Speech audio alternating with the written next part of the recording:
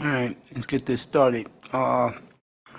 Today, Bill O'Brien was fired about 90 minutes ago from the Houston Texans, and this, to me, has a lot of implications when it comes to the draft. Romeo Cornell is going to be the new coach, the interim coach, and to me, if I'm a Miami Dolphin fan right now, I'm high-fiving, I'm slapping, I'm celebrating, because you have the potential to have a top 2 pick in draft. Okay, because whenever Romeo takes over something, what's up, Moss? What's going on, baby? Whenever Romeo Cornell takes over something, it's a disaster. Okay, I don't want to hear about Kansas City because a year later, the players blew his head off in front of the GM and Romeo, and they both got fired. I think that was Scott Pioli. Okay, that was back in 2000.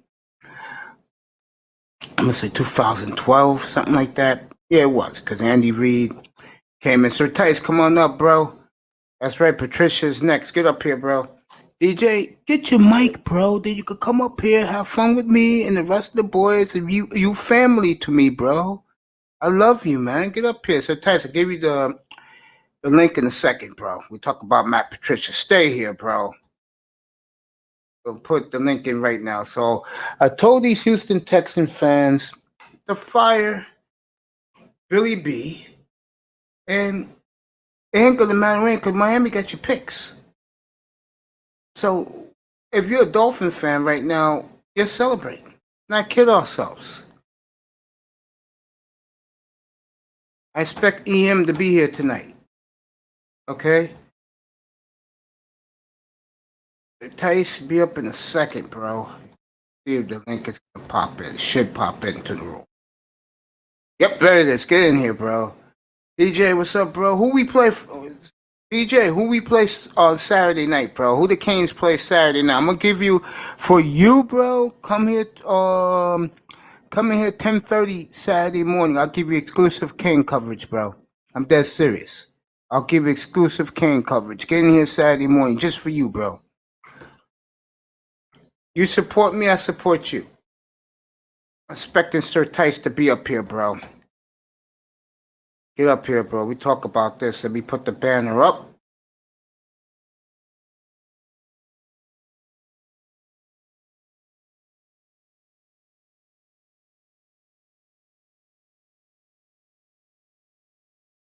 John Jones, what's up, bro? All right, come up after dinner, bro.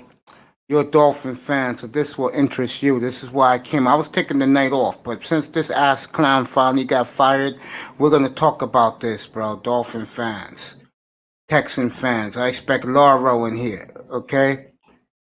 Hit the like button, hit the share button, hit the subscribe button, bro, okay? Don't worry about the cash app, okay? I don't worry about that. Tice, get up here after dinner, bro. I'll be here, bro. I'm gonna rock this shit tonight. Bro, you gotta be kidding me. They finally fired this clown. Yo, you got it. I'll be here. I'm not going nowhere. I expect Dolphin fans to be in here. Sean Jones, put a one in the chat room. Larry L still going for the show? Put a one. DJ Moss, let me know who the Canes are playing this week. I'm curious. Yeah, I'll be here. Don't worry about it, Sir Tyson. Enjoy your dinner, bro. Don't rush on my point.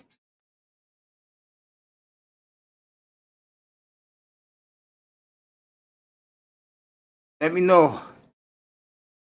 DJ, let me know. Sean Jones, let me know if Larry L is still going right now.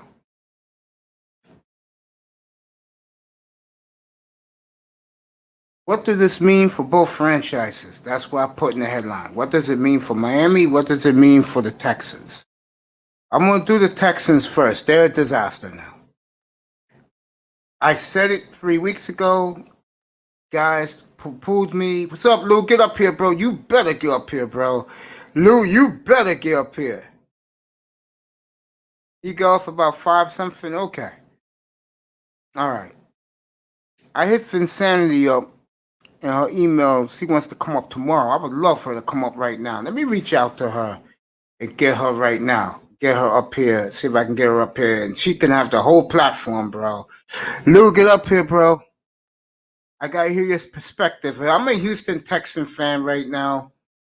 This is a disaster, bro. This is a effing disaster. Now, this would be bigger for Dolphin fans if. What's up? Who's up here? That's Lou. All right, Lou, we're gonna talk about this. Who else is up here? Get up here, Pete. If Dolphins had better management, if the Dolphins had a better personnel guy making their picks, I would be more excited than I am. But because it's the idiot who's making their picks, and he got lucky that the offensive line looks respectable and pretty damn good, if you ask me. Okay, I'm ready to say good evening to my guests. Good evening, Lou. Good evening, Pete. How you guys doing? What's up, Mace? What's going on, fellas? What's up, everybody? What's up, buddy? I'm gonna go to you first. How you doing, Mace? I'm good, man. How you guys doing tonight? I'm happy you're live, man. We just came out of Larry's show, bro. That was probably one of the best episodes ever. Yeah, I saw a little bit of it. Did he get my email that Bill O'Brien got fired? Oh yeah, we seen that. I saw the breaking news when I got the Bleach report. I was a little shocked. I wasn't. You know who's mad right now? I know Lou was. DeAndre Hopkins is mad. It didn't happen a lot sooner. I know Lou was mad too. Yeah, I'm so mad. I'm smiling right now, ear to ear. You like this, bro? Lou, you like this? Bill O'Brien? Hell yeah.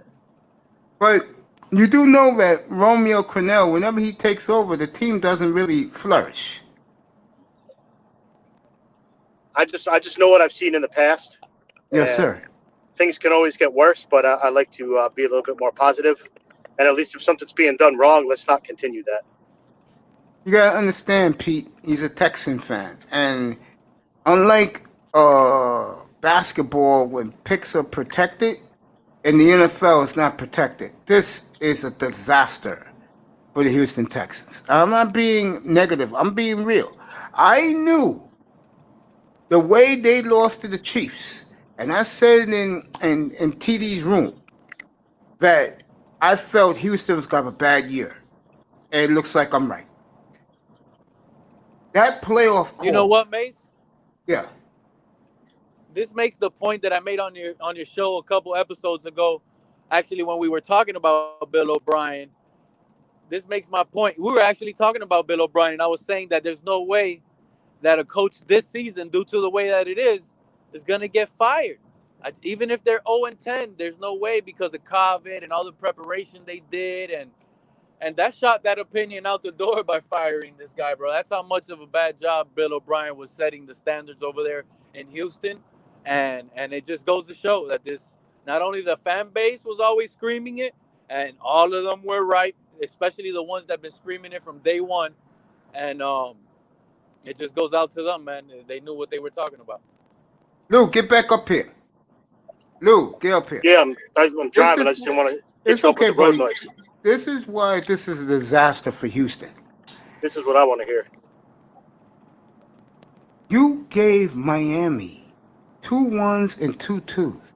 Now, last year, your pick was a playoff team. You're not a playoff team. And you could be, Miami could be easily 2 picks in the lottery in the NFL. Hold on now, Mace. Don't sit. The AFC South is still open. There's only one team up there, the Titans, right now. And we know the Colts are 3-1. Colts are 3-1. They're legit 3-1. The Colts. The Colts are 2-2, right? No, 3-1. Oh wow. I mean, you're looking at you. I'm gonna hold Houston off for a second. I'm gonna get back to Miami because that's more important to you and to me. No, we can talk about the Texans. No, well, I'm gonna leave the Texans in it. They have to be in. They're giving them our picks. So let me get this straight. If you're gonna bring the topic discussion right now onto the Dolphins side, I'm gonna tell you right now. If you already start talking about draft picks for next year already, and we're already thinking draft picks, that's just a sad case for our Dolphins as well. You have to, bro. You have to. Unfortunately, you have to. This isn't done here. You have to. Guys, give me a minute. Talk among yourselves. Sean Jones. He said, Sean Jones said, what's up to you, Pete? Because he's from TD's chat room. I'll be right back. What's up, Sean? I'll be right back first. Talk among yourselves. I'll be right back. Give me a minute. Yeah, man. I'm a bit surprised at that Texans move, but to be quite honest with you, Lou, I'm being honest with you, bro. I don't see the Texans being out of the playoff race just yet. And I know it's hard to come from an 0-4 loss, and I believe that you guys have the talent around. You have an all-star quarterback, and in reality, that's all an NFL team needs is a playmaker at quarterback. He can make those receivers make plays down the stretch as soon as he starts gelling. But maybe it was they were losing because Bill O'Brien was just calling bad plays, bad scenarios, and it wasn't working. But It's possible. I mean, I'm a Texans strong believer in leadership on a lot of levels, and if we got somebody who's making bad play calls and bad personnel decisions and all that, up to the GM level, you can stifle good talent with that alone. Houston's done that for years.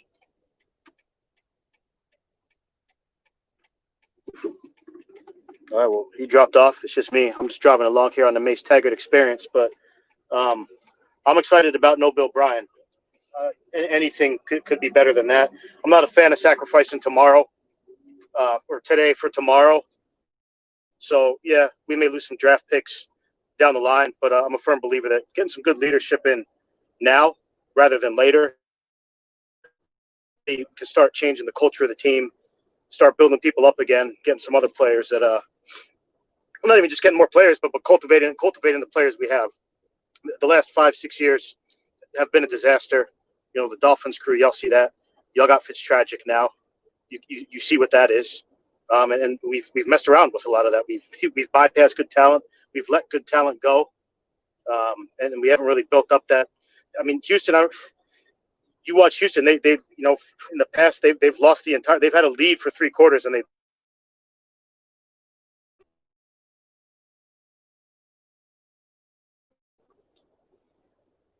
so I can't really see what's going on in the chat room right now. I'm driving, waiting for Mace to come back up here.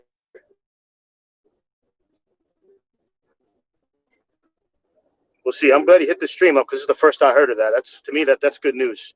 I'm back. I just heard this now and I just hopped up. Oh, hey, what up, Mace? It's just me running a monologue. I hope I didn't run your whole audience off. It's okay, bro. No, that's okay, bro. As long as people are listening. What's up, fam? Silent, what's up, bro? You want to come up? American Negro, what's up, my brother? Welcome to the family, bro. It's good to see you here, bro. Pete always drops off. I don't know why. Silent, what's up, bro? Good to see you. Want to pop up here? Here's the link. American Negro. You want to pop up? Pop up, bro. Pop up, fellas. I don't care. Shit, this is big news for me. I know for Lou, this is like an ending of a nightmare. You know what I mean? Yeah, bro. Let me get the Bill O'Brien. Let me get the Bill O'Brien says. I dropped the link, fellas. You want to come up? How you guys doing? Negro and Silent. Silent, we gotta do that one-on-one, bro. Let me drop in the chat room what day you want to do it, bro. Let me know you want to do that. Me and you do a one-on-one. I'll be happy to interview you, bro. I had this guy last week. I had Marco Grande on Friday. That was awesome, bro. I'm gonna get my nephew to edit that so you guys can see that one. That was awesome. Me and Marco Grande. Pete, we'll be back. He's on the phone. I'll be back. Boss. Yeah, bro. Oh, Colombian's here? Where he's at? In the back? Let me know where he's at. Oh, he's not. He's here, but 3D. Yeah, man. Boss. My brother. All right, Lou, let's get to it. Bill Brien was a flop. I could have told you that from day one. Agree with that? Lou. Yeah, I think I'm back. All right. I'm a cell connection on the road. I missed the tower, I guess. That's right, bro. I said that Bill O'Brien was a flop. Your opinion about that? You get no disagreements from me there. My question That's what I'm interested in hearing from you, because like I said, this is the first I heard. Who's taking his place? It doesn't sound like from Romeo Crennel. It's looking too Romeo good. Crennel. Romeo. And usually when Romeo takes over, doesn't work out too good. Look at the Chiefs, bro. Back in 2010, 11, 12. 2011 and 12, look at the Chiefs, bro. That was my first point of my monologue. I know only DJ Moss was in here. I'll say it again. Romeo Crennel, whenever he takes over a program, it goes to shit. And in 2012, this is nothing to laugh at, but this is reality. It was so bad for them that a player for the Chiefs, pretty good player too, defensive player, I forgot the kid's name, killed his girlfriend, took the gun and blew his head off in the Chiefs facility. No joke. And Damn. from Romeo and Scott Pioli both was fired afterwards. So if you want to know how Romeo makes things go down, fellas, that's it. Sean Jones, do me a favor. Go find EM. Okay, go find EM. Tell him to get in here, bro. All right. I'm gonna do the Houston Texans first. If you guys can find Laro, get him in here. I'm gonna do Houston first. I'm gonna be fair about this. It's something about the Houston franchise that just doesn't do it for me. Fred Ward, what's up, bro? Fred Ward, got you. When you cut your mic on, I'm gonna go right to you. It's something about the Houston franchise, but this had to happen, man. It's something missing what's in up, Mace? Houston. What's going on? What's up, What's up, bro? Derek? Got your wish today, huh? Can y'all hear me? I just want to make sure y'all can hear me first. Hear you clear, bro. Hear you loud and clear, bro. Okay. I hear Hey, you, bro. mind if I go in real quick? You mind if I go in real quick? Because I got a lot to say about this. Okay. Hey. Go ahead. First off, let me start off by saying this. Man, about motherfucking time. God damn, I've been waiting for this fucking day for like the past 6 years, bro. I've been waiting for this fucking day for like the last fucking 6 years, bro. I swear, anybody that knows me knows I've always said Bill O'Brien is not a head coach. At best, he's a coordinator, but he's not a head coach. He's just a guy that happened to look up and get a head coaching job. And the only reason why his ass got saved all of these years and hadn't got fired until today is because we kept winning our division. And because, he finally got a decent quarterback in Deshaun. But, man, I've been wanting his ass gone years ago. You know what I'm saying? So, thank God. When I seen that shit come across the screen today, well, actually, I had just got off of work. I came home. I took my dog out for a while. So, as I'm walking, I'm listening to some music. I'm listening to Pandora on my phone. And then I see this little ESPN, because I got the ESPN app on my phone. And I see this fucking news story come across my damn phone saying Bill O'Brien fired the Texas. Man, when I tell you I was out there dancing in the middle of the fucking street and shit as I was walking my dog, I was happy as hell, man. Thank God, bro. Now, I will say this to your point, Mace. I heard what you were saying before I hopped on here. And yes, I will say getting rid of Bill O'Brien was the answer, and it was way overdue. But I will say, to your credit, to your point, that Romeo Crennel, he's shown that he can't really coach a team, you know what I'm saying, like that. He always be fucking up, always never really can, get us any wins. So, that is going to hurt us for a while. And look, at this point, I'm going to be honest, this point, I've kind of just like thrown the season in the toilet, you know what I'm saying? Like, it is what it is. It's probably going to be sacrifice, rebuilding season for us. And, truth be told, even if we won like maybe only like a couple of games, I'll be cool with that. But I mean, really, what we need to do is we need to rebuild not only from a head coach's position, but we definitely need to fix that line. To me, head coaching and the line should be the number one priorities that we have. The head coaching on the line. Then, see if we can possibly get another running back. You know what I'm saying? We might need to, get some new receivers in this upcoming draft because, like I said, I like Will Fuller. I think he has the potential to be great, but he can never stay healthy a full season. And then I don't really trust Kenny Stills like that. He's inconsistent. But I will say this: getting rid of Bill O'Brien is a start in the right direction. We're gonna suffer for a little bit because of this shit and because we're gonna have to find a head coach or whatnot. But like I said, this is definitely a rebuilding process, and it's definitely a start in the right direction. The only thing that pisses me off, and I feel bad for Deshaun because I feel like we wasting a lot of his good young prime years with this bullshit. You know what I'm saying? I feel like they should have been took care of this shit a while ago. You know what I'm saying? But I'm glad that it finally happened though, man. What's going on, Platt? What's up with you? What's up with everybody, man? Man, Ain't nothing, man. Hey, I got my Christmas gift early this season, bro. I'm so glad they got rid of the fuck ass Bill O'Brien, bro. I've been saying get rid of that nigga for like the last fucking 6 years, bro. I've been saying get rid of his ass.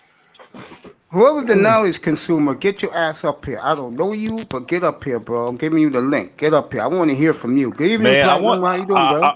I really want to hear from Laro, bro. I wonder where Laro at on this. I told him to go find Laro. I told the guys in here, go find Laro somewhere. Yeah. Here we go. And then I'm going to let Platinum rock. Yeah, Nah, this was a Platinum, long. Platinum got it, bro. I'm done. I'll say what I had to say. I'll pitch him later, but whoever want to speak, they got it. I'm gonna let Platinum get in a second. I always do the chat room to hear what they're saying. Yeah, this was long overdue. Bob just wasn't. What do you mean? Bill just wasn't work. Oh, Bill O'Brien just wasn't working out. He just didn't have the management skills. DJ Moss salutes Fred Ward, skating by off his affiliation with Belichick from Silent Sir. He was in a do or die situation when he got rid of Shout out D-Hop. DJ Moss. Yeah, if Shout out you DJ get rid Moss. of the best receiver in football in the league, you better have a winning strategy in mind to justify a horrible decision. Whoever the knowledge consumer is, get up here, and that goes to you, Platinum. Go ahead, bro. What's up, man? Hey, what's up to Evening, you, sir? bro. It's been a minute. Shout out to the chat box. But look, check this out. Bill, he didn't just give up D-Hop. You know, he gave up some picks too. I think they don't even have a first round pick. So First nor second. or a second. So he screwed that team, and that was all over you know, some man shit. I don't like you. You know. I don't. I'm this my shit. This my team. You He a got too bitch. much power. Yeah, that's all. That was over some dick measuring shit. You know. So he could. Yeah, man. So Romeo gonna take over. Oh shit! But Romeo So- can't coach worth a damn though, bro. That's No, all he's a he's great proven. coordinator. He can't coach He worth a sucks as a head damn. coach. He can't he can't coach worth shit. So we Well, look, okay, look, well, Platt, Ortiz, Fug, what's up, No, bro? let me I throw just this out there. made Let me him throw. come up. Let me Okay, throw you this got out it, there. You got it. No, let me throw this out there. If Romeo can't coach and he sucks, and they gonna say they win 2 games, their first overall pick, do you think they take the Clemson quarterback? What's the guy? What's his name? Trevor Lawrence. Trevor. You think they take Trevor Lawrence? No, Texans don't got the picks. The Dolphins got their picks. Both Oh, of them. that's right. The Fuck. Dolphins got the picks. Yeah, I forgot. I just said it right. Fuck. And look, you got to think, bro. The Jets probably might end up getting the first overall pick. As bad as they are, they probably might get the first pick. The Jets probably might fuck around and trade.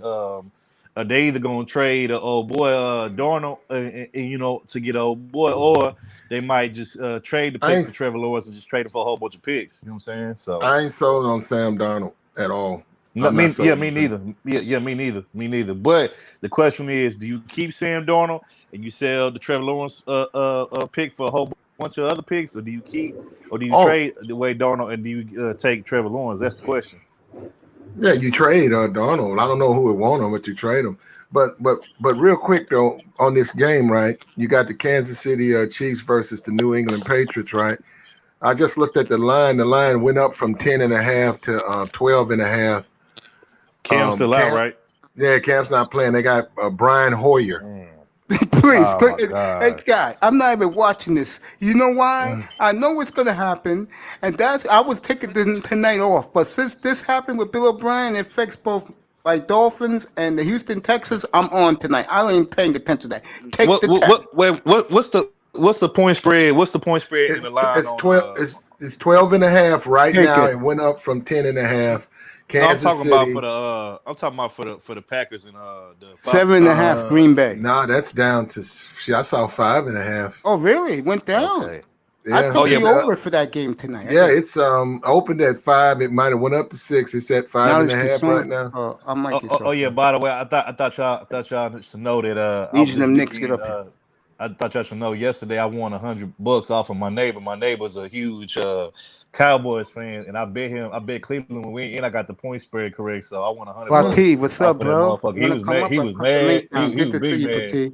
Great to see you. He was big man play. He was mad. He was like, man, fuck all T, fuck our it's that secondary, bro. That Cowboys secondary is trash, bro. God, Fred Ward, give me a second. Knowledge consumer. Yeah. Hello, who are you? Yeah, I'm here. Who are you? What's up? I've never seen you up here before. Well, I don't mind that you're here. I just don't know you. Oh, no problem. Yeah, I'm down in Houston too. You're a Houston fan? Yeah, well, really, I'm an Oilers fan, so I go way back. But I follow the Texans. Yeah. Facts, me too, bro. What's up, baby?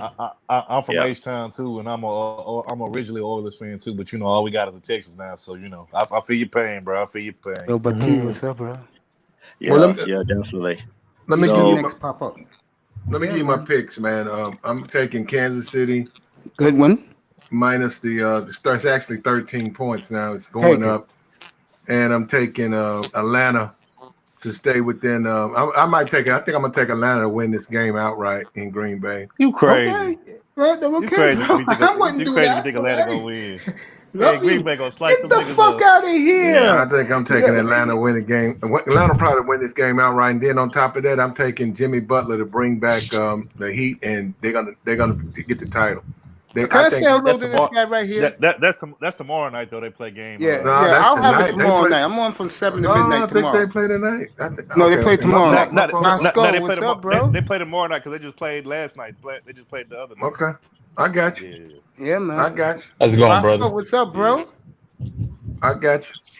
Yeah, Roscoe, what's up, baby? Kid Roscoe, what's up? Still having network issues. Yeah, But but I hear you, bro. Yeah. I will say this though, Mason. There is a God. If Bill O'Brien Can you hear me? fired, then that means there is a Crystal God. clear. Yeah, go ahead, Fred Ward. No, I'm just saying. If I, like I said, anybody that knows me knows for the past 6 years, I'm gonna say get rid of Bill O'Brien. Yes. And finally, my prayers got answered. Thank God. Thank God for that, man. I'm There happy you for go. you, bro. Unfortunately, you don't have the collateral for next year's draft, and that hurts. That really hurt. He Yeah. fucked up your franchise, bro. Now, what you think about that? You know what we fucked yes, up at? I We still fucked up don't. when we made him GM. When we made him GM, that's what we fucked up at. He should have just stayed Well, a coach, and that was it. Yeah, that was insane. After what happened against the Chiefs, and before that, the year when they played the Colts in the playoffs and got beat down here. I mean, Yep. I'm laughing remember that. because Talkman Killer said that Bill was a great coach. Man, Tag Man, you Yeah. trolling, bro. He always. Man, that's tripping, man. for the other team, he was a great coach. Yo, go, hey, Roscoe, welcome, man. I'm so happy to meet you, bro. What's up, Fisheye? I'm happy to meet you, bro. What's up? Yeah, you too, brother. I'm on the road right now. You heading? How's your grandparents? My grandpa's in surgery right now. When you stay up here, when you find a spot, come back. I'm gonna leave you. Yeah, up yeah, here. yeah. I got you, When find brother. a spot. Yeah, well, all right, bro. Look, I'm finna raise on up, man. Y'all. Yo, take care, you taking the Falcons tonight, bro? bro. Yeah, I'm taking the Falcons. I think that line's too low. Who in their right mind is gonna take 5 points against Green Bay at home with a 0-3 or 1-2 Atlanta Falcon team? That's love you, telling me bro. that the linemakers telling me that they're gonna win that game. When's Just your like next show, bro? the 49ers won the game. You know what I Yeah. mean? No, they blew it. They lost last night. Well, you're right. That was a crazy game, but they won. I ain't see it. I went to bed, bro. I needed some rest. You didn't miss nothing, man. I know. That's why I went to bed. Well, When's wait a your minute. next show, bro? It's coming, man. It'll probably be Wait, tomorrow. It's Wait, gonna be Platinum, with did you women finish again, bro. About women. More than 90%, yeah. More I'll than be there likely. tomorrow morning. All right. Platinum, did you finish watching the 49ers game? Cause they lost, bro. Yes, Eagles sir. came back. I don't want to brag. Actually, I had the Niners. They were giving up 9 I'm gonna points. start reading you guys And, in a minute. I got a nice little piece off of that. I took them on the money line. I saw the public jumping on that, Okay. and they. Y'all No, like my new- hold y'all like my new on. three, man? You know what? You guys be messing me up. I had the Eagles. There you go. My fault. I not had no fucking 49ers. That sorry ass quarterback blew that game, and that's what I'm hoping on this New England game. Hoyer gets in there and turns that fucking football over. If he does that, that's despite Andy Reid being a fucking Austin, high get up school here, bro. coach. Hey, y'all Yeah, like last Last high week school says that coach. H-Town is celebrating right now. y'all like my new screen name? Which one was that? Oh, fuck Yeah, I Bill like the O'Brien. screen name. Well, he's gone now, third. There's no Al, reason. Yeah, I to know. you too, Pete. He's gone. Yeah. Martha And Stewart Romeo- going to coach the Texans. Man, They said they want They said they want Eric Bieniemy. That's what they say. Texans want him. Yeah, that's what I heard too. But they're gonna hire a GM first. Shit, I wish we could get Well, Bill. I wish we could get Bill Parcells come out of retirement. Goddamn. Well, you know, Bill got that GM fired when he came there. You know that, right? Yeah. Okay. So, all right. Well, Okay. Yeah, we still don't know what happened with that. Like, they never gave any details in the media about that fire. Bill went bitching because they kept having arguments, and Bill had the ear of the owner, and they fired that GM, and Bill took over both. And the same thing with D-Hop. D-Hop had way too much influence in the locker room, and Bill didn't like that, and Bill looked at it like Under he 43 should. bags was a good pick. huh? No, wait a minute. I said you talking about as D-Hop should. Nice stack. Yeah. He should have influence over the locker room. Next to Deshaun, he the best player he was the best player in that damn locker room. Shit. But Bill felt threatened by that, so Bill traded the man and lost in the trade. Bill. That's why I tell you right now, I don't know what they're doing in Miami, but I know they're celebrating right now in Miami. Yeah, and that's another reason why I popped up here tonight. Ain't that who we play next? Yeah. No, you play somebody who we good. play I next? know that. They said that. You play somebody good. No, we played we just lost to the Vikings. No, it's not the Vikings. It's somebody. I forgot. I gotta check the schedule. See who we play next. I know you in Green Bay week 6. I know that. Yeah, we gonna get slaughtered. I'm already. Yeah. We gonna get slaughtered. Bro, I'm sorry, man, and my heart goes out to you Texan fans because I never looked at the Texans as a team, bro. I don't know why. I think you know what it is. The Texans until they got Deshaun Watson never really got somebody. I mean, nothing. J.J. Watt to me is a clown. I'm talking about. Well, they had Andre Johnson, that's fine. But to me, Andre was more of what the Texans were all about. D-Hop was a badass. And that's what the Texans need. Man, could you just imagine if you would have had a prime Andre Johnson, playing with D-Hop, prime D-Hop and a prime Deshaun on the same day. You know who was your guy? And the game caught up to his knees. When you guys had Arian Foster, you motherfuckers was no joke. Oh yeah. You motherfuckers with no joke. D-Hop's been injured, and the Cardinals have lost 2 games. Then they lost last week, right? Hey, let me say something. Yeah. I don't like the team, but I like what they did in the offseason. I'm still picking the Cardinals I'm still picking the Cardinals as a wild card team to get in as a wild card. Joe Biden's the new Texans team. I'm gonna hire. Hey man, we need to. We gonna hire Fast in his life as our next head coach. I'm pretty sure he can coach better than Bill O'Brien. I'm gonna leave that alone, man. All I know is this. As you Texan guys, my heart goes out to you, bro. It does. Yeah, man. Because that motherfucker fucked up your organization for the next 5 years, bro.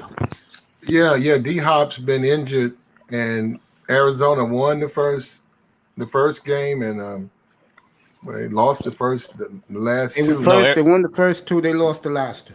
They lost to the Lions and at Carolina. The 2 that he was with them, they won. He was a big part. D-Hop played yesterday. I'll get you his stats right now. D-Hop played? Yeah, I saw Arizona. I've been watching Arizona. He's been awesome for Arizona. You never gave me Platinum. What's your take? You never gave me your take. You never gave me your take on the Cowboys Browns game because, like I said, I won $100 off my neighbor on that game because he's a Cowboys fan, and I picked. Fool. That's what he is. Bro. Good bet. I don't trust the Browns, but they won. The Cowboys got some major issues in their secondary, though, bro. That secondary is trash. Yeah. They got issues across. That whole team has got some serious issues, though. That team's finna fall apart. It's not the. I mean, I'll give it to them. They got a decent. Their offense ain't the best offense, but it ain't the worst. Neither. It's probably like middle of the pack. But the problem with the Cowboys is 2 major problems. That secondary is trash. Number 1. Number 2. They get off to a slow start every game. Like they don't usually jump out in the beginning and get a lot of points. They usually take them to come from behind and get a lot of points and shit like that. And look, even though Dak had like 500 something, he threw for like 500 some yards total. you know, a lot of time, like I noticed a lot of Dak's best games, we throw for like 300, 400 yards. Is usually in a loss because he be having to play from behind. And From behind, yep. yep. Facts. You know what I'm saying? Yeah, that's true. And they're treating this guy like he's Jesus. Yeah. And look, watch if they don't make the playoffs this year. Watch if they don't make the playoffs or they go to the playoffs because they probably going to win the division just off of default because that division is so horrible. But let's say they win the division and they get booted out the first round of the playoffs. Dak ain't gonna get paid his money, and it's probably ain't gonna be because of his fault. It's gonna be because that team, the rest of that team is so damn horrible. Which means Dak probably gonna have to go elsewhere to get paid. Bill O'Brien lost me when he traded Javion Clowney. Then he turned around and traded D-Hop, and that sealed the deal for me. Silent, you a Texans fan? Put a one in the chat room, bro.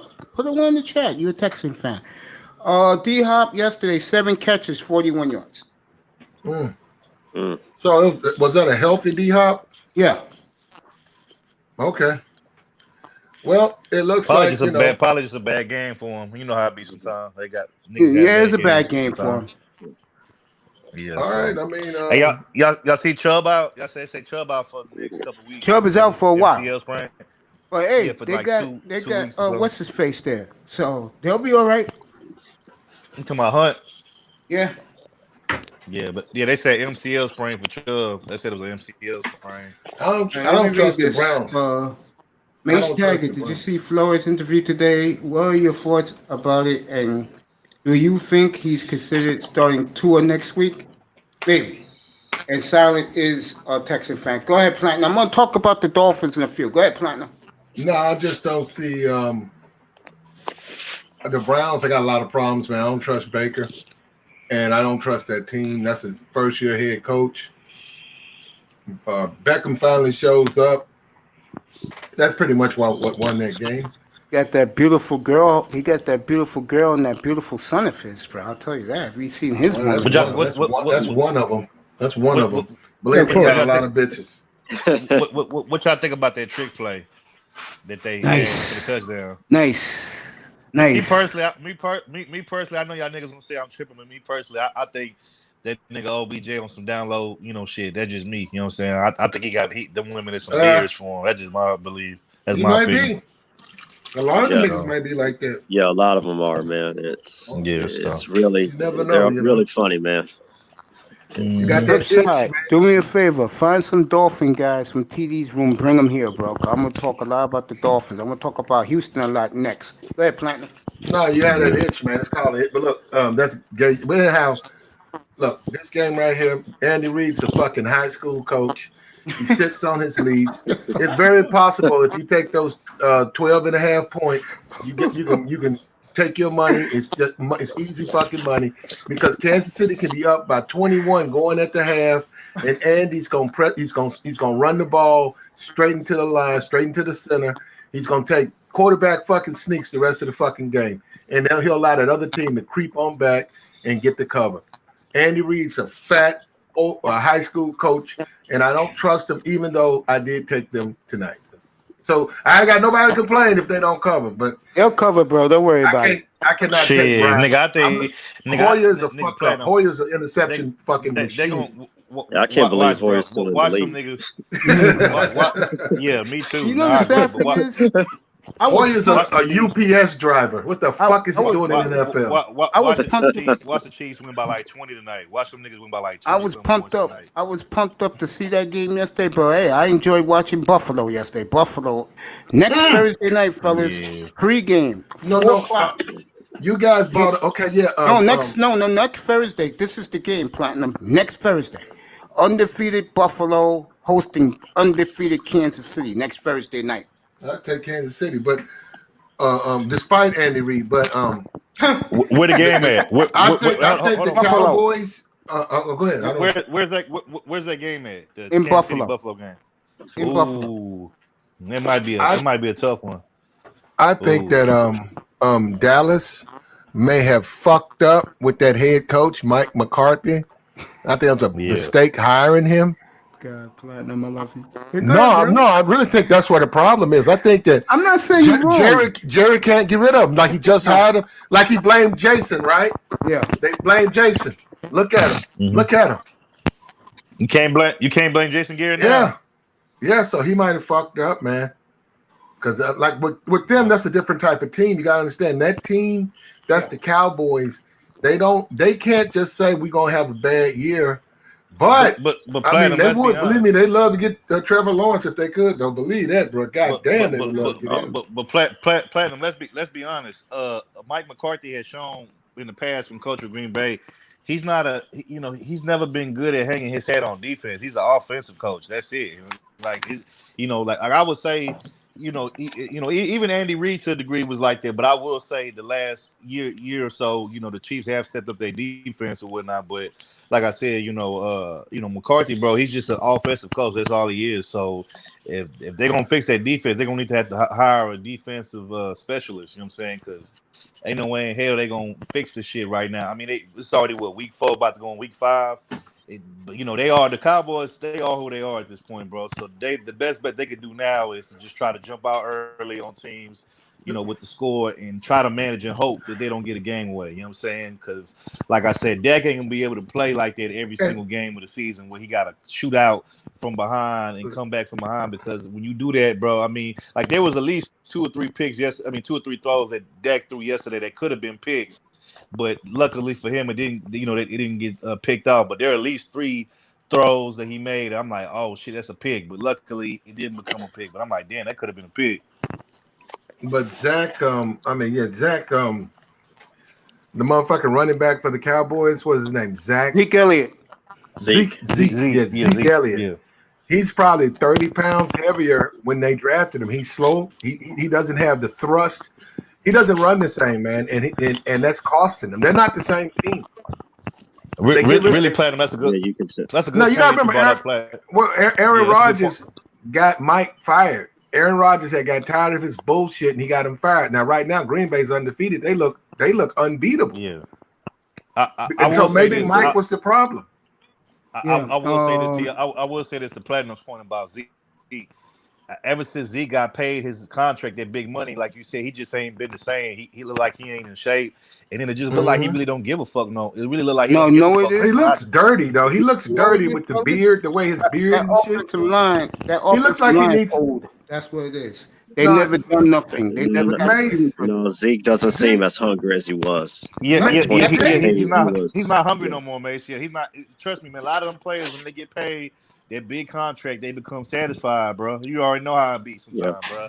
He looks like a pothead, though. To me, he's like a pot. He smokes. He's like a pothead. You know what I mean? He just doesn't seem like he gives a fuck. He's out of shape. He's got his money. It's not the same Zeke, man. That first year Zeke was good, man. You cannot stop him. I am glad that I took Kamara instead of him in my fantasy draft. OGJ. So right now, I want to ask everybody on the panel, who do y'all think right now is the best back in the league within the first 4 weeks? Who's been the best back to y'all? Who I think is the best back in the league? Yeah, right now. Like Kamara. In the first Carson's for Seattle. I'm going with Kamara. Man. Carson I would say you saw him on Miami last week. I'm going to go with Kamara because Carson gets hurt too much. He came back. Yeah. He got hurt against Dallas. Yeah, they fucking stepped on his hams on purpose, but he came back. I gotta agree with you. I'm not a big Kamara fan, but I gotta agree with you, Mace. I think right now Kamara probably the best back in the league right now, at least for the first 4 weeks. Maybe not the rest of the week, but we'll see. Yeah. Who do you think's the best back in the league? Right now, talent-wise and total package, yes, it's Kamara at the moment. But I have to say this: I'm really liking the Chiefs rookie running back, the kid from LSU. Oh, you talking about a Claire? You talking about You talking about a Claire? Hilaire. Claire. Yeah. But you know who we know who we're forgetting? He has the potential to be real special. You know who we're forgetting though? Who? The running back from Green Bay because he's having a monster year. Aaron Jones. Aaron Jones. Where is he from? Wisconsin, I believe. Wisconsin? Yeah. How long has he been in the league? He's been in the league a while then, right? No, 3 years.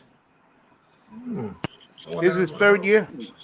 Was he a backup? Was he a starter?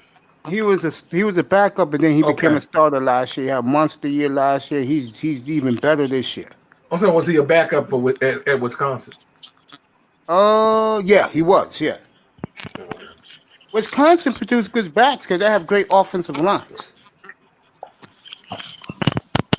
And I'm gonna give you some. The Bears are the Bears are no. They're a no.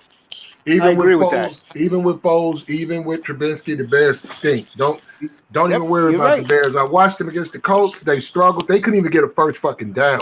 Yeah, that's what The happens. Colts are bro. legit. The Colts are legit, and they're Yeah. underrated. If They're you the wanna- best team I got- in the league. Platinum, when it comes to like being solid on the trenches, they're clearly the best team in football in the trenches. They have So, a great question. offensive So- line, and they got a nice front So I seven. got a question for y'all, everybody on the panel. So now that my Texans are done probably for quite a while, because you know we was winning our division damn near like every year. So now that my Texans are done for a while, who's gonna take over that division? Is it gonna be the Colts or is it gonna be the Titans? It's gonna be the Colts. yeah, Colts this year. Titans are trash. I don't know, man. Titans Mahomes pretty got good, the bro. ball first, by the way. Mahomes has got the ball. Titans First. have no Titans chance are for this fucking year. trash, bro. Okay. Yeah. Trash. The Titans are overrated. You gotta Hilarious look at 7 who- yards up the middle. I don't know how. can't- I don't know Oh, how he the came Titans out are overrated. They UTEP. got- they Thank got you, the- bro. they The got kid a- from Green they Bay, got a the good running back, defense, came out and UTEP. they still got Came out- Derrick Thank you, Henry Sean. too. But He came out of where? UTEP. Okay, that's okay. UTEP, all right. Because I know them wrong. I Wisconsin always say backs. when I'm wrong. I admit it. No, I don't no, think I'm a genius. I know them Wisconsin backs. Well, you don't play video games. I don't play video games. I Neither can't do I. I can't pop those fucking names out and shit like that. Neither can I, bro. Believe it or not. Just because they fumble on the video game don't mean they do it in real life. Like, what the fuck are you talking? Where you guys get? You guys your Madden team. Look, we're talking about right now. These guys. I'm telling. Okay, this is how I'm looking at this guy, Brien Hoyer. Right. I'm looking at forget Kansas City's offense versus the Patriots defense. Forget. I'm looking at Hoyer against that Kansas City defense. Not to say that they're not even good to me, but that guy's a fucking interception machine. He's driving down the field right now as you're talking, Mahomes. So this is going to be an easy game. No, I got that. I got that Kansas City offense versus that New England defense. Okay, but I'm not thinking about that. I'm looking at them 13 points. I'm saying I'm gonna get 13 points. I'm gonna get 13 points from Hoyer. Yes, you are. hey, I what love y'all you guys think- in the what chat y'all- room, what y'all man. opinion- Rams defense looking great. Jerry What's y'all Jones is a opinion million. on, what was y'all opinion on that Chargers in Tampa Bay game, man? Brady threw like 5 touchdowns. I was like, damn, bro. Like, he was like The vintage thing- Brady. The thing you gotta Brady's gonna have his moments. I think age is gonna catch up with him at some Facts. point, but he's gonna have those kind of games every once in a while. But mostly, I think you'll see those games where he had one touchdown or 2 touchdown passes and an interception. I think that's pretty much going to be the I pattern agree with that. him. Against the good defenses, he's going to struggle. Against the defenses that are shit, he's going to look great.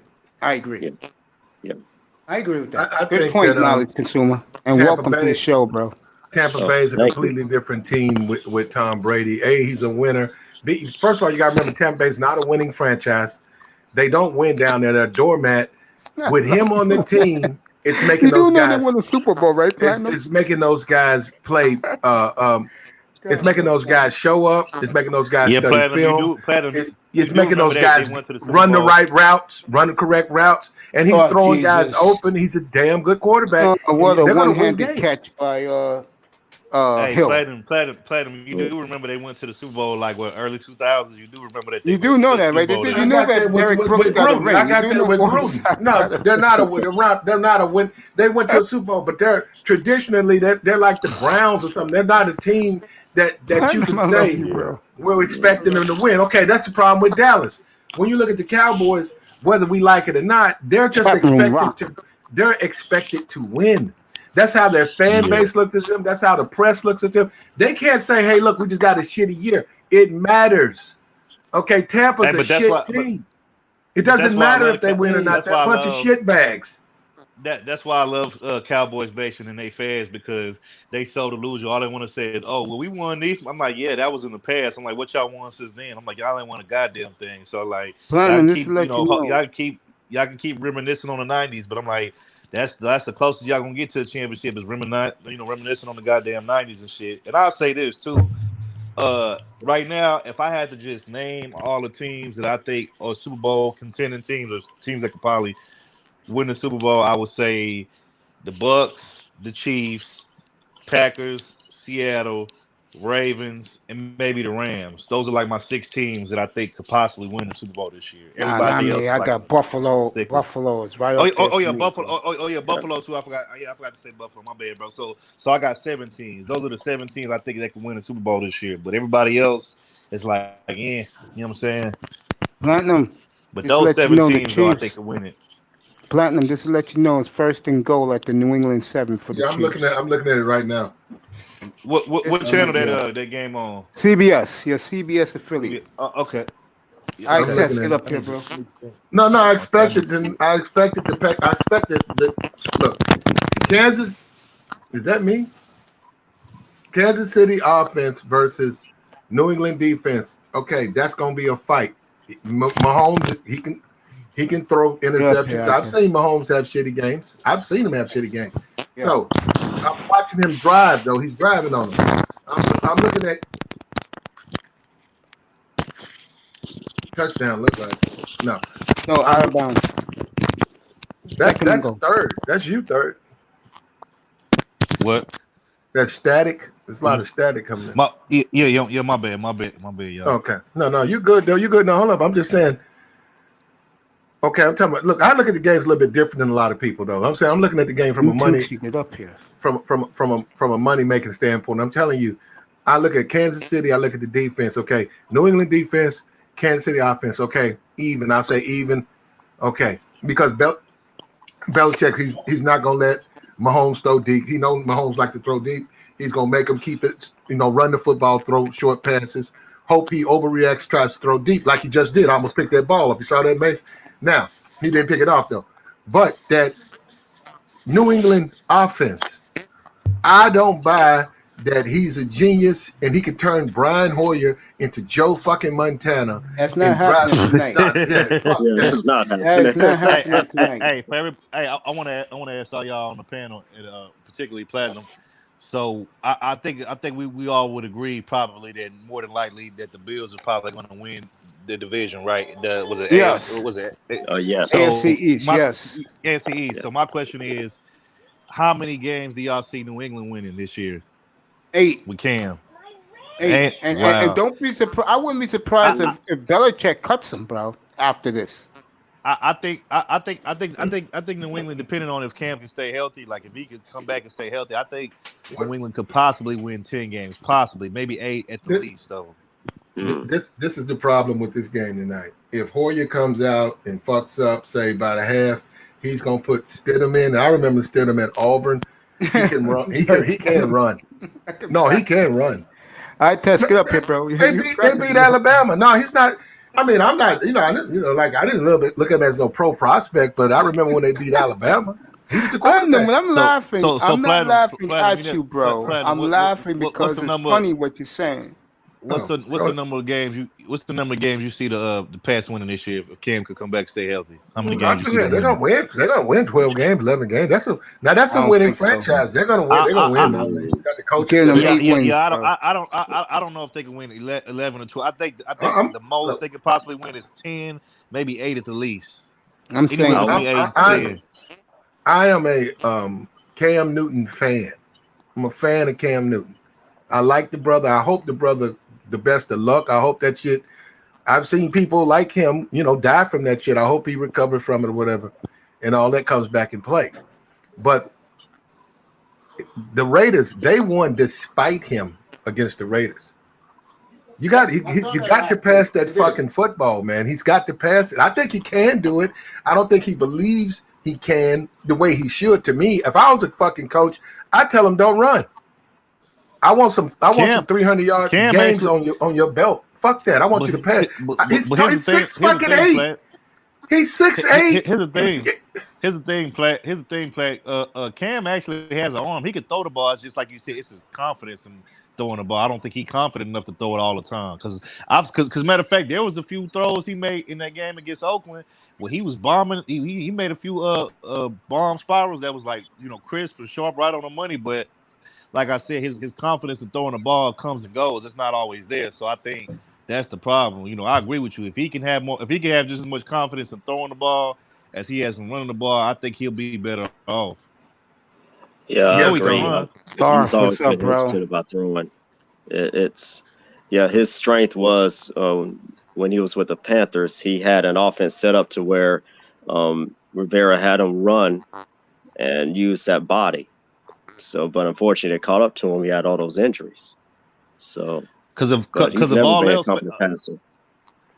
Because if all else fails and the play breaks down, we always know he could take off running. But like Platinum said, I would like to see him use his arm a little bit more, though. Me personally, yeah, because he got an arm on him, bro. He just, like I said, it's his confidence. I don't think he have enough confidence in his arm as he do his legs. That's the problem.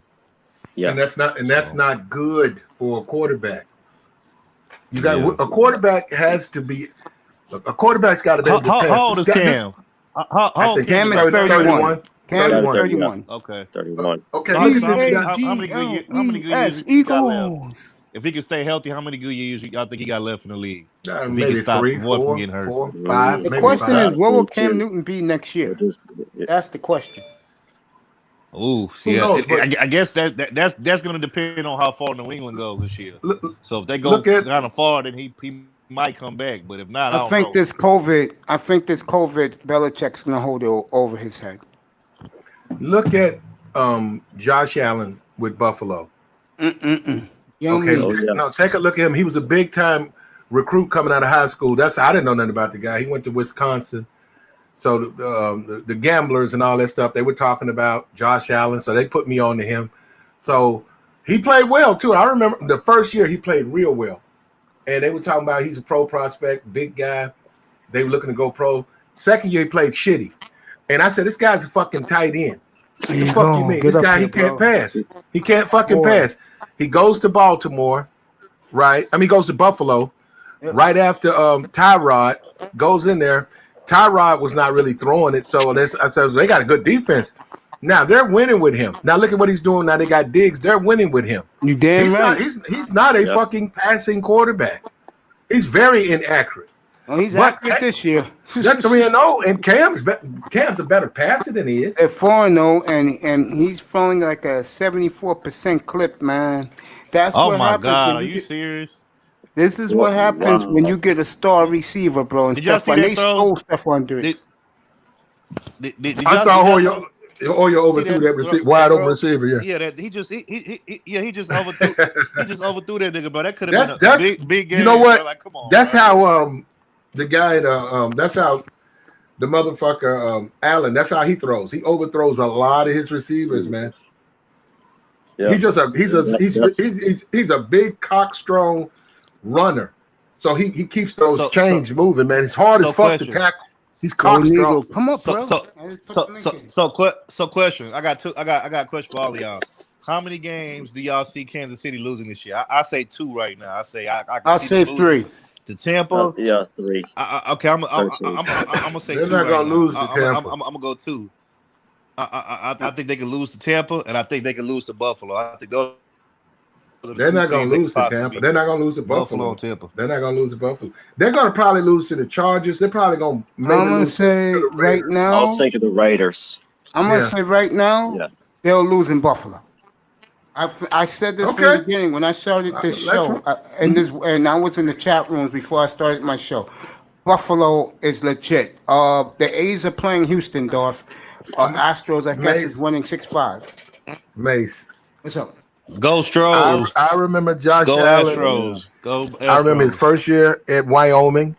Me too. I remember his second year at Wyoming. He played like trash. They took him. He should not have been even a fucking quarterback. I was sitting up there, I could not believe. I said, this guy's not even a quarterback. This guy's a fucking tight end. I said, you guys want to bring him in. He could barely pass football. They're winning. You need to go look at it. They got all types of shit on YouTube.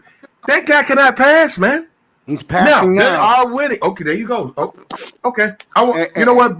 What we're gonna do, Mace? What we're gonna do, Mace? Because I think they play next week. Don't they play next week? They're in Buffalo. They play Kansas City next Thursday. We're gonna put a gentleman's wager on that game. You got it, bro. And just give me the cash app. I'll hit you off. We'll put a gentleman's wager on that game right there. We'll on do the that spot. this weekend. How's that? And before that game's even played, I'm telling you right now, I'll take fucking Kansas City. I don't care what they put it in. I don't care if they make them 21-point favorites. They're gonna be Buffalo. Well, you know the Chiefs are gonna be favorite. They're Super Bowl champions, bro. They'll probably be Chiefs. I'm gonna be real with this. I think it'll be Chiefs 5. Yeah. 5 points, Chief favorite. I'm serious. They're gonna be underdogs. They're gonna be favorites. Chiefs gonna be a 5-point favorite in Buffalo. I'm saying they're gonna be home dogs to the Chiefs. Yep. That's not a respect for the team if that happens. I know that, but you gotta give the Chiefs with the best player in football respect, and he's only 24 years old. Andy Reid? You know they love Andy Reid. Come on, you know they love the fat man. You don't like the fat man. Okay, it's a bum, and he was. Hey, is it just me? Is it just me or them?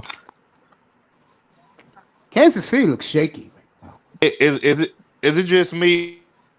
Is it just me or them damn clear masks that they have them coaching when? Nah, he overthrew him. Mahomes plays like that. Hey, do them clear? Them clear mask that Andy Reid got on? That shit look weird as fuck, huh? Doesn't he? Has the hockey mask on? Yeah. Golden Eagle, get up here, man. I wouldn't put the link in. I wouldn't trust that. Weird as fuck. I wouldn't trust that. That little welding shield or whatever. I wouldn't trust that. Yeah, that's. The nigga playing them same welding shield. All you brothers up here, Golden Eagle up here, golf up here. Nah, I'm serious, man. I'm care about my own health. I wouldn't trust that. I'd rather have a mask. I'd rather have something that I can know that I'm secure. I could give a fuck about what the next guy's doing. If he doesn't care, that's him. I care. And I wouldn't trust no shit that's open, like right at the bottom, like this, wide open, just a little face shield. There's no way I wouldn't wear that. Fuck them. Why? I have Platinum Elite up here. I have Great Fred Columbia up here. I have a new subscriber, Knowledge Consumer. Welcome again, sir. The chat is rocking. The stars. Hey, Knowledge Consumer, are you Knowledge Consumer? Are you originally from you originally from Houston, bro? You from Houston? Oh yeah, originally actually from Baytown, which is pretty much Houston. 20 miles east. Oh, Baytown. Okay. But, yeah, that's right. Yeah, that's right. Yeah, that's right up the way. Yeah, I know what Baytown is, bro. I know. Okay. Yeah. Can somebody tell me? I'm not a big NBA guy. Yeah. I'm sorry about that. No. Hey, Knowledge. Go ahead, bro. I'm sorry. I stepped on you. Go ahead. Oh, go ahead, bro. No, he was trying problem. to talk. I didn't even know. Go ahead, bro. No problem. Yeah, no, I was just saying. Yeah, I lived here all my life, so I've lived in parts of Pearland, Sugarland. So I kind of been around. I test. What's up, my brother? It's some white. I'm from some action out there, ain't it? Oh yeah, no, so yeah, and Sugarland. Hey, put Platinum, please, huh? Yeah, that's a suburb. Bro. Yeah, Sugarland. I want to get I don't give a damn what color people are. They Sugarland. want to talk sports. Sugarland, that's the suburbs. That's where you go. Yeah. When you Platinum. Hey, when you get your money right, you gonna move out to Sugarland. Go out there and fuck with some Martha Whites. Nice little area. I'm gonna leave that alone. Quiet out there. I test. Welcome. What do you think on the Dolphins side of Bill O'Brien getting fired? What do you think about that, I test? Because that means we're gonna get a high pick, bro. What do you think about that, I test? Bro, I didn't even know that. I've been running around all That's day. why I'm on, bro. I'm on because Bill O'Brien's fired, and Romeo Crennel's taking over, and shit, they might win now. I don't think so. Romeo Corral, a good coach. I'm gonna leave that alone, bro.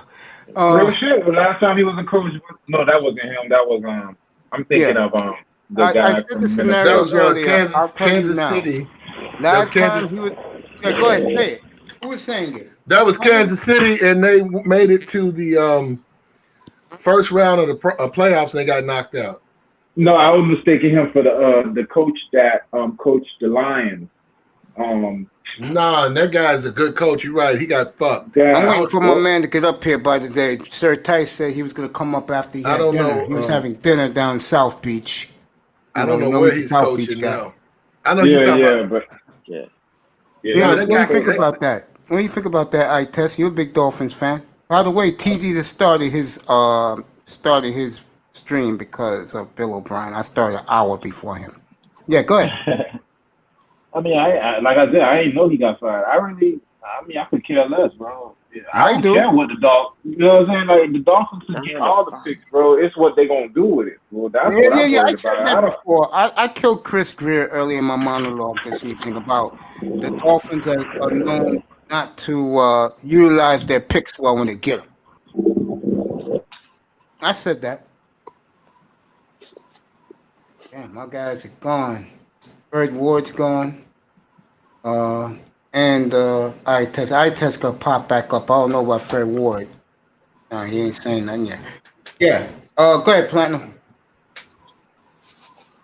Black, go ahead. Nah, man, I'm just saying at the end of the day, bro, Kansas City, the Buffalo game, we'll see what goes on. Their defense is shitty, though. The Kansas City's weakness is their defense. Facts. And a good coach, a solid coach, they're going to, run the football, which is going to keep Pat off the field. And don't let Pat throw deep. Pat throwing deep it's like a drug addiction to a lot of quarterbacks. Oh, do you see Josh Allen throw deep, man, to Stephon Diggs and some rookie number 13, bro? It is beautiful to watch, bro. If you chunk it a couple of times, that's one thing. But if you that's your bread and butter, guys will set you up. And you're going it's hard to complete those passes. You ain't lying about that. You ain't lying. So we got 3rd and 3. Let's see what they do. They're at midfield too, believe it or not, the Patriots. Here comes Frank Clark, overthrown, Brien out again. Thank God I'm not watching this game, bro. Thank God I'm not watching it. Sound like you're watching. Yeah, I've been dipping in between both games. Yeah, they pushed that. that Was a high throw. That was a high throw. See, that's the whole point. You got to factor in that quarterback, man. It's such an important part of an offense. You ain't lying. You're not lying, bro. So when they're shitty, it matters. I think the Colts. I think the Chiefs are sleepwalking right now. I do. That's Andy Reid. I think so too. Yeah, I think so too, because they kind of were preparing for Cam Newton, and now you have Hoyer. But so it's I think big letdown. Let's be real. The defense will have a fun time out there, but the offense is sleepwalking, bro. Yeah. They're not that good. First quarter. Yeah. Play them. Casey's gonna lose the Bucks. I test my bro. What's up? That's when Go Neagle. Go Neagle, get your ass up here. Darth Lowe, IQ Houston. Fred Ward is on point. Who's the A's playing? I said, all right, Platinum, go ahead. No, like I said, man, those are my predictions tonight. I'm gonna take the Chiefs and the Falcons. The ticket, and the Falcons I'll take the Falcons to actually upset Green Bay. They'll win the money tonight. Okay. They'll win it. So. And Tuesday night you got the Lakers. I like the way Jimmy Butler talked trash shit to LeBron. I think that Jimmy can back it up, and we're gonna find out Tuesday. I think they're 9.5 point underdogs. So that's you put 100 on that. That's 100 to win about 350. So I wouldn't necessarily say that I like the odds. I like that bet. I think Jimmy can do it. Okay, I'm not with the NBA, but hey, I'll be here tomorrow night, bro. Okay, Mace. I love you, bro. I'll be in your room in the morning, man. Have a good show tomorrow. Okay. All right. Well, you'll see me when I go. I'm not finished. I got to compile a few more things, though. All right, bro. Do what you want to do, bro. You're welcome here. Oh, okay, bro. Appreciate it. All right. Take care, Mace. Love you, brother. All right. I just saw this guy's room. Go ahead, Ites. Start, Nick. Yeah, bro. I'm just chilling. Oh, that's what this guy is doing. He's going to start at, what time he start? Oh, he already started. Let me go on here. Wow, the Astros. I'll get the Astro game up in a second, bro. Okay. Oh, he's Yeah, not they up put it here. on. All right, let me get back over here. He's not up here. Back over here. I'll get your Astro score in a second. Go ahead, I test Rocket, baby. Mm. You don't care? So Why did your they say? mindset is my What? mindset. Go ahead. About Why the did they Dolphins. say? Yeah, why did they fire him? 0 I and ain't know. 4, and I'm he finding traded out the now. picks to the Dolphins, bro. Dolphins got their first and second next year. Yeah. But what I'm saying, he's been doing dickhead shit for a few years now. So like, why all of a sudden like did they wise up? Just like what 4 games in, they were like, all right, that's enough. Yeah, I think. enough, bro. Go ahead. Yeah. Go ahead, Knowledge. It's your team. Go ahead. I think there's going to be more to the story, because I mean, Bill O'Brien's been bad for. You're right. He's been bad for a long time. I think my hunch is there was a conversation with Watt and probably Watson and with the organization or with the owners, and they pretty much had enough. Bro, he's a cancer, bro. Like he's the worst type of coach, because I ain't gonna lie, bro. I ain't even from there. I could look at him in his eyes. He looks racist, bro. Yeah, he looks like black. He said about DeAndre Hopkins, bro. Look how he had the black GM to quit. Bro, and remember, he's from New England, England, where it's the most racist. He is from Boston. Yeah, like, and he always butt head with Rick Smith.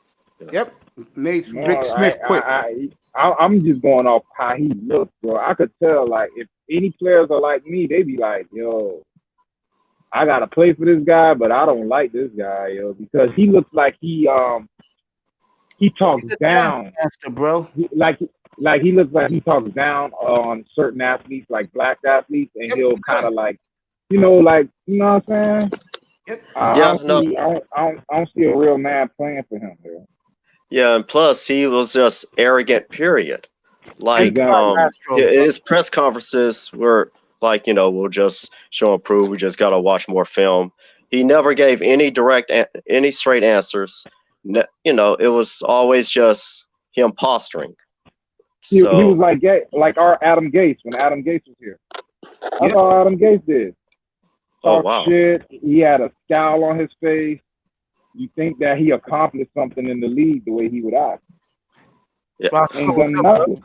Yeah, that's the same way Bill O'Brien was. Roscoe, or is. You can hear me?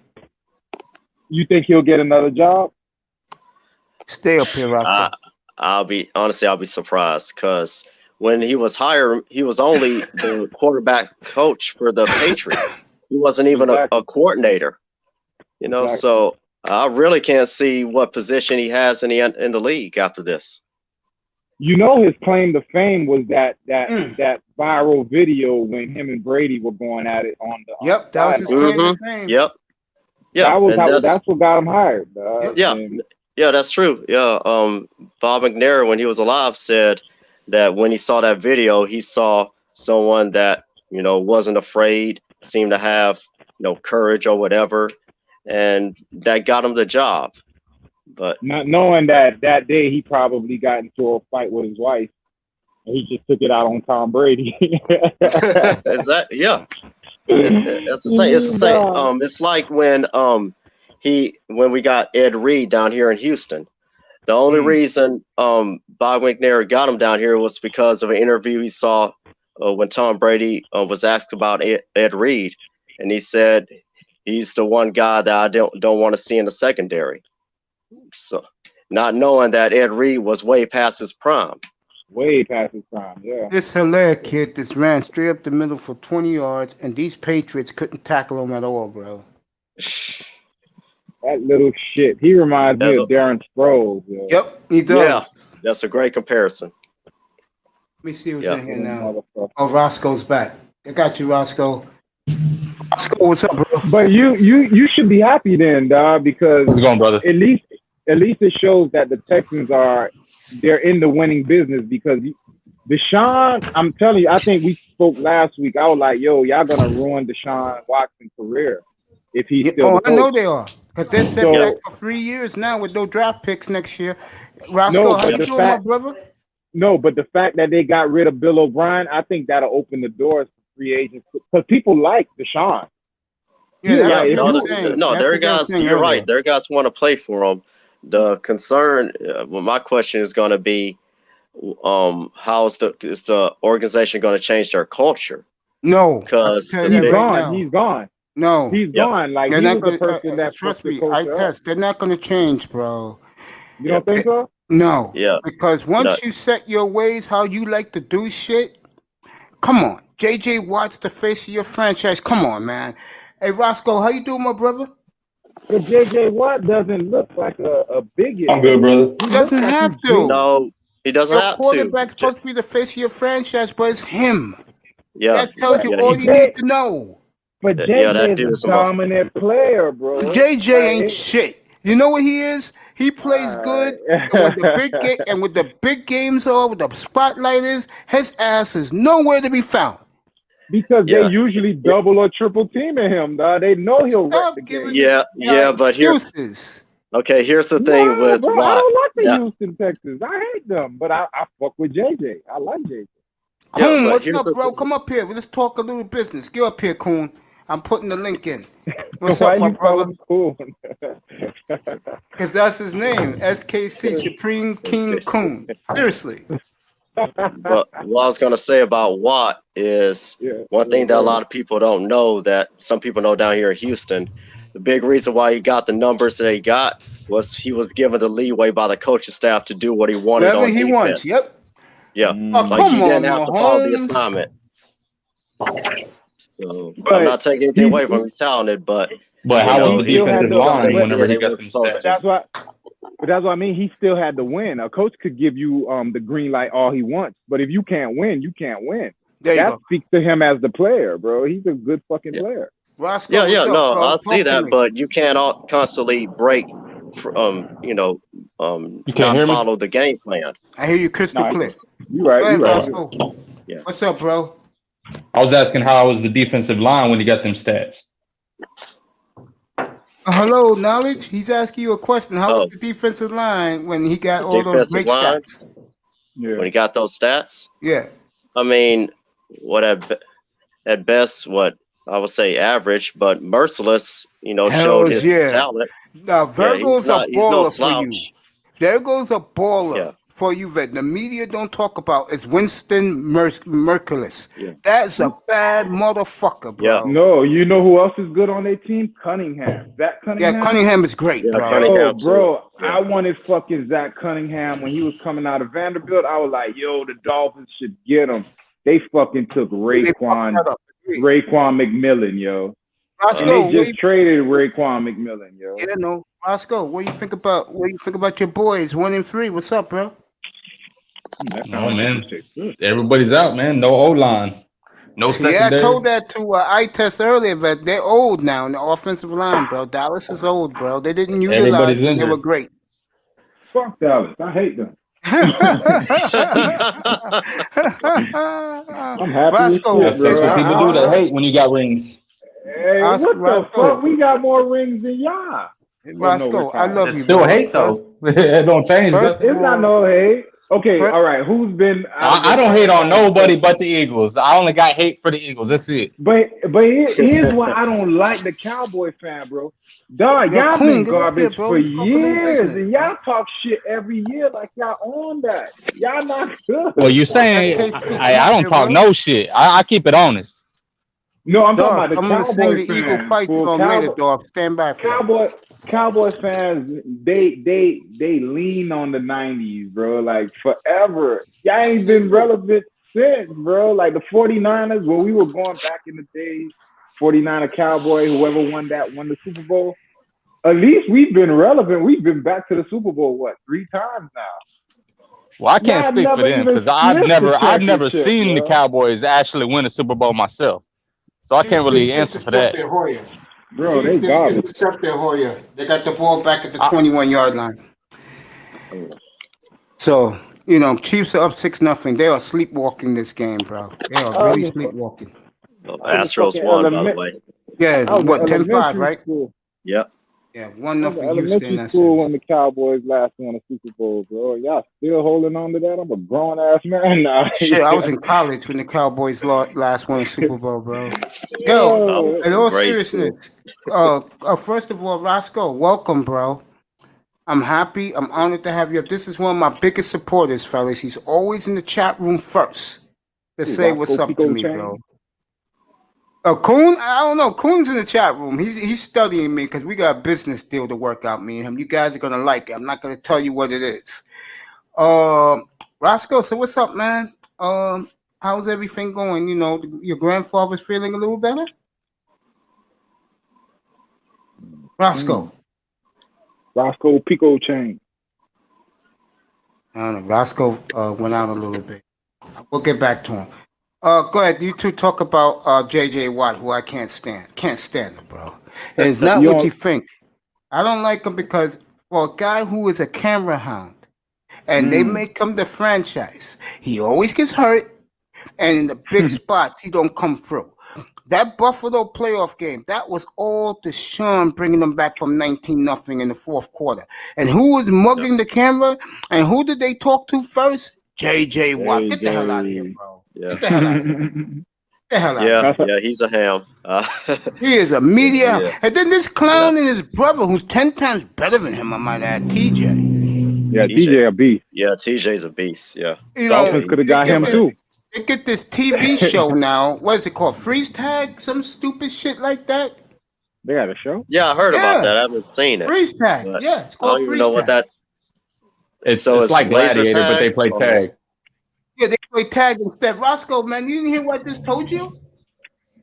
What's Roscoe, here you go. Let's say it again. I don't want to bore these two guys on the platform. I said, you're my number one supporter. You're the first one always in the chat room to say what's up to me, and I'm honored to have you up here. I appreciate that, brother. I appreciate you. And I asked you, how was your grandpa?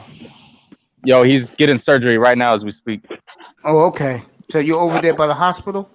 No, I'm at home right now. He's 2 hours away at a different hospital. They had to transport him. My prayers, bro. Appreciate that, brother. Yeah, same here. Appreciate that. Any guy who supports me like this guy does, I touch your family. Knowledge your family. Hey, mad props to your Dolphins for holding up against Seattle the way they did. Yeah, man, but they should have put more points. I touch you was here yesterday after the game? Nah, I was watching it at the sports bar. Was you here, I-Test? You know I went in on them boys, yo. Yeah, but I went in on them, bro. I mean, I killed Fitzpatrick and Chan Gailey yesterday, man. I had to, bro. Yeah. They're probably at each other's house right now just watching. Yeah, having a fucking barbecue. What's the temperature down there? To be honest, I think they did better than expected. Not to me. Beautiful night tonight, yo. To me, they were very disappointing. Because, you know, that's the thing. Dolphins fans, like, we're so garbage. Like, people just give us the moral victory now. We're not even supposed to win the game. As long as we were close, it's a good game. Fireworks, bro. Seattle's tough, man. I thought that Miami left points on the field, bro. That's why they had to kick all these field goals. If Seattle looked like that, bro, the 49ers going to beat them because Nick Mullins looked like shit last night. I'm praying for Garoppolo to come back now. Chiefs fumbled. Oh, man, I didn't see that shit coming. Chiefs fumbled. New England got it back at the 10-yard line. I'm telling you, bro. Pat Mahomes is not that good, yo. Y'all be on Pat Mahomes' dick like he Dan Marino. He not that good. Ooh. You take Tariq Hill off that team is mediocre, bro. That's why I say everybody forgets that Andy Reid is the coach. New England is they got the ball. Kansas City offense is sleepwalking. The Chief defense is balling tonight. Kansas City's offense is sleepwalking, bro. They should be embarrassed. They put everything in that Ravens game. Kenny Conjo, what's up, my brother? What's up, my brother? How are you, bro? Come on up. Patriots got the ball. Yeah, the Patriots got the ball. Damn. The Chiefs is not that good. Anytime. You're one of the first guys to welcome me in the man in spirit. Anytime, bro. Appreciate you, Kenny. And shout out to the fourth quarter. Kenny Conjo, Fred Ward, who was here earlier. Brandon L. Big Man, Big Duke 24, and the beautiful Topaz. They do a great Who's Houston show. looking at for a new coach? Me. They're talking about Bien-Aimé in Houston. What do you think about that, Knowledge? I'm all for it. Okay. I've heard his name, and I even remember him when he was at Colorado. I think. Yeah. He was a college that player. was Yeah. 30 years ago. We're old. Yeah. Yes. Yeah, I was in elementary, I think, watching it. But yeah, I'm all for it. I want to see him get a shot here. Now the question is what they're going to do for GM. I really don't know. But yeah, like we Any were saying GM's earlier, better than the Cowboys GM. That's the son. Well, I think it's the Texans. I like the Cowboy GM. Y'all GM good job, bro. Yeah. Every year y'all getting studs, bro. Y'all had a great draft, yo. Yeah. I'm telling you, dog. Oh yeah, we sure did. I'll take y'all GM in Miami any day because y'all know what the fuck y'all doing. I don't know what the fuck is going on in Dallas. No, I know what's going on. Dak is not good. That's what's going on. Dak is not good. And I heard y'all talking about Josh Allen. Josh Allen is suspect, bro. Like, watch. He could do all that shit in the regular season. When he run up against them top tier teams, bro, he's gonna fold. Well, he plays the Chiefs next Thursday night in Buffalo. Bro, if the Chiefs lose this game, they're gonna blow Buffalo out next week. No, they'll blow out the Raiders. They got the Raiders Sunday. Who? The Chiefs. Then they go to Buffalo. Damn, what the fuck happened to the Raiders? That's my dark horse team for the year. I gotta get Dusty back up here. He's been gone for a week. I thought they would at least put up a better fight than that. It looks suspect. Well, I tell you, the Chiefs' defense is balling tonight, boy. My man, Conjo, shout out to the fourth quarter show. Good people in there, bro. Good people. Yeah. There we go. Let me ask my brother something since he's here. I'm not gonna let him just sit there. I know he wants to kill some time and everything. Kid, Roscoe, buddy. Yo. Let me ask you something. After one quarter of football, your opinion on Mike McCarthy? I haven't seen enough yet. He pussy.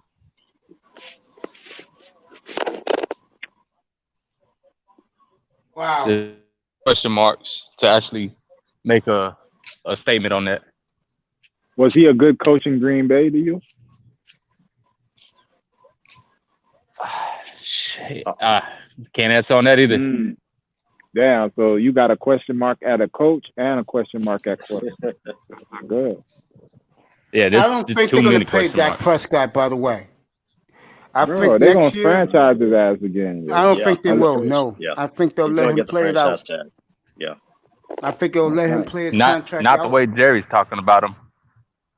Oh, Jerry's killing him, man. I heard what he said last week, bro. Killing him, bro. How about if y'all are so sorry y'all could pick Trevor Lawrence first?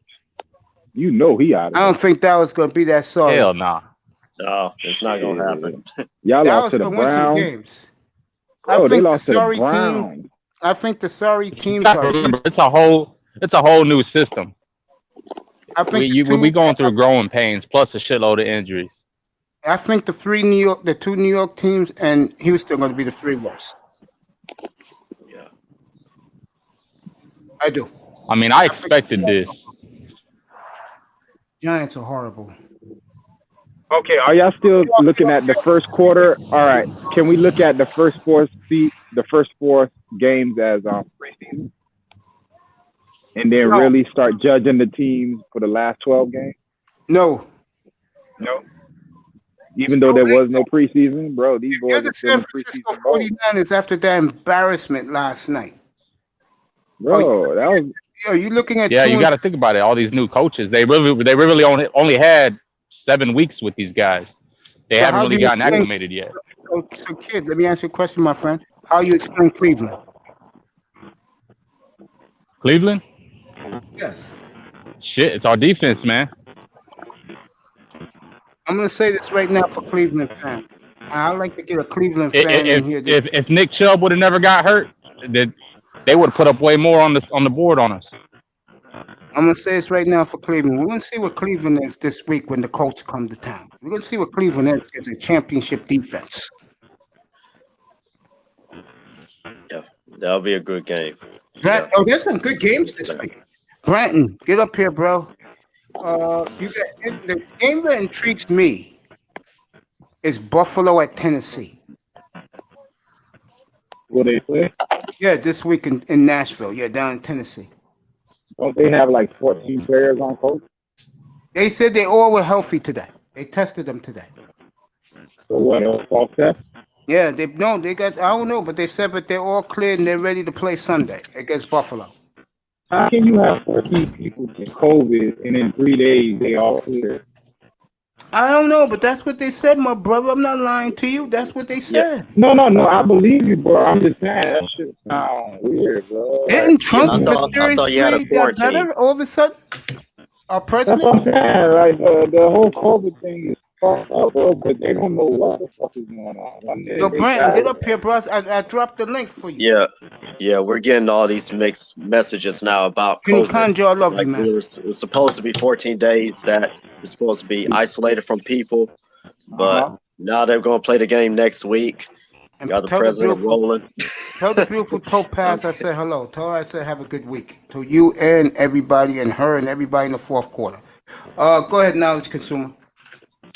But no, I was just saying that, it's what I assume that you had to quarantine for 14 days, just like everyone else was told. But now they're going to play the game next week, and not saying that that you're wrong, but it's just now why are the rules changing now? I have no idea. I have no idea, bro. Yeah. But Buffalo and I've Tennessee is a go. I've been skeptical about COVID since the beginning. Like, I don't know. It sounds like everyone who died just died from the flu. Who let everybody else this? Like, I should fucking have. You're bargaining a little bit. You're bargaining. All right, Charles Bratton's coming up here. Well, every night I get a diverse group of panelists, and I just want to say this to you guys. I love you guys. I really appreciate you, man. Because we all rock. I let my guys rock with all of you guys, man. Go ahead, kid. Roscoe, you there, bro? Kid, got his mic on. Go ahead, knowledge. Hey, Rocky. Kid, you there, Can I kid? use your hotspot? Kid, go ahead, bro. Yo, I'm still here. Yeah, go ahead. I'm letting you rock the panel. You know how I do this. Talk whoever you want. You want to talk Cowboys? Go ahead, bro. Talk whoever you want. I'm trying to figure out this network issue real quick. It's probably it's probably your Wi-Fi or your router. It's storming out here right now. Yeah, you're bored getting a little. Go somewhere in your house or go outside a little bit.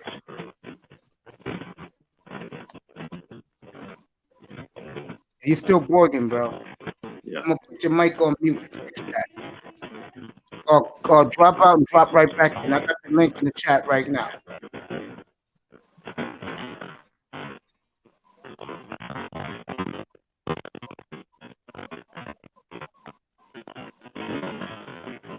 Church, get your ass up here. Jefferson, get your ass up here. Oh, Roscoe, make sure that YouTube is off. If you got YouTube on, cut it off. Call off your YouTube. Thanks, Jefferson. Get up here. Get your asses up here, you entire church. Damn, I still hear it. Yeah, I'm still hearing though. That's probably me then, bro. Tess, is your background, bro. Okay, my bad. Now you're better. It's gone. Okay, my bad. No, it's gone now from you.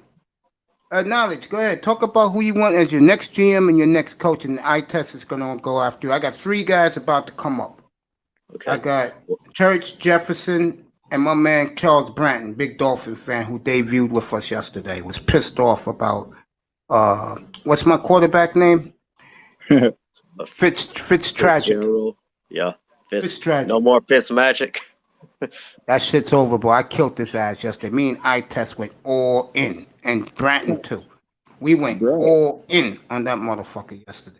Yeah. When hasn't Fitzpatrick done that? He's done that his whole career. What I was disappointed about him this time, I-Test, he did it against a shit defense. They're not that shitty, bro. 1 year down here too. He had one really great game. He had 6 touchdown passes. They're all coming up now, boy. The Cowboys fans are united up here now. Ty Church, he wasn't here yesterday. Go explain Dak Prescott to us yesterday. Oh, he was magnificent. He was magnificent. But that defense, oh my goodness, I wanted to close my eyes every time I seen our defense get on the field. I said, God, they couldn't tackle us. Oh, Jefferson, get your ass up here. Bratton, get your ass up here. Go ahead, rock the Cowboys. If Tony Romo was playing, do y'all win or lose? Pete's back up here. Tony Romo wins. Listen, if that wasn't on the team, we'd have got blown out. All right, someone made a theory to you. Dak is what kept us in the game. I want to ask you two guys this, because someone mentioned this earlier. Okay? Someone mentioned this earlier. Okay? Go ahead. I'll give you the question when I come right back. You sound like an insurance company over there, mate. That man selling bill collecting me. What's good, y'all boys? Good. Somebody was asking about Tony Romo. Would the Cowboys win if it was Tony Romo? Hell no. Hell no, bro. Dak is elite compared to Romo. Right. Dak was back. All the defense had to do is play defense. Odell Beckham run for 80 yards. He ran the ball. He didn't catch the ball. He ran the ball for 80 yards. All right, I got it for you right here. Here's the question for both Roscoe and Ty. I think it was Knowledge Consumer who said this earlier. Or if it wasn't him, I apologize. Or even it was Platinum. Someone said this, and this is a fascinating question. They said that the only reason why Dak Prescott's been putting up these numbers is because in the Atlanta game and in the yesterday's games, Dallas was so way behind, 41-14, 38 to 20 against Atlanta, that he had to throw and put up those numbers to bring Dallas back.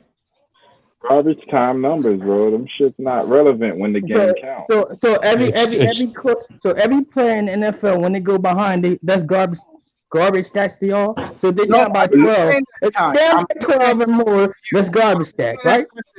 But look at Dak's career. That's all it's been. Every time he puts up big numbers is when he's trying to bring y'all back. You the Cowboy fan, bro. You've seen the game. But every time Dak goes off is because he's trying to bring y'all back from a big deficit. How did y'all get in that big deficit in the beginning? My defense is fucking shitty. That narrative just started from last year. If he's really like that, that means if your defense is shitty, then y'all should be going point for point.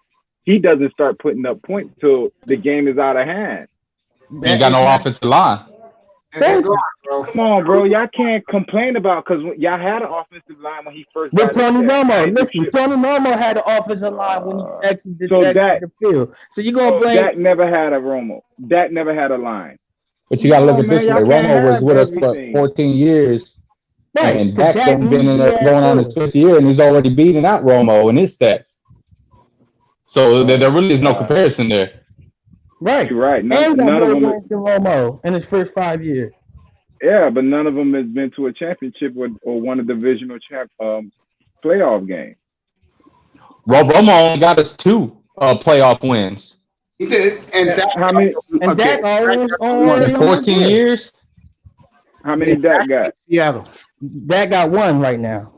Yeah, bro. How long he's been in the league? 5 years. He's going on his 5th year. 5 years with 1 playoff. This is 5th year now. That's all under Jason Garrett. It said Deshaun Watson won the playoffs. He's the same as Dak. Do y'all hear yourselves? It's always something else besides him. No, but you gotta look at it this way. This is a whole new different team. This is not the same team. Exactly. And he's the number one denominator that's been there through it all, and y'all still not winning. Hey, look, I'm gonna be honest. I said this before, and next year, I promise you, I will have each guy's jersey. I wear them on the show a year from now. The following: Russell Wilson, Patrick Mahomes. I'm gonna have to cool off with Deshaun Watson now, but Houston's a bust. Yeah. Dak Prescott. He's a good quarterback. Dak Prescott. Someone called him trash. I know who called him trash. He tried. He Kirk Cousins, bro. He Kirk Cousins all day. Kirk Cousins ain't got Dak's number. I don't know about that, man. Nowhere near. All right, and no problem. When he franchised again, and then y'all let him go just like Washington did Kirk Cousins, then you talk to me. Like he's not getting no long-term contract. He's gonna be. How they gonna let him go? They ain't got nothing better. He's gonna be next. That's what I mean. They're buying their time, so they're gonna franchise him this year. They're gonna franchise him next year while they look for a replacement. I'm gonna tell you, the replacement is he's not your long term, and y'all fighting for him like he's your long term quarterback. I'm gonna tell you his replacement's gonna be. It's gonna be Jerry Jones. It's gonna be Steven Jones' son down in Arkansas. You can't deny those stats though. That's all I'm saying. No, you can't. Y'all hating on Dak because he's black. Let's keep it honest. Y'all hate Dak because he's black. No, I'm tired of He's trash, bro. Ty Church, I do not hate Dak Prescott at all. I like him. No, I'm not talking about you specifically. I'm talking about everybody that talk about Dak suck and all this stuff. When he got the same record as Deshaun Watson in the playoffs, putting up way better stats than Deshaun Watson, putting better stats than Lamar Jackson. Then they say his stats is trash stats. What the hell can the man do? You put Deshaun Watson on this very same team, bro. This team looks 10 times and better. The team sucked. No, sir. Just like the Houston Texans. Deshaun can't win the whole game by himself. Ty Church. Right, these guys don't know what the hell they're talking about. The quarterback on the defense had to play defense. Ty Church, what is the logo on the Cowboys? So you want Deshaun Watson to play defense and run the ball? If he was on the Cowboy team, they'll be 10 times better than what they is now. Okay, no, they would not. They would be shitty because the defense can't play defense. The defense is giving up 40 points a game. Whoa. I know. Well, what is the logo on the Cowboys helmet? It's a star. A star. Blue star, right? Right. Everybody hates Blue Star, bro. You either love this team or you hate them. You're getting the hate right now for my test. No. I get you, but they say throw Deshaun Watson and all these guys, and they can't even prove it on their team they on now. Deshaun Watson is a better quarterback than Dak. No, he's not. It comes down to all of this is just emotional. He got the same amount. He's the same person. Just about the same person. Okay, so why they paid Deshaun? Why they paid Deshaun? They ain't paid Dak yet. And see what happened to that. See who paid that? Deshaun. Where he at? He fired. Bro, everybody know Deshaun. He fired, right? Hold on. The person that paid Deshaun ain't he fired? Yeah, he fired, but that doesn't fired him today. No, that's my point exactly. He fired. That was stupid. Thank you. Dumb to pay Deshaun Watson. They fired him because it was stupid. He was stupid. No, he's a. I agree with you. Wow. But New England recovered a fumble at the Chiefs. They took it right out of Mahomes' hands at the Chiefs 35. The New England's gonna be. Who playing quarterback for New England? Quick question. Brien.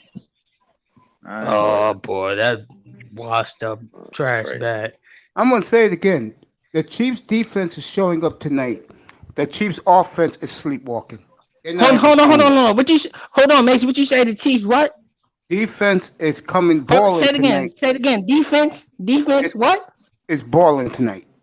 The Chiefs offense. You said defense, right? It's sleepwalking. Yeah, the Chiefs defense is balling. The Chiefs offense is sleepwalking. Mahomes looks horrible. Okay. I just wanted to make sure you said it correctly. The Chiefs defense is actually playing. Playing like shit tonight. Yeah. And I told everybody, he sucked. Mahomes. Mahomes sucked. Bro, Mahomes he supposed to be going tick for tat. Mahomes sucked. Look, I know Mahomes is great. I'm gonna say this right now for Kansas City. They're gonna have 50,000 in Rich Stadium next Thursday night. I'm telling you guys right now, Kansas City is walking to a hornet's nest in Buffalo. I'm telling you. They are walking into a fucking landmine next Thursday night. If Mahomes The Bills ain't no lose to Buffalo, slouches. they suck. Mahomes I'm suck. telling you now, folks. This Can't is say going that to be because the the Bills ain't no game of the slouch. season. Yeah. Nah. We gonna Buffalo's say that. defense shows up. We gonna say that. Yep, If you're right. Mahomes, Who just we said gonna that? say that. If Buffalo's Mahomes defense, lose to Buffalo, they suck. If Buffalo's defense show up, you're right, Knowledge. Yeah. Buffalo, I'm telling you guys right now, they are walking into a hornet's nest. Yeah, Buffalo's no joke. They're but definitely their offense suck. Buffalo's offense is not that great. What are you talking about? They got their top offense 3 not that offense great. league. And High now Church, bro. High Church, Mahomes supposed to do it all. High Church, you crazy, bro. You think Buffalo's Mahomes offense supposed to do it all. Mahomes 50 touchdown guy. Oh, you talking about the Chiefs? Buffalo offense. can't come close to him. Chiefs offense is great. Brandon, you ready to get up here? I'm gonna be up here for a while, bro. So take your time. I'm gonna be up here. I'm energized tonight, bro. After this nigga got fired, I'll be here. You know why he got fired? Because he first he traded away his best receiver, that's why he got and fired. then he signed the bum quarterback. Damn, he a bum. They can't win nothing. I don't think Deshaun's a bum. I Really? just think, like the Dolphins, He can't I'll win put it like nothing. this. When the last time I want- Deshaun Watson won more than 10 games? Who's been sacked Last more? year, Watson or 11-5. Dak? Exactly, last year. He was And after that, 11-5. what was that? And then you said 11-5 Stop last year. hating on Deshaun, That's bro. what. That's real, one bro. season of 11-5. How long has Deshaun Watson been on in the league? 4 years, years. and This he's is been in 4 the years. playoffs. And he's And been that in was the his- playoffs every year. Actually, it's He been got hurt his 3.5 he got because hurt he was rookie year, injured tore in his knee. Oh, yeah, 2017. yeah. He was almost Deshaun MVP Watson, that year. I'll say this again. Deshaun Watson is a beast. I test. Yeah. I'm gonna He's ask a you a bum. question. What this nigga talking about? I test. I'm gonna ask He's you a a question. bum. I test. I'm gonna ask you a question. Would you give Houston pick back or give them our pick for Deshaun Watson right now? Man, I'll take Deshaun Watson all day. Y'all playing, There you bro. go. TD told me, no, I'm not gonna do that. I'm like, bro.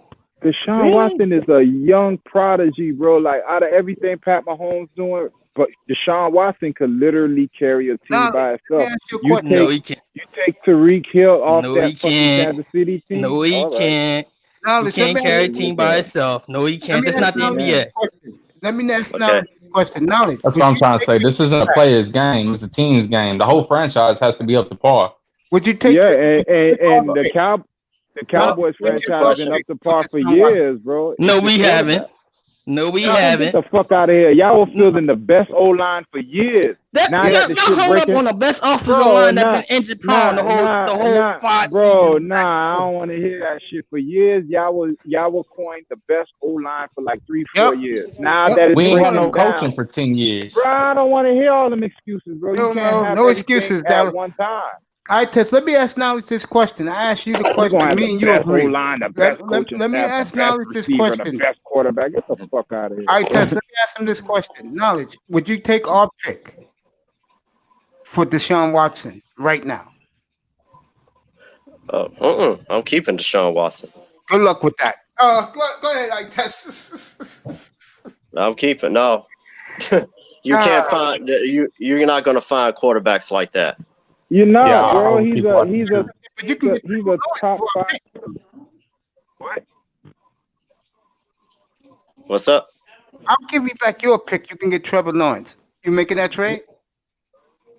No, because Trevor Lawrence is not a proven commodity. No. Deshaun is. Him. I'm talking to him, not you. You with Oh, me? okay. Are you talking to me? Yeah, you. Would you take that? I'll give you your pick back, and you can get Trevor Lawrence. You taking that? On Knowledge? Am I keep? You can't keep you can't keep Deshaun. We're giving you your pick back for Deshaun Watson. You could take Trevor Lawrence. You doing that? No, I'm keeping Watson. Good luck. Good luck, buddy. I test. Continue, buddy. I mean, I agree with him. You keep Watson. Yeah, I can't hate on that. Man. Hell's no. Yeah, I stay with the experience. Yeah, he's been in the NFL. He knows what it's like. Trevor Lawrence has to learn. Hi, Church, get back up here. But your team now, because he effed it up. That's right, Tack Man. Texans will regret taking Tunsil, bro. I'm telling you, Bears are underdog by 4.5. I'm taking Atlanta 6 tonight. Go ahead, take it, bro. Branson said he'll be here when he gets a chance. Ty Church is back with us. I want Tackman up here. I want Jefferson up here. I'm putting the link. Hold on. Texas got the Tunsil, right? Yeah. But Deshaun Watson's a bum. He got the best right tackle in the league. Man, I don't want to hear that. Best left tackle in the league and nobody else. He's a bum. That's why you are where you are. Because the bum you fired tonight as the GM and coach caused that shit. And the problem is, and the only reason why you're going to luck out is because the Dolphins don't know how to draft, right, Itess?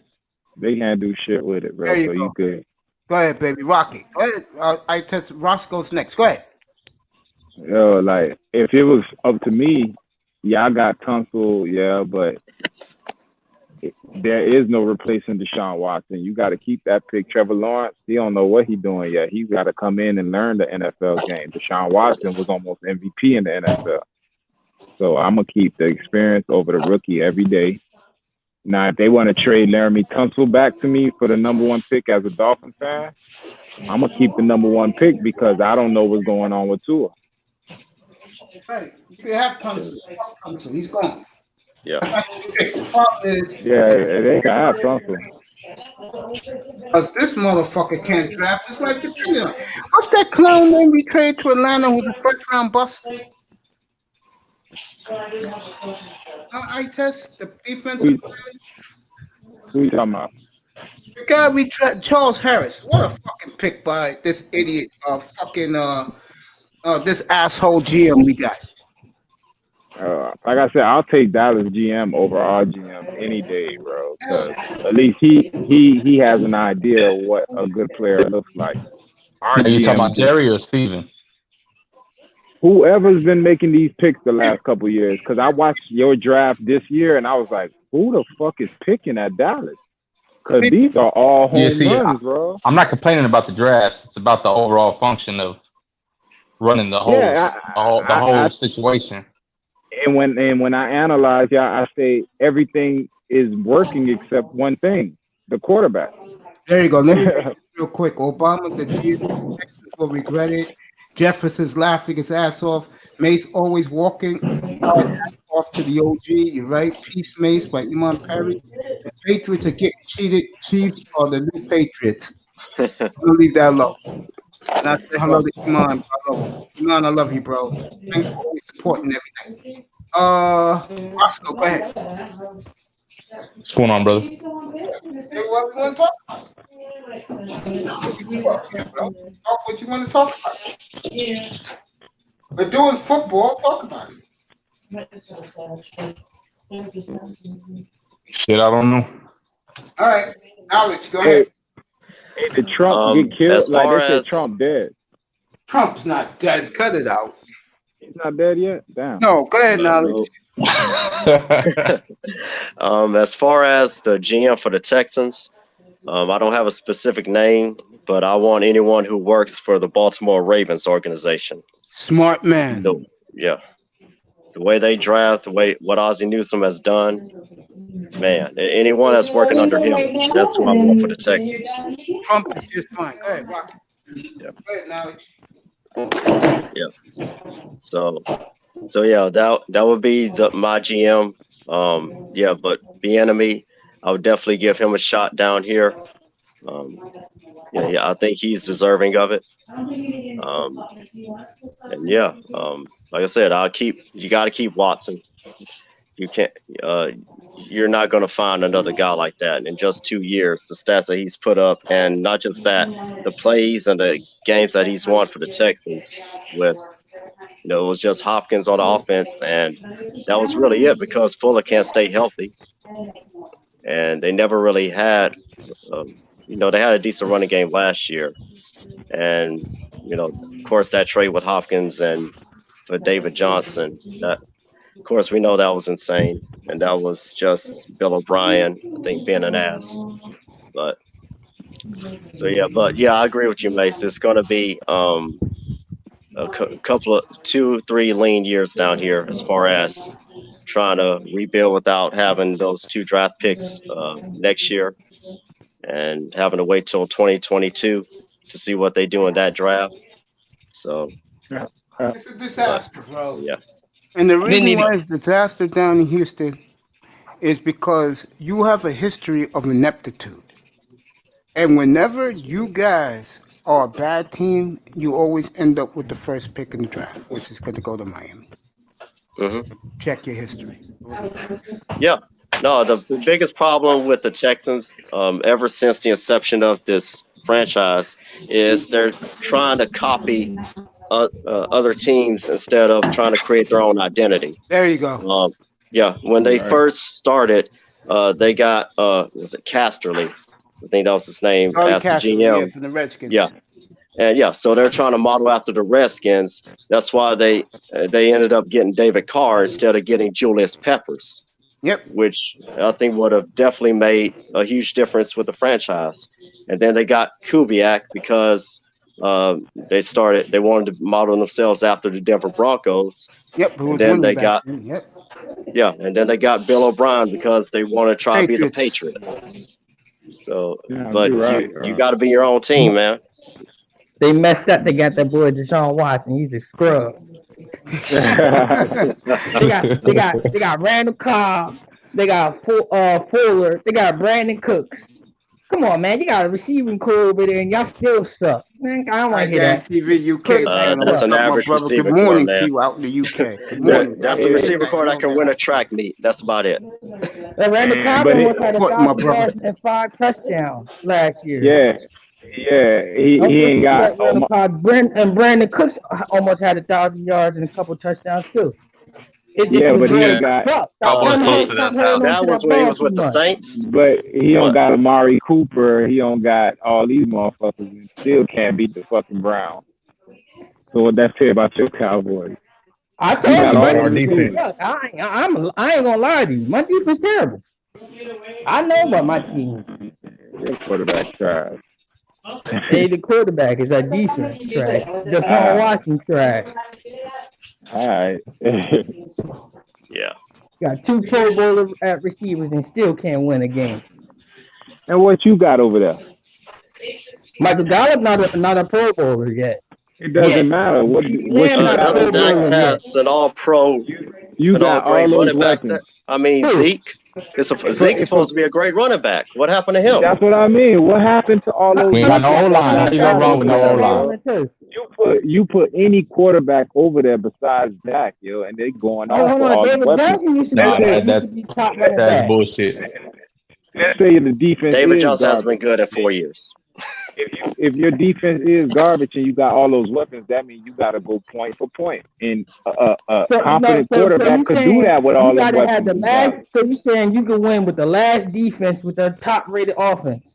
That's impossible. If you got to at least have a mediocre defense with a top offense, then you could be able to win games. You can't be first and one offense and dead last in defense. But bro, and you paid. It's 2 phases of football game. Y'all the ones who paid Lawrence like he was a top DN. Y'all the ones who paid that middle linebacker like he's a top middle linebacker. Y'all the ones who paid these motherfuckers. Don't start complaining about y'all. Nah, because a year ago it was supposed to be. We complain about it all the time. That's why some dumb motherfuckers. I'm gonna let you guys rock in a second. There's something to say with 2 of the new guys on the panel. How you guys like it here so far? Knowledge and Kid Roscoe. How you guys like it? Roscoe first. Shit, you know, man, it's all good, man. I mean, I wish we could have a good conversation rather than just your guys trash, my guys trash. Okay, Ty Church, LaShawn Jefferson, Tight Man TV, Tackman. Love to all you guys from Kenny Conjo. Church, Kenny Conjo says support. Yeah, there you go. Conjo is a great guy, man. And check out his channel, The Great Fourth Quarter. Saturday afternoon, 3 o'clock Eastern, 12 o'clock Pacific, 2 o'clock in the Southland, the Midwest, at 1 o'clock time with the beautiful Topaz. And Kenny, you better tell her I've been plugging her, bro. Oh, you 2 guys keep fighting. Go ahead. Man, Dak is trash. I ain't gonna fight this guy, yo. Man, like I'm done, dog. Like I can't keep making these points. Trash. Let me say, there is no reason behind these statements. Look, I'm gonna sell this. For real, you just making shit up, dog. You hating on I'm gonna say this right now. If both of them were in Miami right now, Defense is dead last. What are you talking about? I think they're about the same. The difference is the arsenal that Dak Prescott has now. It's ridiculous. God, Deshaun Watson won a national championship. How is Deshaun Watson in the same class? And Dak Prescott led a Mississippi team that was dead garbage and still garbage because he left to a playoff team. The fact that he played at Mississippi tells you that the fact that he had to play at Mississippi tells you they're not even on the same class. This man was a starting quarterback at a premier program in Clemson in the SEC. They're not the same people, let's not bro. act like he ain't had no choices. He just went to Mississippi because he wanted to start right away. That's where a lot of the hate originates, because he was a 4th round pick, but he doing good things. Right. I got you, bro. They don't like that. Right. No, they don't. Remember, they was big enough Carson Wentz. When they trade his ass to Minnesota, then you're going to see. I guarantee they won't trade him, man. I guarantee it. I put 10 racks in my life on the line. They won't trade Dak. Dak ain't going nowhere. And I bet you a steak dinner anywhere in New York City, Thai church bet Dak Prescott in 2022 will be on a new team. On a new team. See, here's the problem. It's not him. It's your owner. And what he said about him last week was fucked up. I picked Dallas this year to win, but their defense is too bad. They're not winning. And next year, I don't think Dallas is going to get any better. What Jerry said was fucked up, but you got to remember, Mike McCarthy said a big reason why he chose the Cowboys was because of that. Good quarterback. Yeah. So he's gonna go to bat. Here's the problem with Mike. I love Mike McCarthy. I followed him when he was in Green Bay. He doesn't give a fuck about defense. That's his problem. Look at his offense. You guys are putting up points every week, right? You can't deny his stats. Yeah, so he's doing something right. And he's in garbage time. It's not garbage time if he's still in the game, though. That's right. That's right. Dallas. Most of those are one possession games. Dallas could have won that game. But could have won every single one of those games, so it's not garbage time, to be honest. John Watson, the king of garbage stats. Sean Watson, let me get back to it, okay? And I can say this because my mother is a Clemson alum, and so Deshaun's one of our boys. Watson's a baller, but Watson's a baller. Here's the problem: the team around him got no heart. He got heart; they don't. Beginning with number 99, who gives that goddamn salute when he's doing his shit when the games don't matter. And when it's the big spotlight games, that motherfucker disappears. I'm tired of his fucking ass. I'm tired of J.J. Watt. Thank you. Say it again. Say it again. Tired of I like that J.J. Watt. Soft as hell. Tired of his ass. Knowledge. I thought the same way about Jason Witten. Oh, knowledge. Go ahead. About J.J. Watt. Go ahead. About Watt? Yeah, well, I don't know if Ty was around when I said about Watt. The one thing we know some of us know in Houston is that big reason why Watt got the stats that he has is because the defensive coordinators allowed him a lot of leeway in the defense, and there were a lot of times where he would break away from the calls. Like when the certain call was made on defense to line a certain way, he would break against that and just do his own thing. Which, when you're talented, that's fine every now and then, but you're not supposed to do that on a constant basis.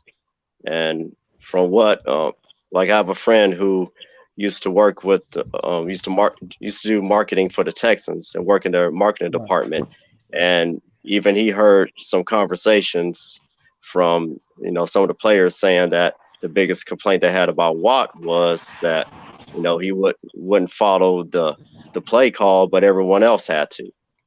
So that little inside information, but yeah, Yeah, I'm not taking everything away from him. I mean, he is talented. I can't knock that, but some of those sacks he's gotten was from him just doing his own thing, and that's also caused certain plays to break down on defense.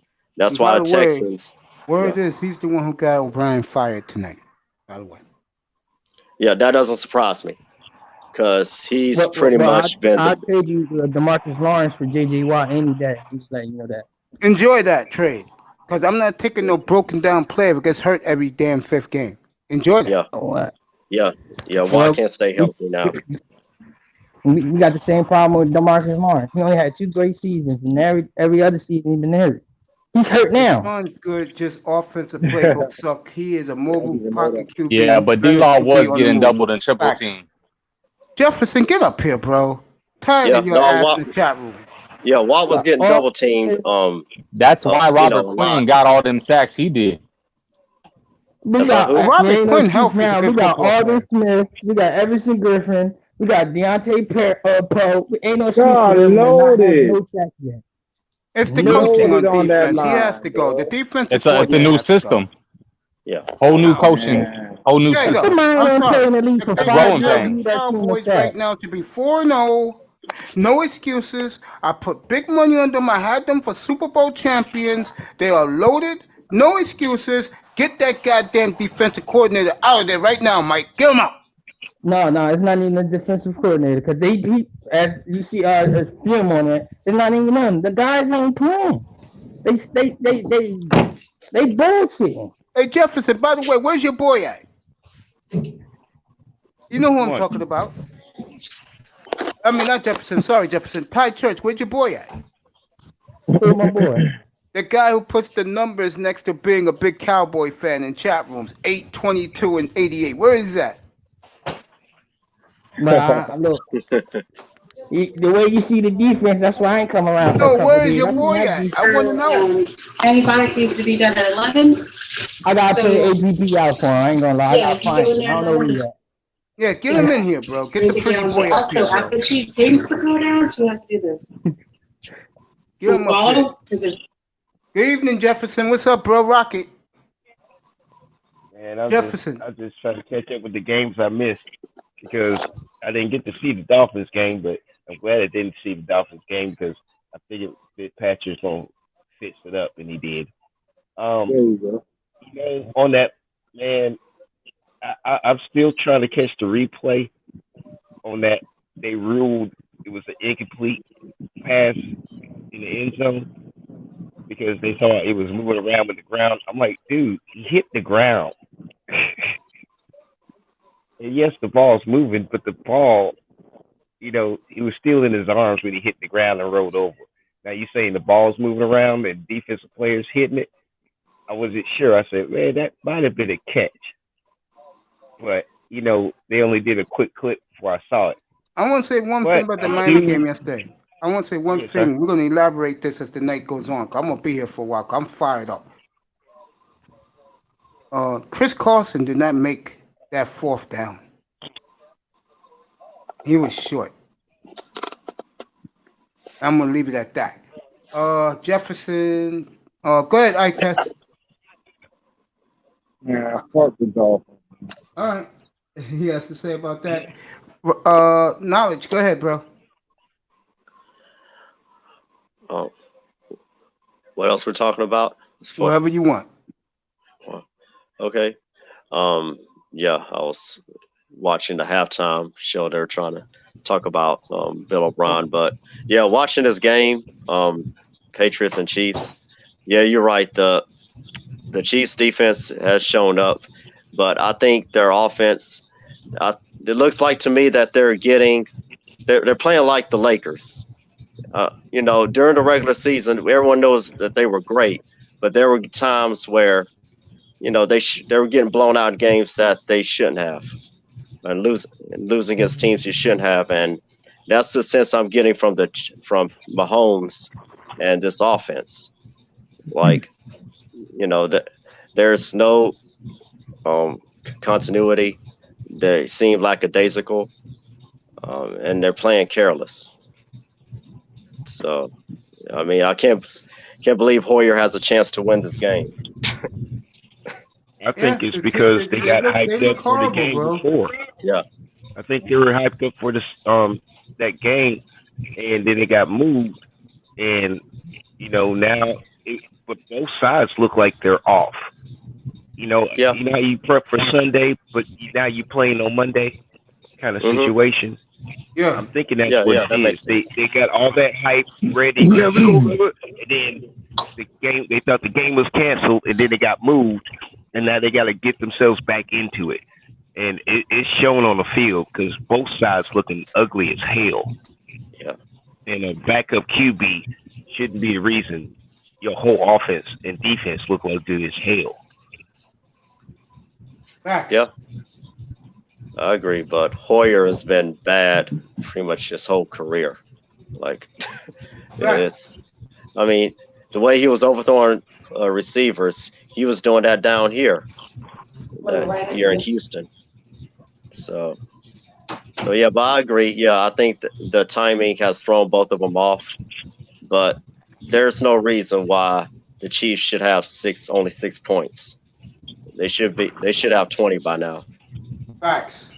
Yeah. You know what that is? That's them flat and Belichick's scheme is working.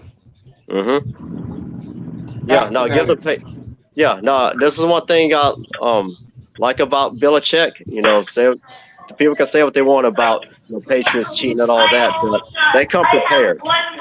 And one thing Belichick always does, he takes away your strengths. So that way you have to go to your weaknesses. And as much as I like that rookie for the Chiefs, the running back, they haven't had a running game since Kareem Hunt. You ain't lying. I had an argument with a guy today about if I had a choice between Kareem Hunt and Nick Chubb, I'm taking Kareem Hunt. Even though Nick Chubb is a beast, I'm still taking Kareem Hunt. Yeah, same here, man. And that's good of Baker Mayfield to accept that he's better off handing off the football and doing play action than being a bomber. Good for Baker Mayfield. Shows his maturity as a person, as a quarterback. Go ahead, Itas.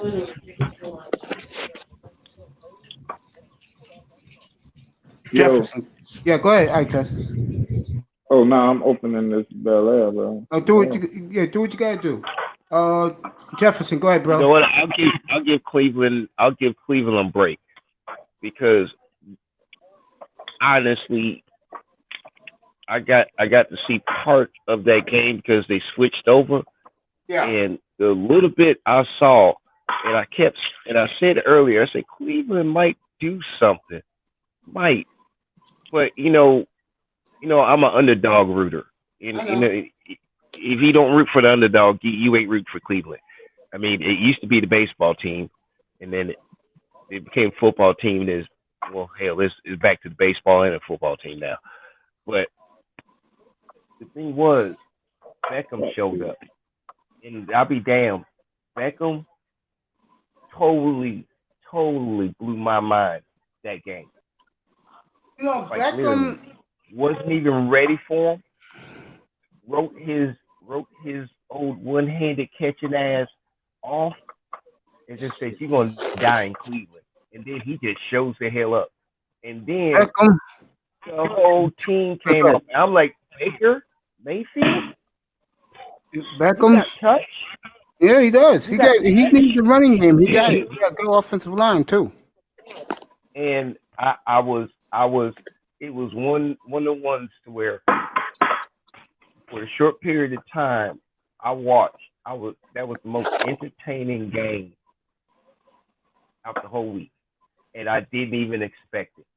Yeah, I agree with that. Didn't expect it at all, and I was like, "Yo, I hope NFL Network replays that game." So I go. Oh, they're gonna replay that shit tonight, 3:00 in the morning Eastern time. You better believe they are.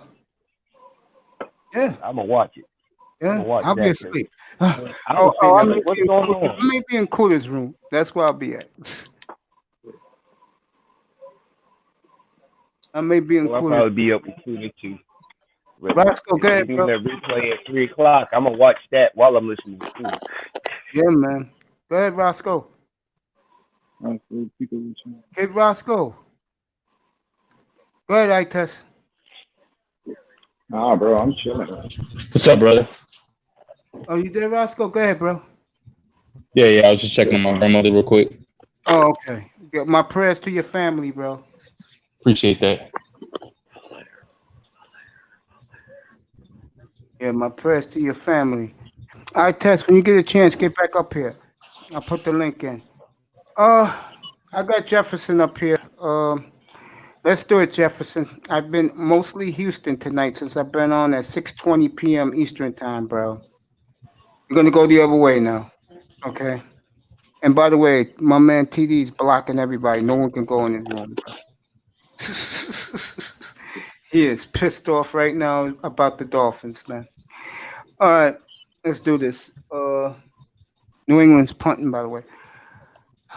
I have mixed feelings about what happened to Bill O'Brien.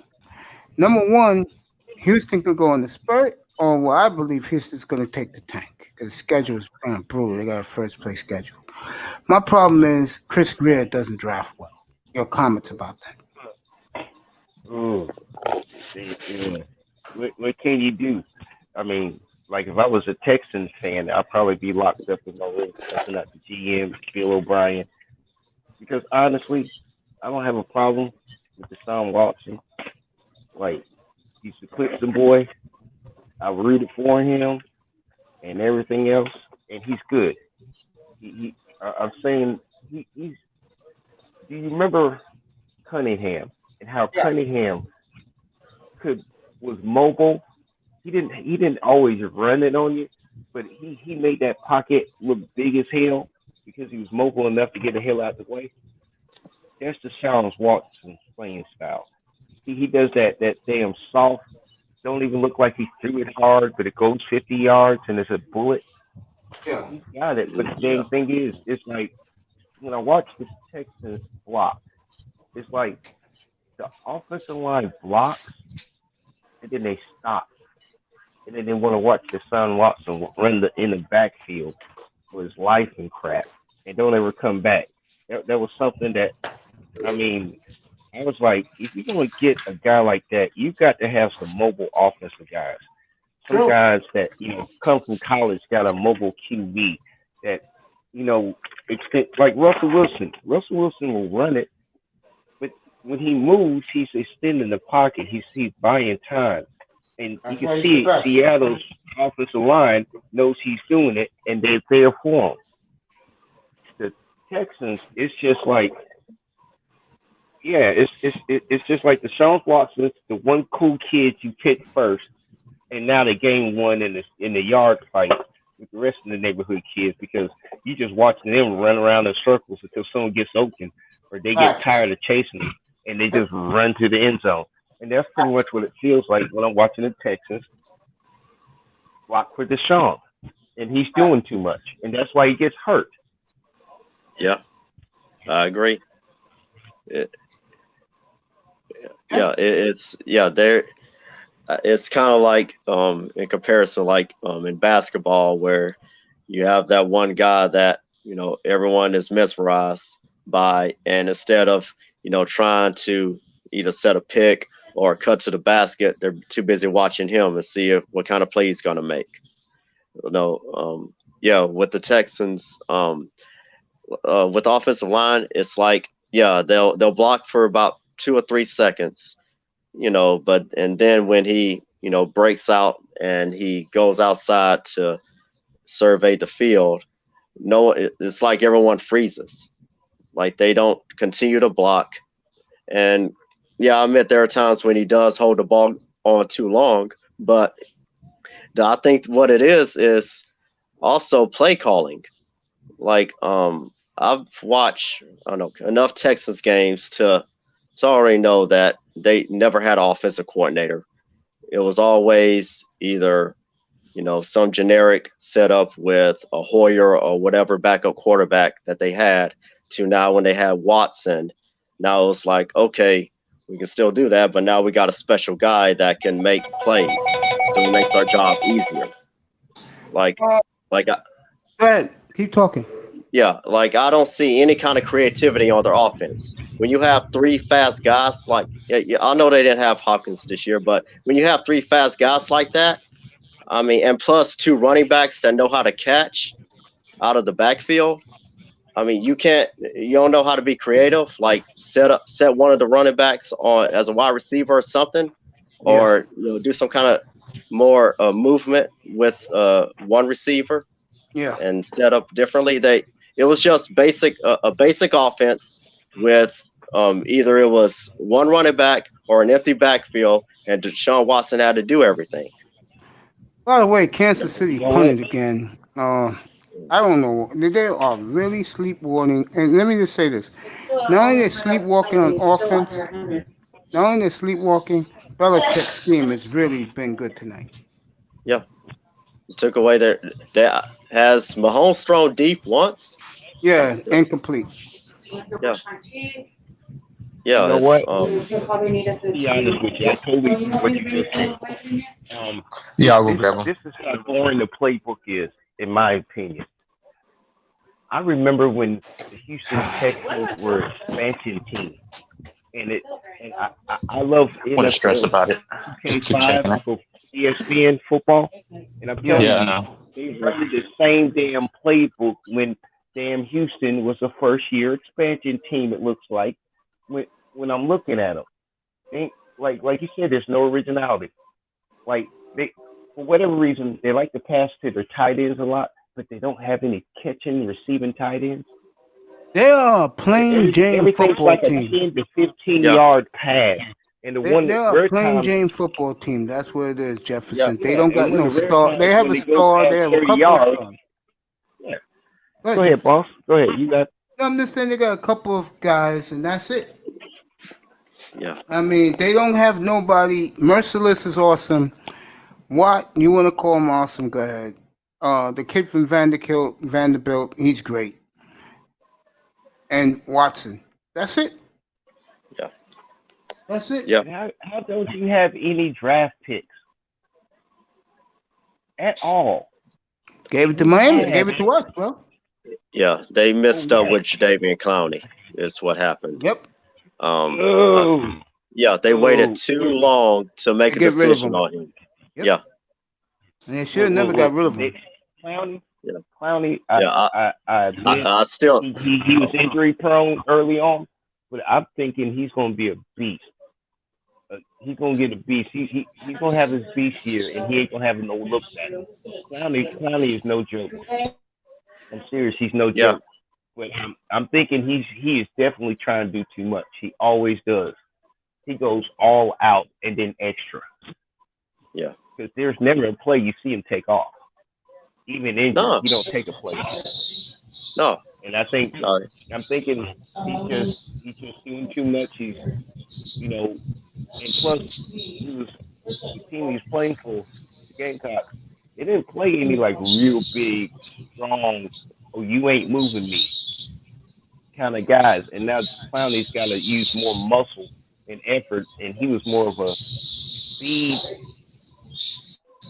shook, stiff arm, right past you fast.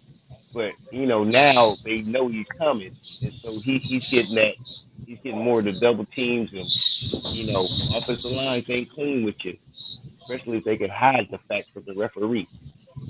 Sometimes I'm wondering, I'm like, damn, they kind of fail on you, bro. Go ahead, Roscoe. But other than that, man, I'm serious.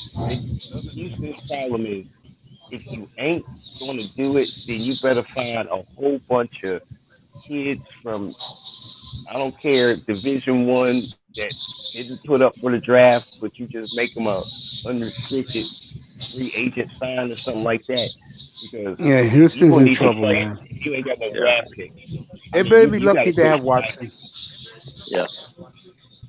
They better be lucky. No. Like I said, that's why, get someone from the Baltimore Ravens organization, and hope that they can find like some gems in the later rounds, round 3 through 6. Because it's going to be lean. high school. Roscoe, go ahead. They got better high school coaches in Texas they can hire than Bill O'Brien.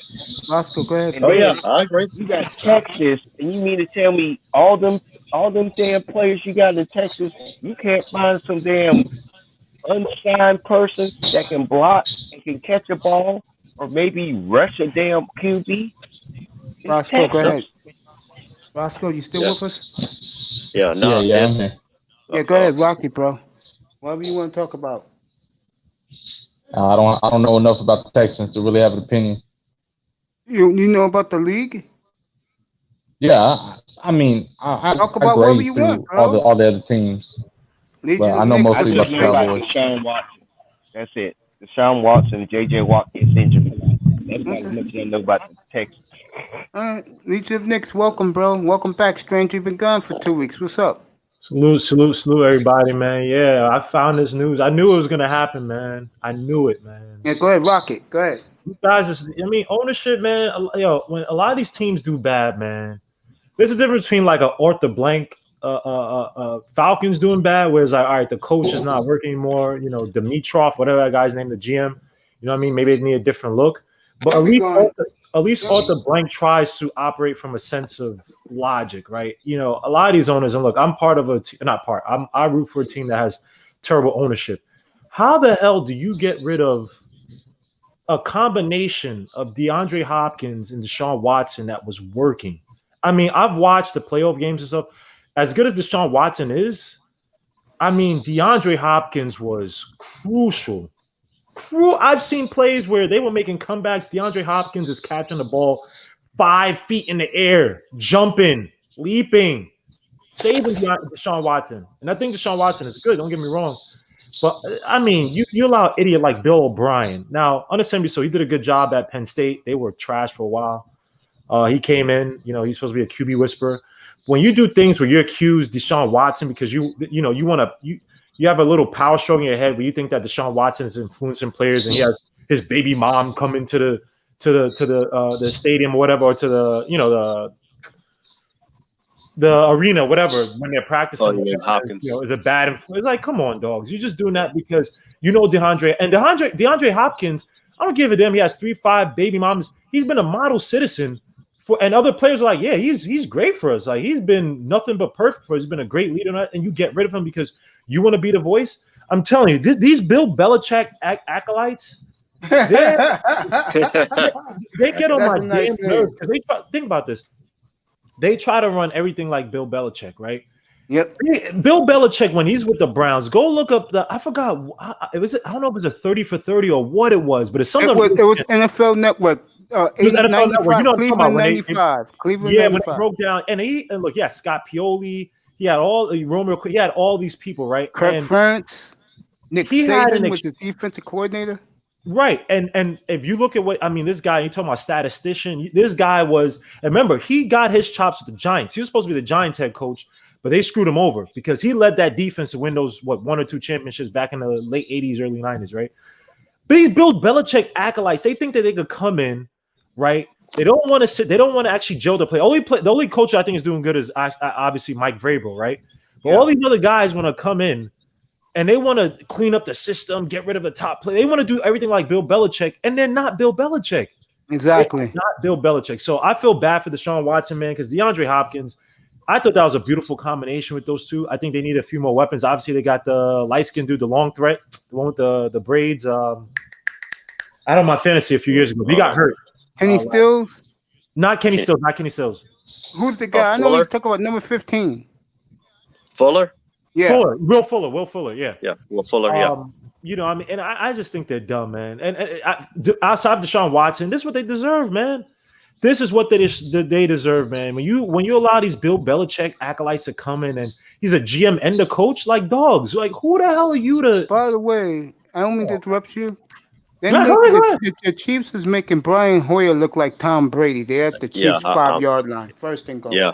Wow. Hoyer made 2 really good passes. Quarter because I missed a lot of it, so I had it taped on YouTube TV. So I'm watching it right now. But I saw people killing him. I guess Brian Hoyer took like a bad sack in a bad area, and then he threw an interception. Oh yeah. But I'm telling you right now, Belichick's team is perfect tonight. I don't know the score. I'm watching it right now. 6-3 Chiefs. 6-3. Yeah. So I mean, look, the Patriots, as you know, as much as their offense is suffering right now with Brian Hoyer, that defense, man, that defense is damn good, man. Yeah. Mahomes is not looking good. Look at this. I'm watching right now, first quarter, and they running by the pocket. It's near fourth quarter. I'm watching from behind because I was. Okay, yeah, you're watching the catch up. Skip it because it was nothing happening. This game has been a sleep fest. Mahomes is still this game has been a real sleep fest. I'm not lying about this.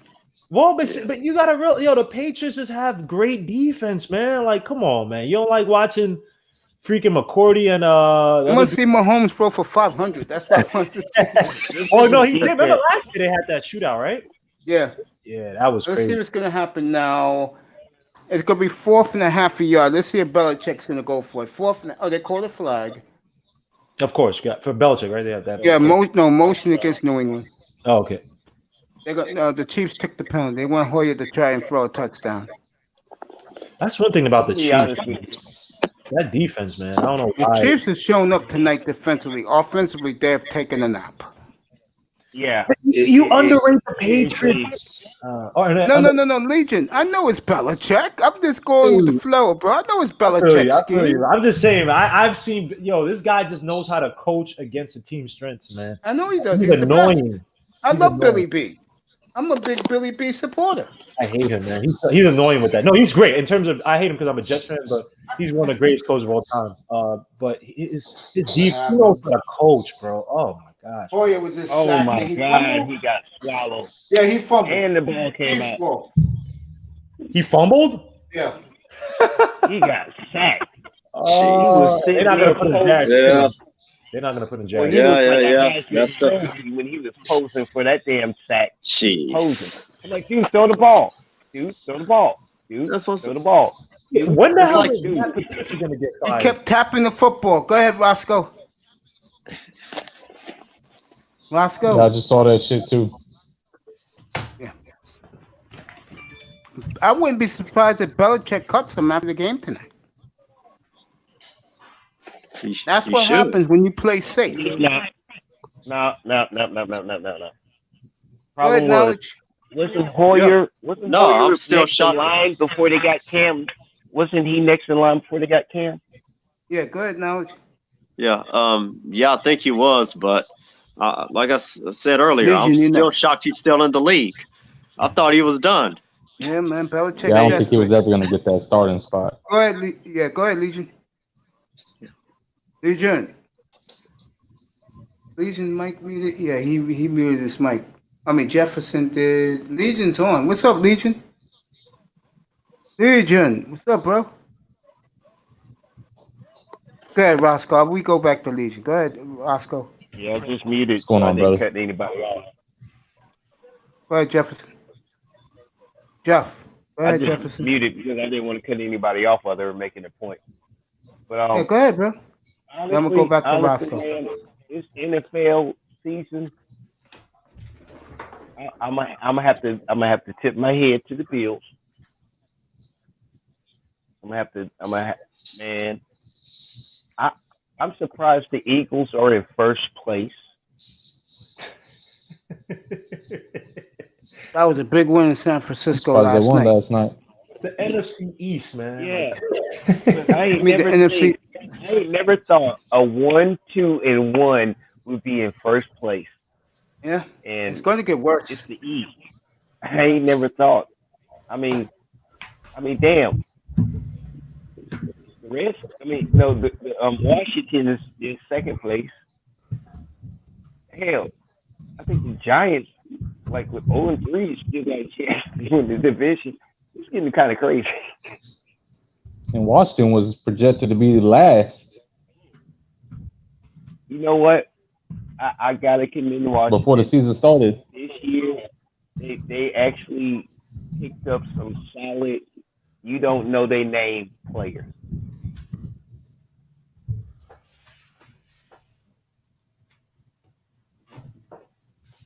Well, yeah, the NFC is garbaggio, man. And I don't need the Giants getting a number one pick to take Trevor Lawrence, man. Yeah, they want to take We need Trevor Lawrence right now, man, because they killing my Jets. They killing Sam Darnold right now. Vision, you didn't hear what Gelman said last week? What did Gelman say? He said if they get a top 5 pick, he don't know he don't know what's gonna. He don't know what to do. Well, this is the thing about Gettleman. He's gonna be a tragic hero because you know why? You know Gettleman likes to build in the trenches. He did it in Carolina. He did. The Giants, right? Yep. And the thing about an O-line, right? This is why if they had a guy like Darnold. I know people are gonna kill me for saying Darnold, but what they needed was a mobile quarterback. When you have an O-line that's trying to gel, you need to give it time. Now they got Hernandez, they got your boy Andrew Thomas. If they get the number 2 pick, 3 pick next year, you know what I'm saying? If they get a guy like I always say it wrong. Was it Sewell, the kid from Oregon? Yeah, from Oregon, yeah. If they switch, say Thomas, put him at whichever way, right tackle. They have to put somebody at right tackle, left tackle, and get a center. That O line. I mean, Dan Jones is gonna have time. I mean, you could get a receiver late, or in the second, third round, whatever. It's gonna be one of the situations. He's probably gonna get fired, but I'm telling you're gonna see a maturation of players and everything he was trying to build. So I mean. I don't blame him when he says that because again, I'm not the biggest Daniel Jones fan, but that team. I mean, Saquon Barkley's out, and all they really got is what Slayton. I mean, Golden Tate's how old? Evan Ingram has been a disappointment for the Giants except for 1 year. So I mean, you need patience, man. But in this NFL, and then also look at the defense. You got guys like McKinney. He's hurt. The dude from Alabama, the strong safety, he's hurt. You know what I mean? So by the way. Mahomes hit Kelsey for 70 yards. They're at the Chiefs at the Patriot 20. Is Kelsey the best tight end in the game, or is that Kittle? No, I'm gonna give it to Kelsey. I'm gonna say it's a tie. But Kittle is a beast.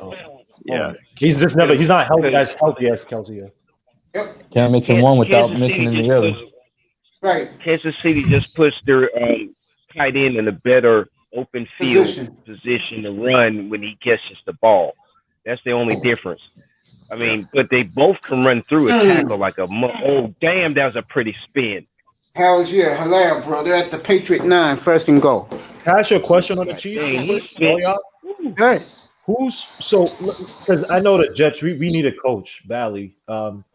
Is Eric Bieniemy legit? Because I mean, look, Andy Reid is calling. I feel like he's calling them. I know they say Eric Bieniemy calls some plays, but Andy Reid is a mastermind of that team. Wouldn't you want a guy, knowledge and both Legion? I want you to both answer. I'm gonna let Legion go first. Would you want a guy that emulates the brain trust? Of course, no, bro. If Eric Bieniemy could do that, I'd take him. I'd take him yesterday. I take him through 2 years. I take him last year when he interviewed, or 2 years ago when he actually interviewed. I don't want the Bill Belichick acolytes, bro. Now, I will say this about Andy Reid, though. Doug Peterson came from his team, if I'm correct, right? Yeah. So, I mean, Doug Peterson did win that And championship. the guy in Chicago, too. Say what you want to say about the Eagles. I mean, I think they had a lot of injury. I mean, Carson Wentz has been injured kind of hard. And then to really trying to build around a guy who just can't stay healthy. And then obviously, Nick Foles, did it all. And you're able to do it a talented but still a backup. So, look, if Eric Bieniemy is as solid as it seems, because also remember, he interviewed 2 years ago and no one picked him up. It wasn't just the Jets. No one picked him up. So that's the only thing I'm scared about is that he's not taking the bill. Like, you see how Zach Taylor is, right? I think that Zach Taylor takes a lot from McVay because they're both weirdos. Yeah. They're both like weirdos. No, and I mean that in a good way. Like, I mean that in a good way. Like, you see how Zach Taylor's coaching that Bengals team now. They probably need to fix their O-line, but you see it. Badass fiance, though. Yeah, keep talking, man. Oh, yeah. I really don't think you need to worry about it. Oh, my bad. No, Andy Reid and Bill Belichick, that is polar opposites. Okay? Andy Reid makes sure his coaches can, because Andy Reid was out the game and his assistant touchdown Kansas City. Ran the playbook and everything while he was out sick and everything. And then when he lost a son, didn't he? Yep. Yeah. Committed suicide. He was out during that time. His assistants ran the team while he was out. Yeah. Andy Reid, his assistant coaches are solid. It ain't Bill Belichick. And see that's why when you actually go deep into the NFL, Bill Belichick is the only person they compare him to is Andy Reid. Yep. It's like the old remember where it was the coach versus the coach, the team versus the team. They may call this back. They may get the ball back to New England. Yeah, that's close. Though. But Andy Reid is Bill Belichick is the polar opposite. If you get one of his assistants, because to tell you the truth, none of his assistant coaches leave. They get head coach jobs offered every year, and you know what they do? They just get a bump in assistant coach pay. They don't leave because it's a good, solid.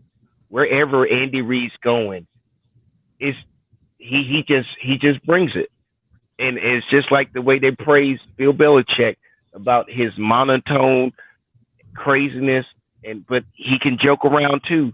Andy Reid's the total opposite.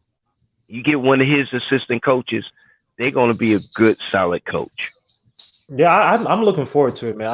We just need synergy with the coach and the GM because our owners, the Johnsons, are the worst owners in the NFL. But hey, I'll take it, man. Because Andy Reid, I watched this Chiefs team. I mean, I know tonight's not the greatest example. I mean, the way they don't even. I love what they do with Mahomes. Is like they don't even just rely on this guy's talent. They put every play call, all the weapons. I mean, it's just like. It's like sugar on top of sugar in terms of like how they help this guy out. Like they're not sitting there trying to rest on his laurels or say, hey, we're going to force you. It's like, nah, they make the system easier. A lot of pre-snap motion. I mean, look at the weapons. They drafted that running back from LSU who's basically like a Kareem Hunt, but, you know, in terms of like in that mold, what's his name? Derek Alexander, whatever his name is. You know, I mean, him, Tariq Hill, McCole Hardman, who I wanted last year for the Jets. Sammy Watkins, I mean Kelsey, I mean dogs, that's how you build a team, man. So if we get a slice of that and Bieniemy and our GM Joe Douglas have that synergy, man, they build around whether it's Sam Darnold or Trevor Lawrence, I'm all for it. I just got spooked by the whole, Bill Belichick crap, man, because all his assistants are failing. Look at Matt Patricia. You can't say and tell me that the Lions don't got weapons. Patricia's garbage, bro. I could have told you that. The pencil, man. He's that garbage, despite the fact that you still got a quarterback, whether you like him or not. Matt Stafford could give you 4,000 yards and 30 touchdowns. Yeah, but he could also give you 20 interceptions too. Yeah, but Matt Stafford reminds me of Dan Marino. Yeah. Hey, mate, how you feel about that? I know Jesus Christ. They get past the second round of the playoffs. Ooh, that's Stafford. Yeah, but Dan Marino never had Dan Marino never had a run game like that. And the defense was just inconsistent. Dan Marino had to do a lot with not much. That Lions team, I mean, they got weapons, man. I'm going to say this. Dan Marino has some decent runners, all right? But the problem was Dan Marino didn't want to hand it off. And I can't remember who said that the other night during the live mate. It was me. But they were absolutely right. Miami was a pass team. Marino wanted the ball in his hands, and damn it, I'm going to win the game. I had to fight with Larry about Larry Zonka was the best Dolphin player ever, and I brought that up. Trying to scream at me. I'm like, bro, wide open. So who are the running backs? Because I remember, didn't you guys draft a guy like Sammy Smith or something like that who was like a bust? Yep, Sammy Smith, Kareem Abdul-Jabbar. So who are the running backs y'all felt were stifled by the system that would have been better? Actually, we got one from New England at the time. I can't remember his name, but he was a solid one. He could take a hit, and he was slippery between the holes. And then we picked up another guy. It was journeyman. Those were the best running backs because they could come out the backfield and catch, and Marino would throw the hell to them. Because they were receiving running backs. Now, if you get out the backfield, you wide open. Marino want them yards, and you can run two after catch.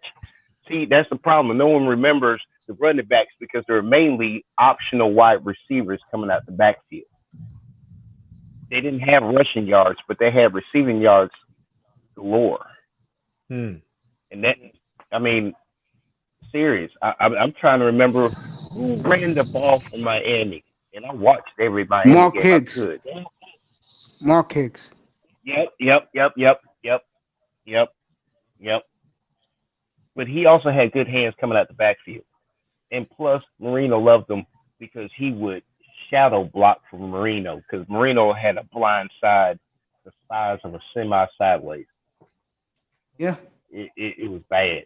But he was the guy.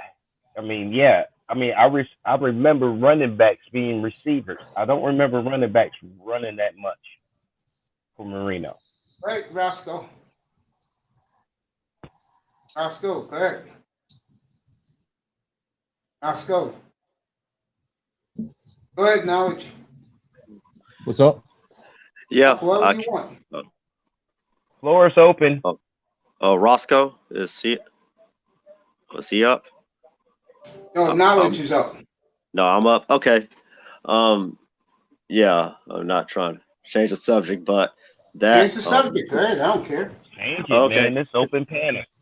All right, cool. That last touchdown with Kareem Hunt, the way they set up the play, that's something that you will never see from the Texans. That's what always frustrated me. And you were right about the offense being just plain and vanilla. I mean, the only trick plays the Texans did were the ones that fucked up. And that was last year when Hopkins had that reverse.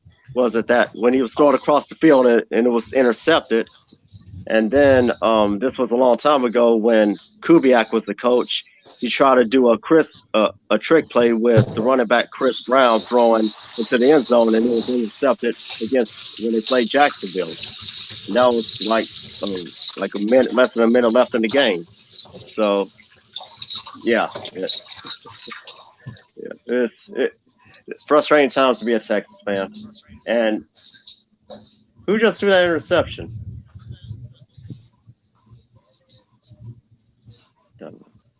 I don't know. I got back to Chief Skip Jefferson. Get back up here, bro. Oh, they took out Hoyer. Good. So they put Stidham? Yeah, he's in. Yeah. So you're probably right. Hoyer probably get cut tomorrow. Looking like the 49ers. Yep. Damn, Cam Newton is that big of a blow, man. That's crazy. Cam Newton, I was surprised, and I've said it here on the channel before.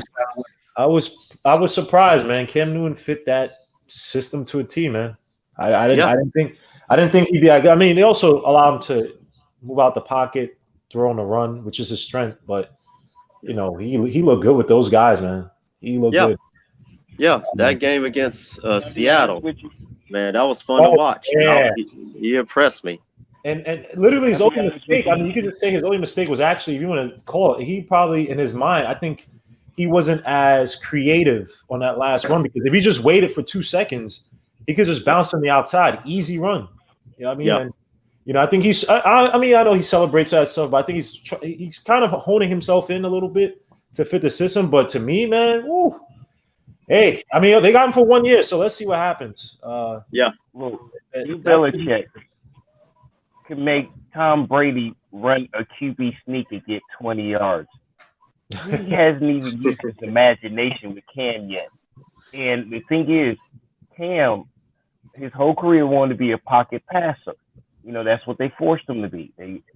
But the great thing about it is that Bill Belichick is starting to notice things, because now everybody's got to focus on Cam too. Touchdown, New England. Man, I'm watching the Green Bay just run down the field on Atlanta right now. So New England's right back in it. 13-10 with 13:45 left. We got plenty of time in this. If Hoyer wouldn't have threw that wouldn't have fumbled on that sack, we'll have a hell of a game right now. Yeah. Kansas City about to blow it up in the fourth quarter. We'll see. Game's over. No, We'll see. I'm telling you right now, Kansas City, even though they off, the whole team Wide will still be in open. the team. Aaron Rodgers to the backup Blow running it back. up, man. Wide open. Good Oh, catch. that's Aaron Jones. That's a damn Aaron good Jones, catch. yeah. That was a perfect placement too for that ball. He had to put that perfect there. Yeah. So, okay. There was nobody there though. That's why Atlanta's going to fire their coach. There was nobody near him. You'll see it right now. Wide open. Look at that. Wide open. What the hell happened with Dan Quinn, man? They quit on him. Aaron Rodgers break up with a girl. He's just kicking the ass.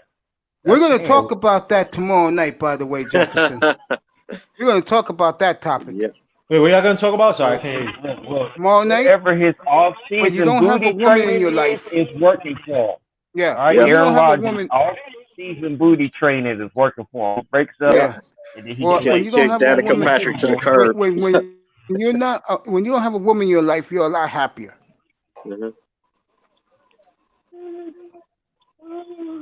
And a girl like Danica, from what everyone said, she's one of those mule drivers. Patrick? Oh, please, man. Yeah.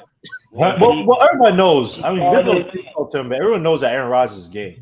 I mean, I think he's struggling inside, like, because remember he had like that one. No, he is. Yeah, he is. He had that one dude that he used to hang out with all the time. He used to take pictures and stuff with. Talk about it. I'll be right back. Get me a blue drink of Coke. Go ahead. I'm not even getting on him. Look, she can NASCAR post me in the wall any damn day. I'm pretty proud. She was open wheel, then she went NASCAR to put the motherfuckers in the wall. Go ahead, girl. Put me in the wall. But see, Aaron Rodgers ain't built like that. He don't like to get hit like that. You know, Aaron Rodgers ain't, you know. But nah. Fellas, no joke. Guess who's in the new Farmers commercial? No joke. Guess who's in the new Farmers commercial? Take a guess. Bill O'Brien? The last Farmers commercial? Just now, yeah. Farmers? You talking about the insurance? Yeah. Brand new commercial. State Farm or Farmers? No, Farmers. We are farmers. Know who's this in the new commercial? Bill O'Brien? No. Danica Patrick. No, not the. Oh, yeah. What? Oh, I didn't see that one yet. Yeah. Isn't she like I haven't seen that one. Isn't she like mad average in NASCAR? Yeah, but below average. Who just asked that question? Who just asked that question? Legion? Yeah, that was me. Legion. There's a reason why she's popular. Come on, man. Oh no, I know. I'm just saying, like, it's just amazing that she gets to be elevated just because she went with Aaron Rodgers. Because, like, literally, man, get up here, bro. No, she was elevated long before Aaron Rodgers. Yeah. Long before Aaron Rodgers. She was elevated like 15 years ago. GoDaddy got blown out. She's smart. She got stock options and the stuff she does commercials with. That ain't a dumb woman. There's a reason why, Legion, she's popular, bro. Come on, man. Oh, it's fun. That would be like, for us, that would be like, let's say, trying to pick a pretty chick. Dude, she drove over 200 miles per hour in an open wheel car. I find that sexy. Yeah, you like NASCAR. I'm trying to think of a chick. I like anything with an engine. I can go fast and hit something hard and die. She did that awesome. And then she looked good in a bikini. And I said, you know what, white girl? You know, you look good in that bikini going 200 miles per hour. I gotta think of a black.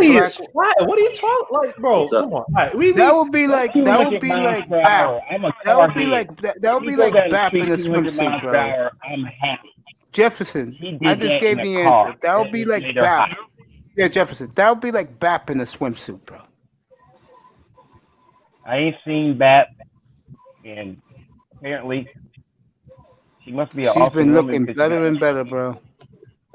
Hey, sometimes, you know what? The dream gets better, you give it a year. You ain't lying, bro. I'll let you guys rock that. I'll let you guys. I'll be right back. Yeah, I think you guys are overrating Danica Kirkpatrick, man. I think she's beyond. I think she's average to the max, man. I mean, okay, she's in a sport. You know, she's average. She's not hot. I don't know where people say that from. She can put on a bikini, but to me, I look at them and say, okay, all right, that's cool. Like, I don't see anything appealing about it. And I think Aaron Rodgers, you know, again, he was hanging out with that one dude and all his family issues, that stuff. And it's like no one really talks about why why he's so mad at his family, or like there's like this weird beef, and I think it's because he wants to come out but he can't. And even the way he treats his teammates, I mean, there are people who are jerks. Jake Cutler's a jerk, but he's not. He's straight, you know what I mean? But I think Aaron Rodgers is struggling with that, man. I think he's struggling. But I'm not. I respect Aaron Rodgers. I'm not like. Oh yeah, I'm not even shit on him. I'm not shit on him at all. But see, the thing is, you got to remember something. Well, actually, you don't know Danica Patrick. You know the list of women we will put on lists of saying she is a terrible woman to be with because she's like a troll. That is Danica Patrick and personality-wise, and that's why she keeps getting broken up with. But for white guys, she's hot. For me, I was impressed because she was going down a freaking racetrack going that fast, and she was pretty good in the open park. Now, when she hit NASCAR, I was like, "Oh, this is not what you need to be driving." But she's a smart businesswoman, but she is a troll. And I mean, you probably got your list of women. I've got mine from my generation that you just kept saying, "Oh, you're a witch. You're a witch." WITC. And then my mama come out, you want to use that B? Yes, but you in the room, kind of thing. Yeah, that's what she is. That's why she keeps getting broken up with. And she's the white girl side of the black girl that everybody's like, Yeah, she is. Everyone said there was this one moment in NASCAR. I don't watch NASCAR that much, but I do remember that one time where her car crashed and then she jumped out. She got out of it, but she was so pissed that she was like throwing a tantrum, and you saw her like stomping her feet or something. And I'm like, yeah. So that some dude face like in the wall, and she missed and hit that damn wall and fucked the car up. And then she was trying to act like someone slammed her in the wall and crap. I'm looking at her like, she was trying to blame somebody else. Yeah, there was one instance where they actually talked about it, and because Patrice O'Neal, my favorite comedian, rest in peace, he was talking about this like it was a last bastion of where men could have taken a stance, because she got in somebody's face. This was years ago. She got in some dude's face and was like poking him and doing other stuff, and the dude couldn't do anything. And I forgot what like sports show he was talking about. There's a bunch of dudes, right, which you rarely see anymore. There's a bunch of dudes, and they were like basically just like biting their tongue to basically say like, man, if that was a dude, the way she was like poking him and pushing him, but like they would have gotten F. It's like, come on, you're doing this because you're a woman, and the dude's not gonna hit back. And that's the thing about it, it's like they elevate, because obviously she's a woman in NASCAR, but it's like you're elevating like subpar or marginal talent just because they're a woman. It's like that. I don't know. I just find that shit so corny. Like, come on, man. You know what? I'm glad you brought up. Yeah. Because that's my hero. Like, who's your hero? I'm sorry. Who's your hero? My bad. Patrice O'Neal is my hero. Oh, yeah. You want to say something, and then you got that one dude. I don't give a fuck. I'm gonna say it. Patrice O'Neal to me, like everything that he talks about, I've always thought in my head, but I never knew how to put it all together. Like that's why it got to a point where, because I listened to a lot of when I listened to the old episodes of Opie and Anthony when he was on the show, his appearances. And honestly, God, bro, like it got to the point where I wasn't even laughing anymore. It was just like, yo, this dude is like he just is like a philosopher to me. And the thing that was so great about him is that he's a comedian. And one thing that they're trying to take away from comedians, and one thing that's great about them is that they could tell you the truth. And the reason why it's so easy is palatable, why it's easy to swallow, because they put it under the guise of comedy, right? So they'll say something mad, like they'll talk about something serious, right? Or like they'll find a way, right? This is why people love, what's this guy, Dave Chappelle, because he'll say something deep, but put it in the guise of comedy. So you're laughing, but you're actually laughing at how dumb your previous notions were. You know what I mean? Like that's Patrice O'Neal to me. That's why I love him so much. And he used to talk about all this woman stuff so much. Like, yo, what do these chicks that they elevate? Not just chicks, but he's like, what do they elevate so much? And the thing you guys just talking about right now, right? I think Mace was talking about. He said, when you have when you don't have a woman, you're happy. And Patrice O'Neal said too. He said, men have more fun in the like stage with a woman, not in the love stage where you're married and. Because a lot of women, I know they're happily married couples out there, but a lot of women, the reason why the divorce rates are so high, a lot of women really take away the fun out of yes, what you know. Exactly, facts. They want the man to change, but the man wants the woman to just be the same like how she was when they first met, because that was the most fun. But now you tell I gotta love you when you're not taking care of yourself, you're fat, you're overweight. Hells yes. You're doing all this stuff to make me not like you. Like it was better when we were dating, when we could be freaks and do all this stuff. It was fun. Now, you know what I mean? Now we're married. Patricia Neal also said, whatever reason, who gets women want all you the to time. be unhappy. That's what Patricia Neal said. For whatever reason, a woman gets joy about not making you fucking happy. Yeah, just happy. Bro, why do you think there's so many shows out there where these girls are fighting? Why do you think there's hardly any straight guy show where there's a bunch of guys and they're just all friends, right? They had to make a parody of the Real Housewives, the Kevin Hart shit. Because guys, we want peace. We for the most part, look, we'll fight. If it gets to the point we have to physically fight, but most guys, if they're friends, they physically fight. I bet you by the next hour they're making up like, yo, it was good, man. Like, or next day, they're cool. Women love.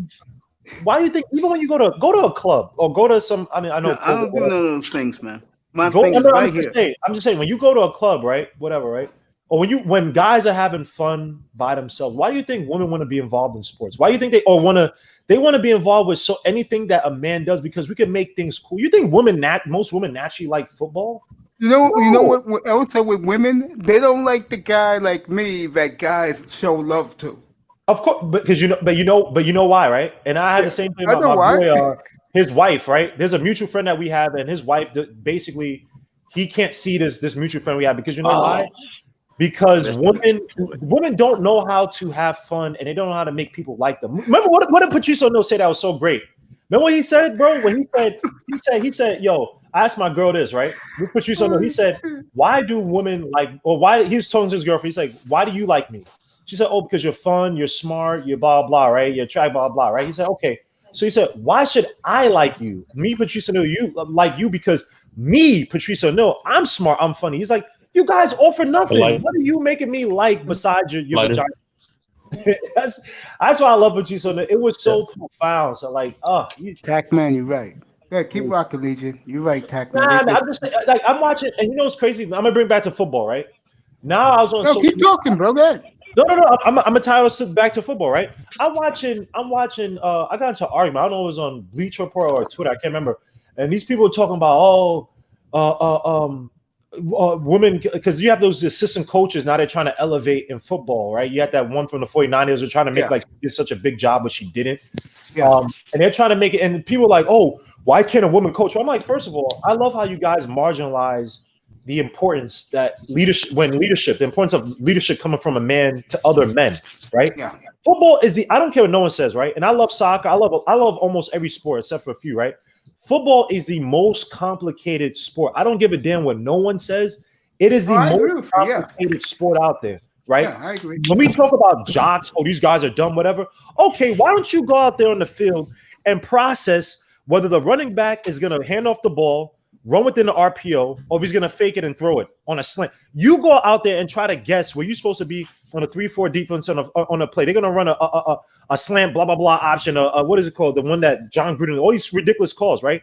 But they want to marginalize how important it is for when a man talks to another man in a leadership position. They think that a woman could come in with her squeaky voice. I'm not issuing on women for that, right? You have your roles, right? And I think that people have roles. But y'all want to sit here and you're going to sit here and tell me that a woman who's never been on the field fighting with other men, getting their fingers destroyed, their bones cracked, whatever, works his way up. Because I was making this example with Bill Belichick, right? And then someone tried to put, well, Bill Belichick didn't play football. Actually, he did. He played football in college, and he played lacrosse, and he was a captain of a team lacrosse, right? But Bill Belichick worked his ass off, bro. Why do you think the Giants, when they won that Super Bowl with Lawrence Taylor, all those guys, why do you think those guys were vying for him to become the coach? Because that guy worked his ass off from being a useless assistant and worked his way up studying. Bill Belichick, when you talk about the smartest guys in football, period, Bill Belichick is one of them. And you're going to sit and tell me a woman who just got in a game, she's never played the game with other men. She's never been in the trenches with other men. She could come in and that same leadership voice is going to be the same coming from her just because she's a woman? Like, come on, man. Stop with that BS, man. Stop. That's your Can I back up your statement after you finish, sir? Oh, I'm done. Go ahead. Interrupt me anytime, bro. Okay. It is. I don't mind anybody champion a woman being an assistant coach. But you know what? Black men have been trying to be 10% of head coaches in the league. And we damn near 80% of the players. Mm-hmm. And the only thing I'm gonna say to him is when you got a white woman, you head coach, could you please at least get 10% of the black men that've been applying for like the whole time we've been in the NFL? No woman should coach. I agree. Or two, no and then they go to college. Head coach, bro. I don't give a yo. First of all, oh, my Bluetooth is dying. I'm about to die out. Finish the statement for me, bro. Do me justice. Mace, thank you, everybody on the panel, chat room. I'm gonna try to charge it up, get back on. All right? Yo, I'll be here. Just safe. come back when it's charged. I'll be here. All right, bro.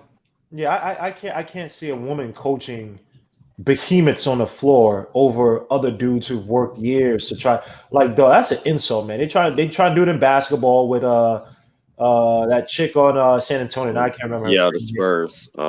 Was it Becky Hammond? Becky Hammond. But despite the fact that when Popovich was out, they put in Tim Duncan the coach, which is a big testament to be like, yeah, all this stuff. Because Popovich trying to be woke now because he try to be woke to get LeBron James. Jones, get Finsanity up here. That's what I'm saying. I can't. And I'm talking about football. Like, bro, no, I don't want to see. And she's gonna be trying to fuck one of these dudes on the team, man. We all know. Of course. Okay, hold that point. Sean Jones, Rodgers is balling. Yeah.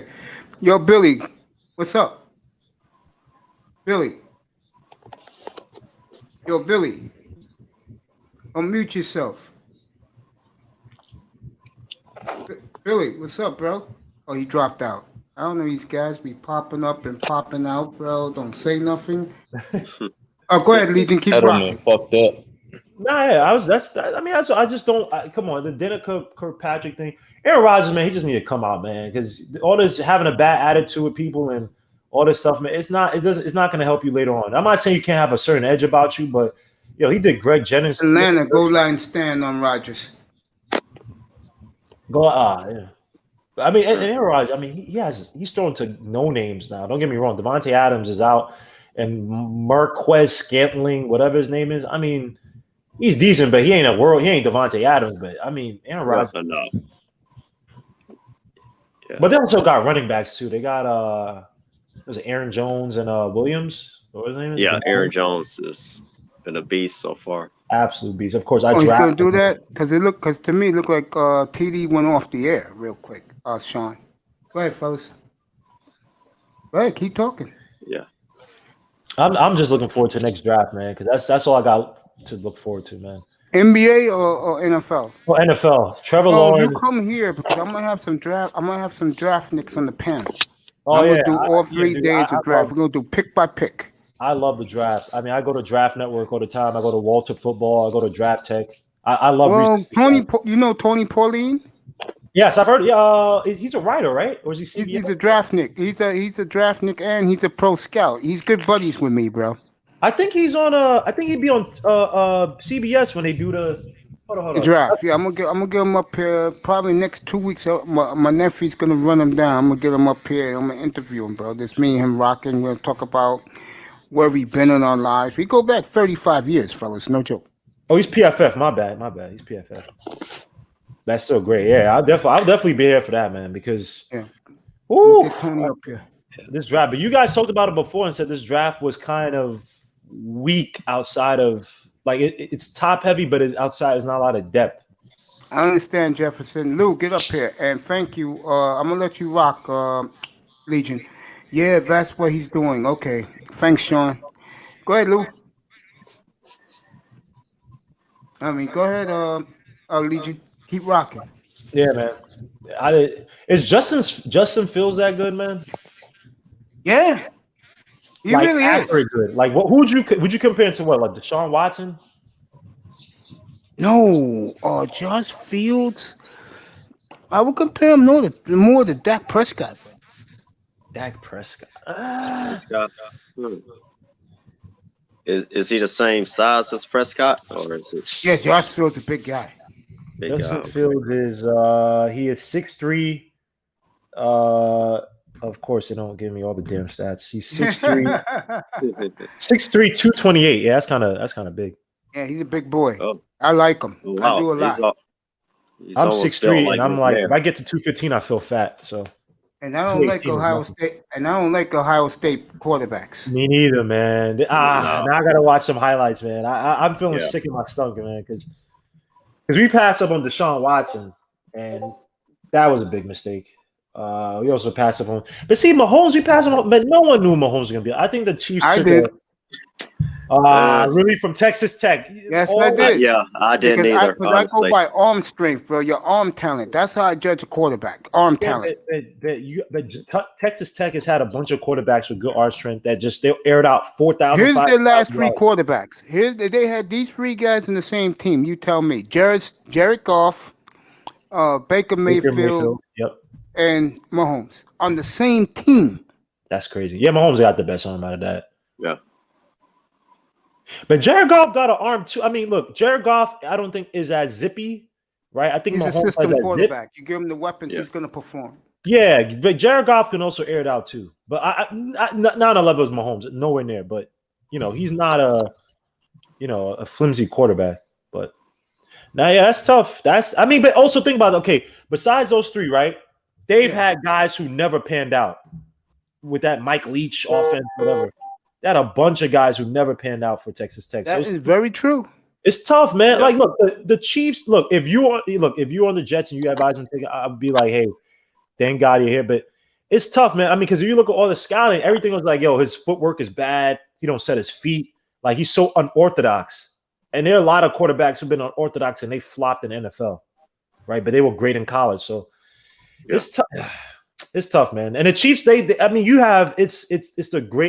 complement them so well with so many weapons. So, you know what I mean? It's in a perfect situation.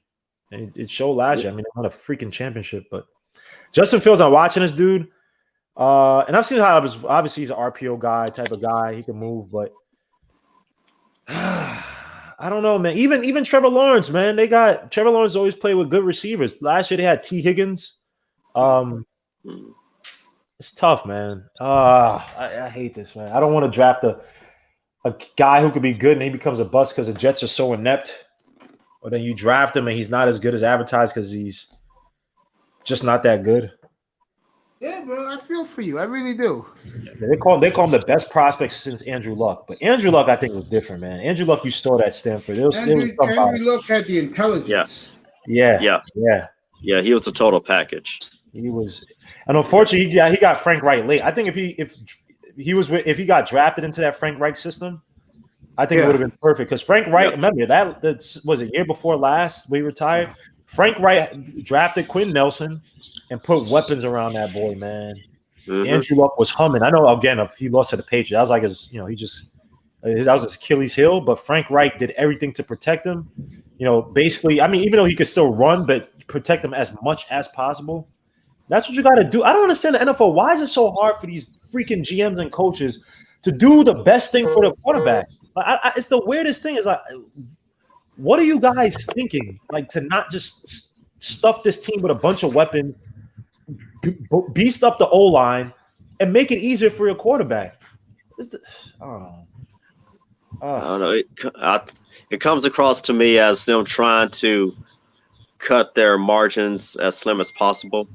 To where they want the franchise quarterback, but they don't want to spend the money to really put the weapons around him. Yes, because they don't want his numbers to blow up. Because if it does, they're going to have to pay him a lot of money. But that's dumb though, because if you have this is how dumb it is, right? So first of all, also we didn't even mention obviously you could draft good players, right? So this is why I respect teams like the Bills, right? They put Diggs. And they also drafted a guy like Gabriel Davis from UCF in like the 4th round, right? They're like, we're just going to stuff Josh Allen with weapons. But to your point, though, think about this, right? If I draft a quarterback, right? I paid for an expensive receiver, right? The receiver's only going to be there for however many years, right? But if I think my quarterback can be a guy that he could develop into a solid player, right? If he could be a guy, he's going to have that receiver for how many years? Then you could get other cheaper receivers. That top-notch receiver is probably going to go off somewhere else. And then you could pay your quarterback with those cheaper receivers that he has. So it's dumb. It's the dumbest thing not to just put a bunch of guys when you first draft a quarterback. There's no rhyme or reason to it. No, I agree. It takes, I think, a really great scouting team to where once you have that kind of quarterback, okay, now let's see what we can find in the lower draft picks or the lower draft. These hidden gems to kind of have around them for at least a couple of years and see what can flourish. Right. I think that's going to be the route most of these teams are going to go now. Go ahead, Roscoe. Are you a Houston Texans fan? My bad. Are you? Yeah. Well, like I was telling them earlier, I grew up as an Oilers fan. Moon and that Steelers game. They showed a. Oh yeah. If you guys had replay back then, man, who was the guy the toe tap and they didn't call for him? Yeah, that was that was actually before my time. I grew up during the House of Pain era with Jerry Glanville. That was Jerry Glanville. Yo, Dwayne, what's up, bro? Welcome to the family, bro. Yeah, I love watching. What's going on, man? It's good, man. How you doing? I'm doing all right, man. I'm trying to talk. I'm gonna try to talk TD from off the edge. Yeah, I saw him. I see him showing a tour college film, man. Yeah, I'm like, come on. Yeah, still gonna play now? Oh my God! Man. Welcome to the family. I'm glad you're here. And this chat room and this platform, just to let you know, I let the guys like yourself, Roscoe, Legion, and Knowledge rock. You guys talk all you want. I just moderate, man. So, big question. I really didn't get the Miami side of this today, so I'm asking for your side of this. What do you think this do for us going into next year's draft with the Houston pick? Wow. You know what? Yeah. That pick, that trade is becoming more and more of a building block for the future. Reminds me of the Herschel Walker trade. Yep. Mm-hmm. Yep. Yes. Yep. And I believe that all of this, the Tua controversy, whether he's going to start or not, when he's going to start, that's not going to have any impact on who they decide to pick. I agree. They're going to. I'm hopeful that they will go for a middle linebacker. Mm-hmm. If there's one that warrants that pick. Thank you. And to be honest, it's really a little early to be prognosticating as to who's going to get picked. Yes. And what, because you don't know where the Dolphins are going to fall. You don't know where the Texans are going to fall just yet. I mean, we're 1-3 and they're 0-4. So you're looking at 2 possible top 10 picks right now. That's right. But it could swing and they end up being 15 and 22. Who knows? But the TD, what TD is doing with I think it's just a ethical dilemma for Flores, because his gut is telling him he should start Tua, but the fact that Fitz hasn't done anything to warrant a hook during a game is causing him to have issues with the decision. He wants to put Tua in, but he's looking for a reason, a concrete reason on the negative side from Fitz to pull him. I'm gonna say And he this right hasn't now. seen that just yet. I'm gonna say And I this know right. he's No, go ahead, Mace. No, finish your point. I Buddy. know that Fitz has had like a bad game. He had a bad game in the Patriot game, and he had a okay game in the Buffalo game. Yeah. And he had a good game in the Jacksonville game. And this game here was another one that is teetering between bad and okay. More so bad because of the throws that he didn't make. Yeah. And the throws that he failed to complete successfully, i.e. those interceptions. This is me from yesterday. I went absolutely berserk because all week long, I was saying that that's a secondary with no pass rush that you should be throwing all day on. And what pissed me the hell off was that this guy's uniform for the third effing week in a row was clean.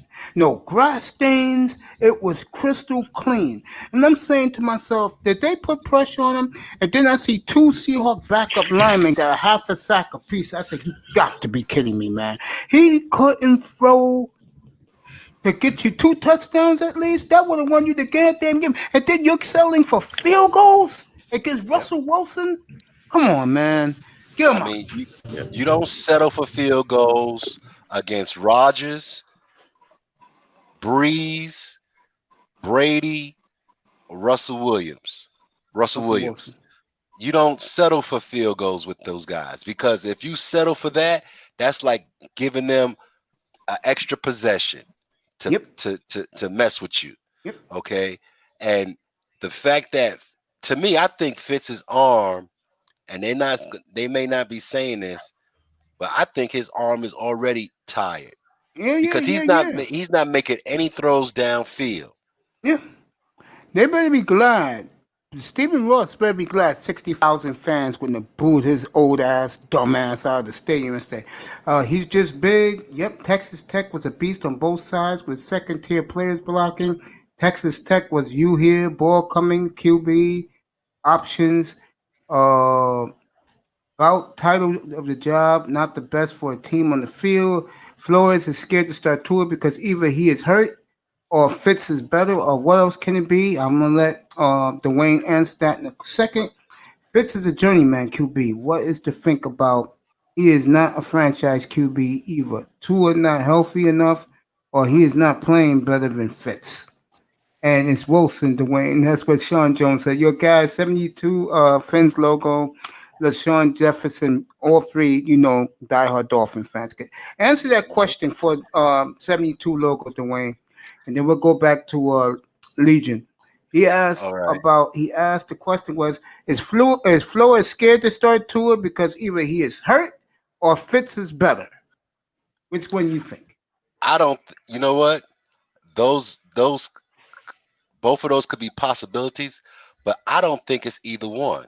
I think it's the fact that they want to see development from Tua in some aspect, and I don't know whether that's some intangible or a specific where he's not doing something what they want, and I don't know what it could be, but I don't think it's that they're worried about him being hurt, because Flores answered that question saying that he checks all the blocks. So that one is if they're hiding that, then that's a bad thing, because they're not being truthful about the injury report. Okay. And the Dolphins are known to do that, by the way. They're known to lie to their fan base. And their media down there's a bunch of simps, bro. Yeah. They're known to do that. Go ahead, Legion. Nah, I'm listening to this. Keep going with the Dolphins. But go ahead, Dwayne. If he's not playing better than Fitz, I don't think that it's a matter of him not playing better than Fitz. I think it's a matter of Fitz has to lose the starting role. And I know that sounds kind of crazy, but they're waiting to see Fitz wane to the point where they have no choice but to put Tua in. I'm going to say something else to that, what you're saying. Go ahead. I'll add something to it. I don't think they have the weapons on offense. For Tua, I love what the offensive line has done, no doubt, because again, I just screamed that the bastard was clean 3 weeks in a row now, which means he's not getting touched. So there's no excuse he couldn't put 2 touchdowns on the board yesterday. None. That said, I don't think they have the talent enough on offense for a Tua to perform. That's just my honest opinion. Well, the weapons that they have, I don't think that Gailey is utilizing them to the point where they're reaching their potential. I mean, when you think about the fact that they got speed in Grant and Breida that they're not utilizing to its full potential, when you have Parker, Wilson, Williams, I'm getting the names mixed up. Yeah. Preston Williams and Gesicki all over 6'3", and Isaiah Ford, and you're not throwing those 50-50 balls up. Yeah. Go get the ball type throws. Yeah. That tells me that the QB and the OC are not on the same page. They're not. Well, not that they're not on the same page. The quarterback can't do things to stretch the defense and to have the offense work at its full potential. And the OC, he's calling plays because of that, in lieu of that. So they're complicit in what the situation is with the Dolphins right now. Because if you have a strong arm, mobile QB that can, and I know that Fitzpatrick is mobile scrambling, but I'm talking about mobile in the pocket, mobile where he's that threat to run on the RPO. Fitzpatrick is no threat to run with the RPO, and that's the third option in that RPO. That's what makes it so dangerous. But when you have Fitz in there, that he's not a threat with his legs to run from the jump, and his arm is incapable of hitting the 7, 8, and 9 routes, the route trees that stretch the defense out, where all you have is basically the ins and the outs, the 10-yard ins and outs. That causes the defense, or allows the defense to sit on things, and you'll notice that a lot of the interceptions that Fitz has thrown, they've been in the middle, or in the middle of the field, or in those areas where the safety and or the linebacker is in basic coverage. It's not where he's stretching the defense. I will say this though: do you want? Because again, Jets fan here, so I know about Fitzmagic or Fitztragic, and he'll give you little spurts, right? He had that 1 year; he almost led us to the playoffs, and then he shot the bed. And he's good for like these where he's like, oh yeah, you keep him. Do you think that? Well, one, do you think he's stifling Tua's development? Because Tua's going to have to get on the field somehow. What's up, Charles? And then also on top of that, the stifling of the development. Do you think with the hip injury, you want Tua to be running like RPOs and stuff if you don't have these dynamic weapons on offense? Because if he gets, I mean, he's going to get tagged, he's going to get targeted. And at Alabama, I don't think he was the fastest guy, but he wasn't. Well, he had great vision. He had great touch and vision. Right. Yep, but excellent. I feel like I don't really think, to be honest, I don't really think he will be getting, just sacked and they just taking advantage of our offensive line. I don't think that's the case anymore. I just feel like they just have to get him in and get him some kind of feel of the pace of the NFL. I know we all know he has all the tools. He can throw, he can run, he can make all kind of, you know what I'm saying? We know that already. But was it any good if it's not being put on the field? You know what I'm saying? I don't want to sit him for a whole year, or I don't want to sit him 10 games and then put him in, you know what I'm saying? And then he doesn't look good. And now we're like, well, what are we going to do now? Because if we was going to do that, we could have kept Josh Rosen. This is a special. Bill O'Brien, Houston Texans coach, was fired. What does this mean for the Houston Texans? For like the first 2.5 hours tonight, it was all Houston. Now I got some Dolphin guys in this room, and I got a Jet guy too, and a Cowboy guy. Yeah, and he was just talking to the Jet guy before. Cowboys. And the Cowboys. And the point is, what will Miami do with? Let's be fair. Houston's done, in my opinion. So, a top 5 pick from the Houston Texans. What will Miami do with that? Oh, it doesn't mean anything for Miami. I don't know. We'll probably get fucking Jamar Chase. We're not gonna make a good pick with that. See, every Dolphin fan has no faith in Chris Greer. No, you got Jamar. Look at our picks this year. Besides the offensive lineman, who's giving us anything? You look at it this way: there are players. You draft some players. Sometimes they're for depth, but I want to go back to Legion for a hot second, and then I'm gonna go back to the draft.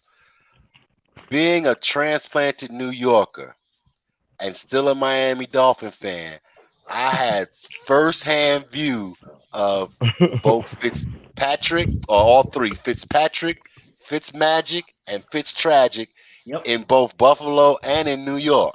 So I can say that he teases you. He very rarely pleases you. And he always keeps you on edge as to what his performance is going to be. That being said, you have the fact that with Tua on the bench, I don't think that it's Fitzpatrick's talent that's stifling Tua. It is more of the decision that Flores and Gailey want to absolutely, positively make sure that they run the road completely with Fitzpatrick until they can't go any further. And then once they make that decision to go to Tua, he's in there for the next 4 to 8 years. So that is the reason why I think that they're holding back. So you think it's a job security move? No, I don't think it's a job. Well, in what terms do you mean job security? I'll say it that way. I feel like Flores is Adam Gase 2.0. He's a disciplinary guy. No. I don't know. I think that all right, Flores Jet? Did you see? And that's not Jet. That's Dwayne from TD's room, bro. Dolphin, big Dolphin fan, bro. I can't. So I didn't know, bro. So my bad. I know that Gaze, and I've experienced Gaze as well. I know that Flores is a far. He's on the other end of the spectrum from Gaze. He's on the other end of the spectrum. Yeah. So it don't look like it. I mean, to totally be honest, it don't look like. I know we rebuilding. Logo. That's a great question. I'm gonna bring. Gaze, I know we rebuilding. Different spectrum of bad, man. He's Rich Kotite bad, man. If you guys remember Rich Kotite, I'm not sure you could say Brian Flores. I've seen Brian Flores win some games last year where it was like, are these guys supposed to be tanking or not? And one of them came against the Jets. I'm just saying. I can't. You can't call him Gase level bad. Look, this is a quick Adam Gase. This is a pre-screener to see if your coach is Adam Gase. Is he running plays that fits the actual quarterback and the players on the team? No. He's a DC guy. He doesn't. I mean, he doesn't really too tough. I don't feel like he really has his hand. No, not Adam. Flores. Oh, Flores. Right, let me ask you before you guys continue. Let me say this: 72's logo says, "Look." 2 quarterbacks were taken in front and behind Tua, and they're balling right now. Tua was going to be the first pick if he didn't get hurt. Something very hiding. I agree with that. Right. Either Tua it has it or not. Like Parcells used to say, either they bite as pups or they don't. It's a That's job what you security also move. got to see for next Holding them year. back. You got to see for next year because if you get a high draft pick, if you get 2, 3 or something like that, I mean, imagine you guys get a Trey Lance or Justin Fields opportunity. I mean, you know, I still have to do my work on Justin Fields, but if you guys want a mobile quarterback who can kind of air it out, I mean, you might have to go back to the board. It's just like the same thing like Jimmy Clausen, right? When he got drafted right. second round by the Panthers, everybody's, oh, he's going to be the quarterback of the future. Then you got the number 1 pick. It's like, Cam Newton is, you know, Cam Newton was Cam Newton from Auburn. So, hey. Well, you got to remember this. Gotta see what you got Shula, when he drafted Marino in 1984, Marino didn't start his first game, his second game, his third game, his fourth game, his fifth game. He didn't start. Mm-hmm. So, and look at the career that Marino had. But now, I don't think Tua has Marino's talent. Tua. Yeah, well, I don't think he has that kind of talent. Hell's no. We don't. Nah. The thing You don't is, find those quarterbacks. the situation is this though.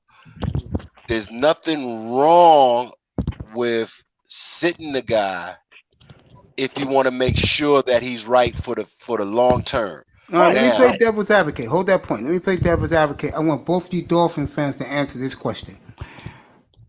In typical Miami fashion, what happens? I'm asking both of you.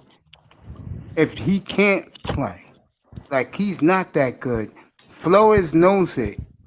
Greer is in denial because he's trying to keep his job. And we have the dumbest owner, dumber than the Johnson Brothers Legion. Yep. We have the dumbest owner who let a Ryan Tannehill stay here for 7 years and we didn't do shit. Okay? Again, I'm playing devil's advocate with both of you. I'm talking about Charles and Dwayne. I think that Greer doesn't have to worry about losing his job this year. Okay? Because of the fact that again they are building up from the foundations. So, and the fact that the offensive line has after 4 games been the best part of the team, and that 2 of the draft picks that he drafted are working out so far. So I don't think he has to worry about that. What I do have some ill feelings about is the fact that you have a situation where you've allowed this perennial backup, to stunt the growth of your team. Mm-hmm. And I would have much rather they went into the season with Rosen and Tua than Fitzpatrick and Tua.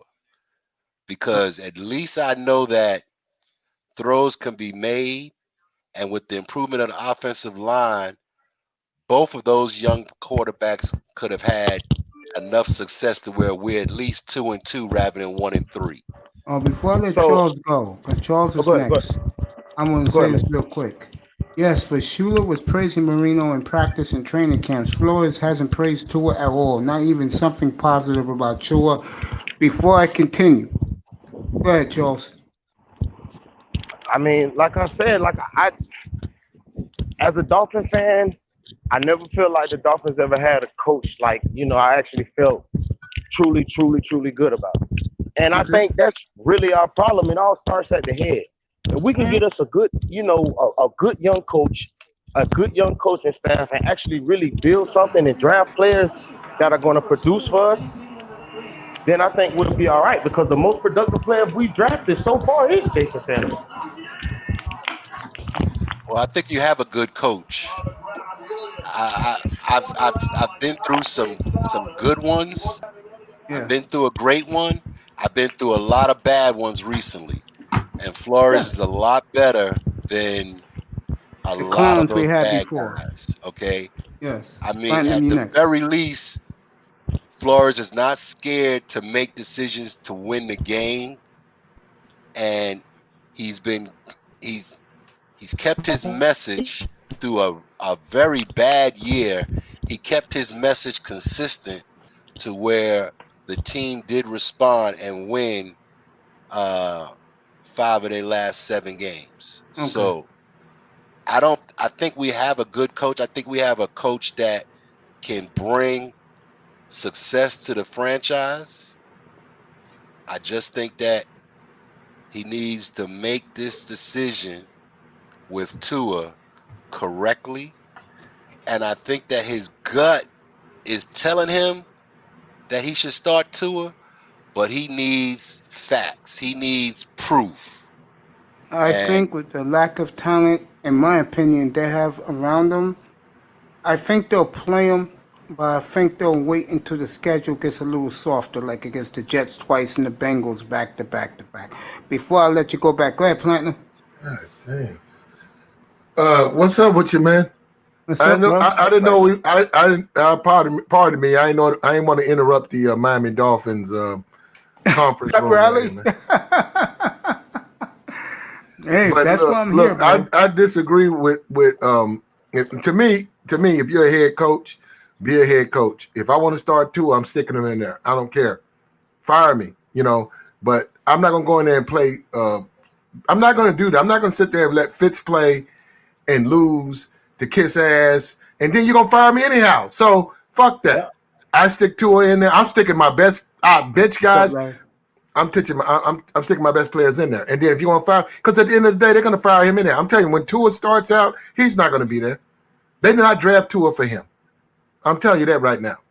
They didn't draft Tua for Flores? No, they're going to find another coach for him. If they decide to go, you got to see that. That's not his quarterback. I'm saying, look.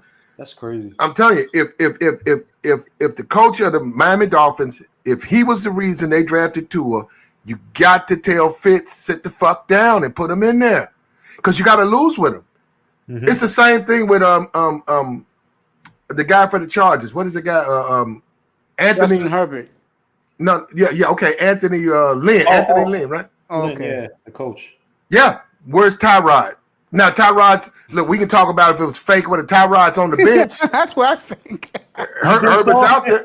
Yeah, man, you can't do that. I'm telling you, you got to put that. If you draft top round rookie, if you're a coach, you got to stick them in there. You cannot win with that existing starter and then let them fire you and then replace you, because they'll do that in a minute. But that's not. I want to brag on my win. I got the I had the Chiefs. I had Kansas City Chiefs, and just like I said, they had a bunch of turnovers. New England played out of the, they weren't the normal New England team. We also see what Cam's means to them now. None of those quarterbacks, Stidham and Hoyer, stink. They are absolute trash. And if I won because of them. Had it been any type of competent quarterback back there, there's no way they would have lost by more than a touchdown. No way. Belichick did his best coaching tonight, by the way. Yeah, Hey, Commandante Lou, to answer your question, I think that Tua will get in a game this year. I think that he will finish out the season. Yeah, I think it'll be before the Jets. You think he's going to play against Arizona? I think he's going to. I think by the time the Dolphins come back from the West Coast, San Francisco Denver trip, that they will make the decision to go to Tua, because they'll want him to come to and get his first start at home. So that would be Chargers and the Rams back to back. Yeah, they would do it then, because putting him out there on the road, it's possible, but no pass rush. Those three teams, by the way. And no pass rush. Who, the 49ers? 49ers are damaged. Look what Philly did last night. Yeah, I know. Yeah, I'd rather put them out there against teams who don't have a pass rush than facing Aaron Donald in 3 weeks at home. You know what? I'm the exact opposite. I want the guy to have a true test. Okay. If he can come out and light it up against the likes of Aaron Donald and what's the kid, Bosa and Ingram for San Diego. Yeah, for Los Angeles. Yeah, Chargers. And he can survive that, then we got a winner. Winner, chicken dinner. We good. What you think about that, Charles? What do you think about that? Charles is out. Go ahead, Platinum. I'm gonna go to Legion. Go ahead, Platinum. Nah. To me, man, I start Tua because he's the franchise. I tell Fitz is used to being bench. Fitz to be an assistant coach or whatever, help quarterback coach, help the guy learn. But you got to do that because you look at Tampa Bay. Look at Tampa Bay. Tampa Bay's not a winning team, man, and they're winning now because of Tom Brady. You put a guy out there who's exciting that defense, giving these guys some fire. They're not used to that. I watched them play Seattle. They could have beat Seattle. Let me take that back. Here we go. They should have beat Seattle. Okay. All right, Platinum. Why didn't they? I'm curious to hear this. Why didn't they? And I could tell you, Platinum. I'm gonna let you go in it. No. I'm listening to you. Go ahead, bro. The fact that Fitz is at this point in time, it appears as though he's gun shy of throwing the ball to certain routes. He's not throwing the ball to the mid and deep routes. I think that is the reason why the inability of Fitzpatrick to make throws has caused the Dolphins offense to stagnate. And that's why they settled for 5 field goals rather than at least 3 touchdowns. If they get 2 touchdowns instead of field goals in that game, they win that game. The Platinum wasn't here yesterday. They win that game. I agree with you, Dwayne. If Platinum wasn't here yesterday, when I went berserk after that game, bro, they left. He left touchdowns on the field, and that's why Miami lost this game. Okay, it has nothing to do with Seattle. Miami lost this game because they left touchdowns on the field. They kicked effing field goals, and that's a disgrace. To me, that's a disgrace. Because when you have one of the worst defenses, no pass rush, his uniform for the first straight week was clean. Okay? Clean. No excuse. Go ahead, Platinum. No, you go with Tua, man. Once again, though, I mean, like, you guys are Dolphin fans. You got faith in your head coach. Me, I mean, I know I think it's a black dude. I don't know who the guy is or whatever. He's Panamanian. He's Panamanian and black. Look, I'm not racist. I'm not against black people or nothing like that. I'm a black guy. But me, you get rid of him. You bring in a head coach. You bring in a head coach who's got some experience. You got Tua, and they got talent. Miami, and then you got these. You're finna get the picks of Houston, the Texans. Man, you're gonna have some talent. You're gonna have some talent. What's the point of bringing Flores on? I don't get it. To do, you're gonna go into rebuild. You're most likely gonna pick a quarterback. Why would you bring in a coach who, one, I guess, defensive or has that on his resume, and is not a coach who is geared towards developing quarterbacks or bringing unique offensive systems to get the most? Why would the Dolphins bring on a guy like Flores when you knew you were going to draft a quarterback? Because he was good friends with Chris Greer. He was good friends with the GM. Well, not only that, but you also had one of the worst defenses in the league as well.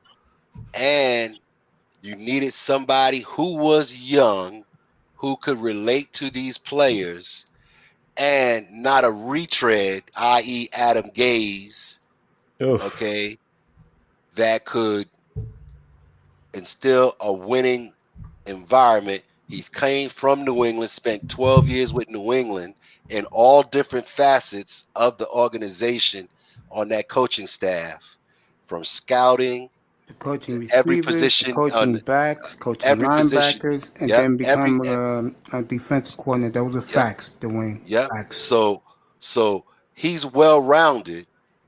I think that getting rid of a coach at this point in time is not the answer. The answer is making sure that you get the right quarterback in at the right time. Facts. The time is approaching where that time for the right quarterback is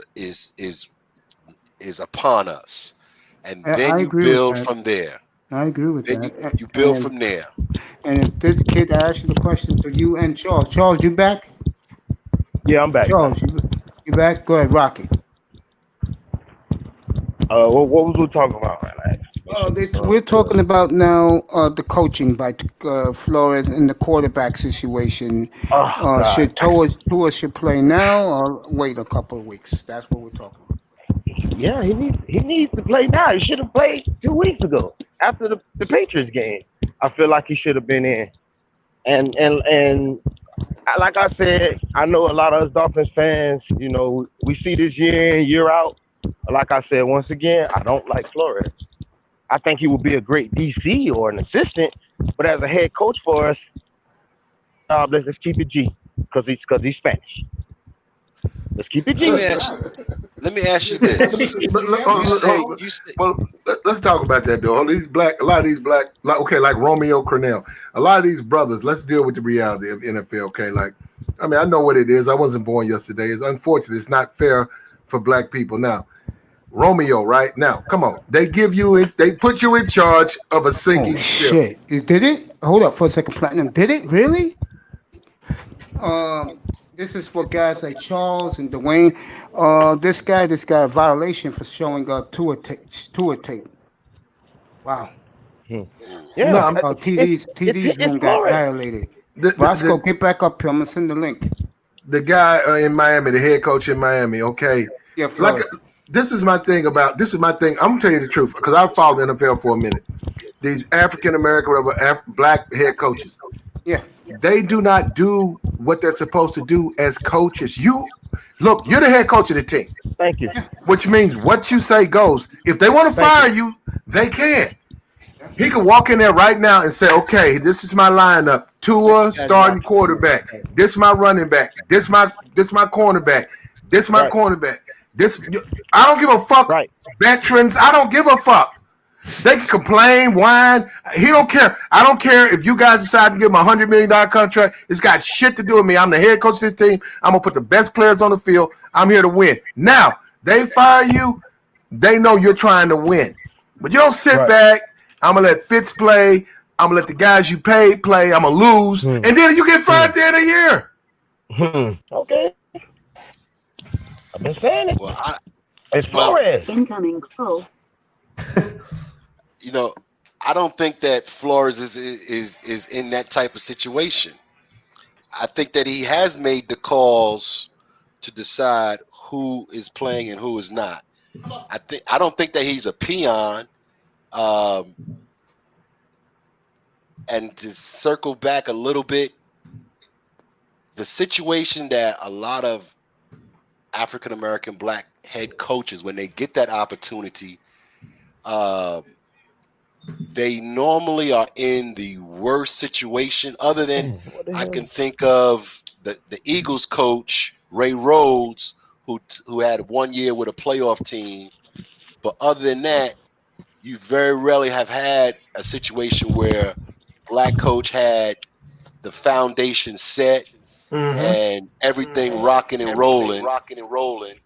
It was more of a situation where, just like with the Miami, where everything was stripped down. Somebody got feedback. Yeah, somebody got to mute up. Yes, I don't think that's me.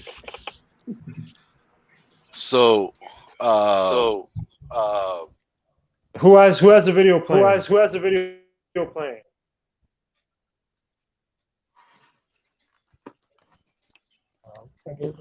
Shit, I got nothing playing.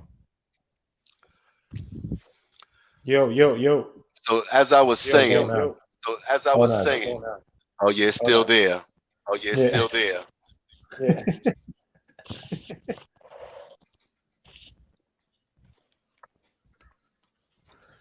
Somebody just came on. Yo. Yo. Still there.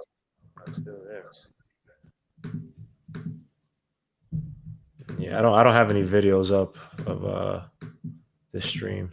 I found out who it was. By the way. By the way, ahead, Platinum, I'm gonna let you rock in a second. Who said this? Logo, he's been suspended, bro. It's on my screen on YouTube. They got TD, bro. Yeah. Who was suspended? TD was, bro. Because they called him showing Tua footage, man. He's going nuts with Tua right now, bro. Yeah. Go ahead, Platinum. Black. Hold up. I was muted up. Hold up. That brother there who was speaking. Platt, you're good. Go ahead, bro. No. Who it was. Go ahead. No, it was a brother that was speaking. He wasn't done.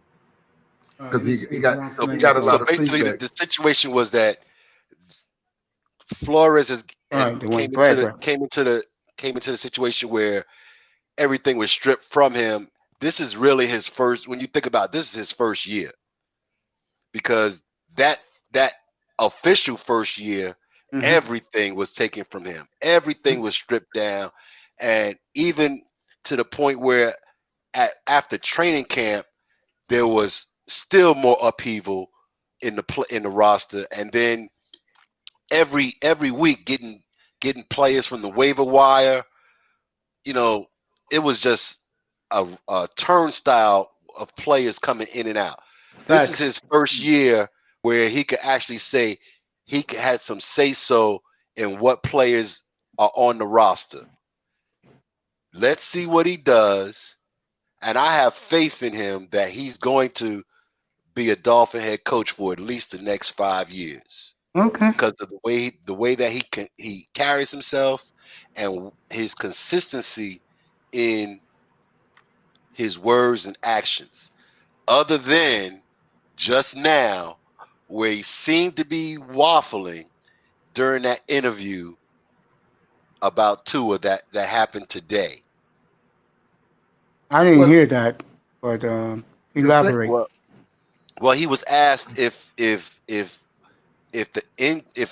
Tua was going to start, and that was the first question, and he had a pregnant pause of about like eight seconds where he just sat there and thought about it, which led me to believe that he's actually he wants to start Tua. He's just waiting for proof that Fitz can't do the job anymore, and that Fitz is ready to go. I mean, that Tua is ready to go. He's going to put him in. Now, whether that's this week, next week, or 2 weeks, 3 weeks from now, but it's already in his head and in his heart. He just needs the evidence. I'm going to say it again.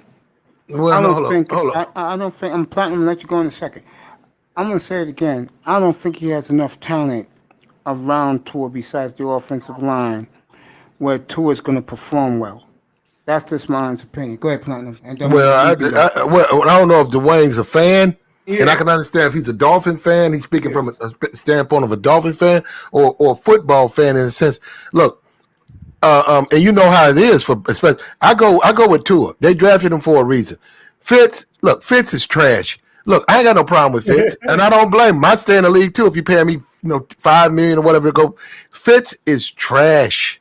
He's trash. You got to put the guy you drafted high ahead of Fitz, because if you win with Tua, they're gonna keep you.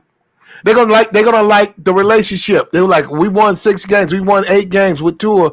Tua's gonna stand up for you. Tua's gonna be the one talking for you. That owner's not gonna fire you if Tua says, yeah. Let me tell you something. We saw that with Baker. When you put these guys on the bench, and I know that's not you. You're the head coach. You're a figurehead. When you do what them owners or them other guys say, well, man, we want to go with Fitz, and that pisses them rookies off. We saw that with Baker. What did he do with when they got rid of the brother that was coaching Cleveland? You know what I'm talking about? Yeah, Hugh Jackson. They fired him. He got pissed off at Hugh. He like, bro, he was only benched for 2 games, but he's still pissed at Hugh Jackson because of that. I'm telling you, bro, fuck the ownership. Tua is my quarterback. Let the ownership fire you, but you go with Tua. Tua gets a bond with you. He likes you. He speaks up for you. Well, you know what? I think we'll be even better next year if he's around. That's how you. That's a part of playing the game. I think he's playing. I think he's treading. He's afraid. Flores or whatever, you guys know him or whatever. And I know they got a black GM down there in Miami. I'm telling you, bro. Put Tua in the game. You win with him or you lose with him. And you also can justify it by saying we're not going fucking anywhere with Fitzpatrick. Go ahead, Legion. Nah, keep going. All right, go ahead. Charles. Platinum. Oh, go ahead, Charles. Charles, you got your mic on? Charles in the gym. Go ahead, Dwayne. He's in the gym. Okay. It's the owner. It's the owner that wants. The owner has had a love affair with Tua. You get me? Somebody, Yeah. The owner has had a love affair with Tua before they even drafted Tua. So it's not that the coach is scared to put Tua in the lineup.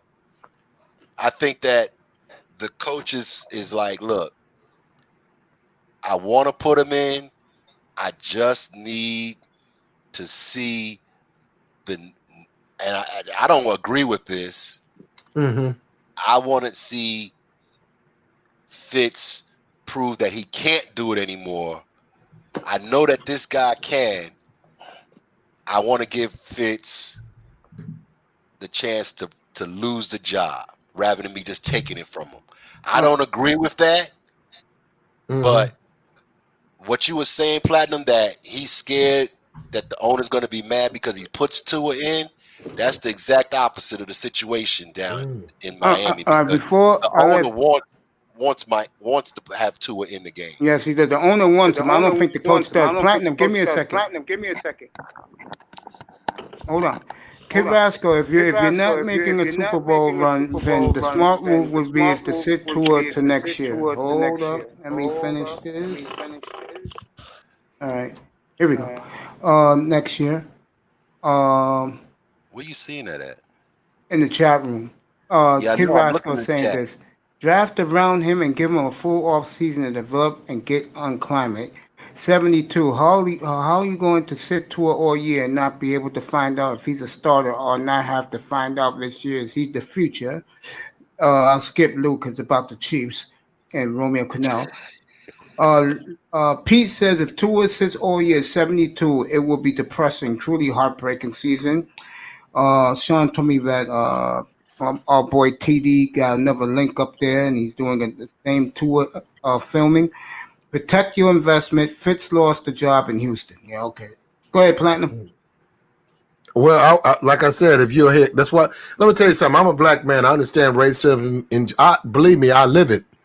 But I have issues with, like you said, Ray Rhodes. I have issues with these African American head coaches. To me, they play it too safe. I look at guys like Ray Rhodes. I know he got fired, but they don't give a fuck. I look at these guys, Bill Parcells. They don't give a fuck. They go in there. Platinum, hold up. Same point. When Green Bay hired Ray Rhodes in '99, I said that was the worst hire in the history because Ray Rhodes is a no shit guy and he ain't gonna let those white people in Green Bay tell him what to do, and that's what happened. Ray told the family, the Packer town, kiss his black ass. They fired him after 1 year, and he went 9-7. Well, first of all, he stayed with Brett Favre. I remember that year because I said he should bench Brett. I think if you go look back in that year, he led the league in interceptions. I was like, Brett's throwing the fucking games away, and this dumbass won't bench him. He's afraid to bench Brett. And I'm like, if I'm the head coach, you're going to fire me now. We saw that with Ray Rhodes. Yep. You're going to fire me anyhow. I'm going to bench Brett. Fuck you. I'm trying to win games, right? That's throwing the fucking games away. Yeah. He threw like one game. He threw 5 picks. So, look, if the owner wants Tua to start, Tua should be the starter. You're not going to get anything from Fitz. Fitz is a guy who comes in, calms things down. Tua goes out, throws a bunch of picks. He's not ready. You bring in Fitz. But you do not start games with Fitz and say, hey, you're trying to be an NFL head coach. Hold that point. Sean Jones, go get me Vinsanity in that room. Go get me Vinsanity. Do it right now. Get me Vinsanity in there. Hey, I agree. Hey, Platinum, look, man, if the Dolphins fan base isn't worried, and let me tell you about Flores. This man came in last year and made me believe that and instilled it and said it consistently over and over. He believes that the best player at the position is gonna start. This fan base can't do it like these coaches think Fitzpatrick is better than Tua. You can't do it like that though. That's not playing the way the NFL is made. You can't do it. You also deny your fan base. Right. You can't do it, man. When you draft somebody, if I draft a guy, first round pick, offensive lineman, Wisconsin, that's my first round pick. Those fans, they want to see him. You know even if I got even if I got a veteran, I'll move the veteran or whatever. But I cannot have him on the bench, and we're losing. You know what the crazy part is? I believe if we played Tua in the beginning, and we have the college Tua that transcends into just with minimum, what I mean is no interceptions, we beat the Patriots and we beat the Bills. Right.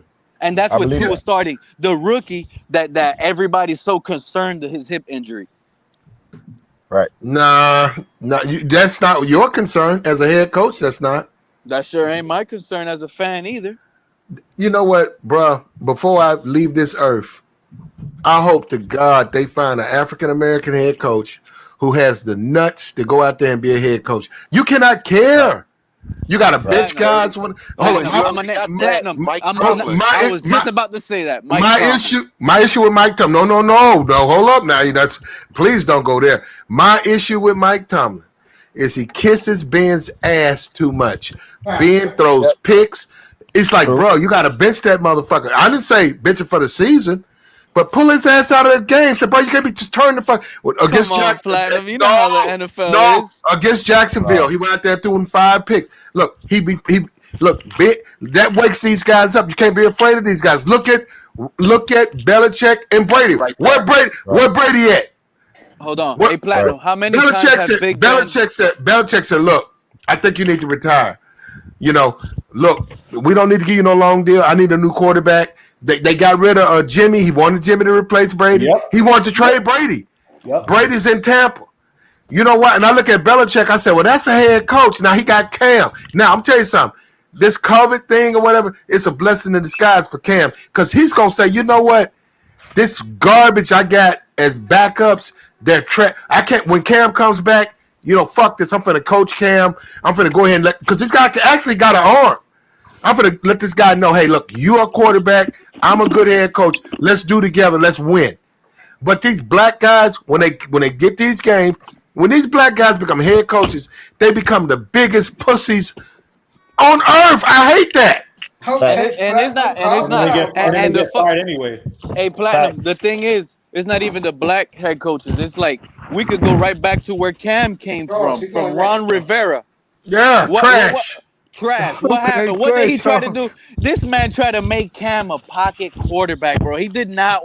Oh, Cam, you can't run. You're not allowed to run because you got a shoulder. Who cares, Ron bro? Doesn't care. Ron cares about the defensive side of the ball. That's what Ron cared about. The riverboat Ron. That's why he was trying to tell Cam, sit in the pocket. Don't run.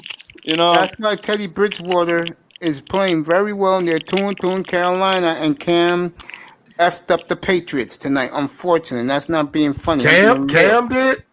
Cam? He didn't even play. Mace, what did I say on your show? He's got COVID. There you go. No one what told did I to say? Go outside and party. Mace, what did I say on the show? I think Saturday or Friday. I said I want everybody in this whole channel and the panel to make money this weekend. Bet on the money. Went Carolina +3 that they're going to beat Arizona. Sure did. You should. And Fred Ward Colombian was saying Cardinals making the playoffs and Carolina.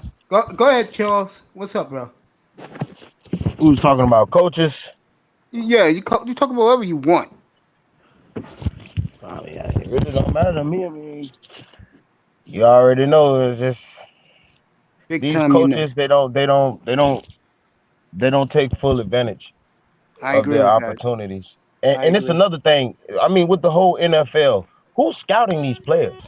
And if you want to, and matter of fact, hey, my bad, Charles. And matter of fact, Platinum, if you want to bring up the whole black coach thing, I mean, it's been saying for a long time now, black coaches have had less chances of minimal mistakes than regular coaches. That's true. That's true. You already got 2 strikes against them. Right. We know that. So we just like the Dolphins. We got Flores. So, I mean, what is it with Flores? I mean, my thing with Flores is his talent evaluation. To be quite honest, let me say something to Charles real quick. Honestly, give him some more time, bro. I know you're not crazy about him. I don't really care for him too much. I don't hate him either. I think last year what won me with him a little bit was he got a bunch of losers and won 5 games after being the laughing stock of the league, and everybody thought they was tanking. They were tanking, but they had But to then win you let them some all games. go. That You let them all stupid go. owner told the world that we were tanking. I'm gonna kill Ross this week in a video. Man, I gotta kill his ass. Dumb motherfucker. Tired of Stephen Ross. Big time. Yeah. Good evening, bro. You came a lot late, but you're here. What's up, bro? What's up, fellas? Yeah, speak your mind about Flores, about Stephen Ross. Go ahead, bro. He's a Dolphin fan too. Go ahead, bro. So, I have a little bit from Platinum. So, Platinum, you said something about Ben saying, he threw those 5 interceptions, playing pretty bad, and then he needs to be benched. Tomlin needs to bench him, right? But the problem with that is that the guy that throws the 3 to 5 picks in the first half, he's winning you the game in the second half. So why sit him though? You get the good with the bad and the ugly, right? I get what you're saying. I understand what you're saying. And I totally respect you, Platinum, because when you come in here, you speak the truth. You speak your game, and I get that. But there's always good, bad, and the ugly, right? So you just have to take whatever it is what it is. I can't speak on the black premise of that. If I did, it would be disrespectful. So I'm not going to do that. There's no way I would do that at all to anybody. And honestly, Platinum, big time. give me a second. I want to address this to Platinum. This is for you, Platinum. 3-4 years ago, Mike Tomlin, like Pete Carroll years ago with the Legion of Boom, and you know this, he gave the brothers the locker room because Ben Roethlisberger can't say a goddamn thing what he did in his past, okay? Oh, no. And what happened to that, Platinum, when he let Le'Veon, he let Antonio run the room, let the brothers run the asylum like a prison? What happened to the Pittsburgh Steelers? Disintegrated. I think Big Ben football played game. that.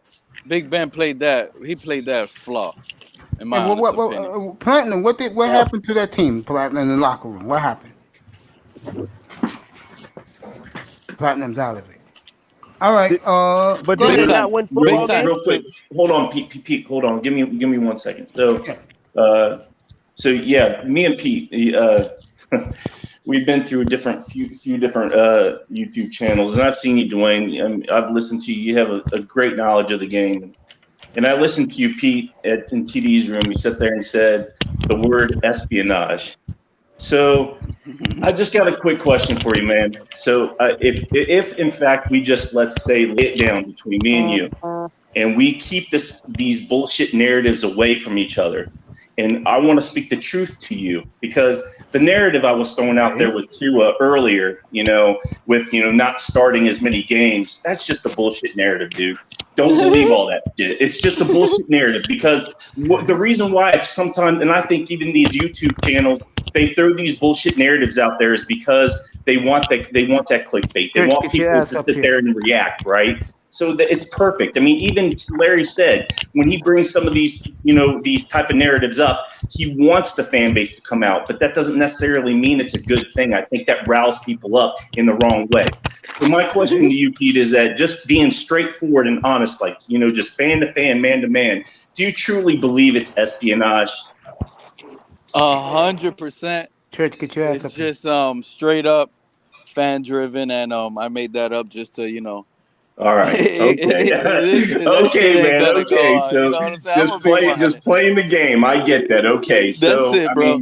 Because you know what? And I'm gonna be 100% with you. The shit that sickens me is because I was gonna bring that over here.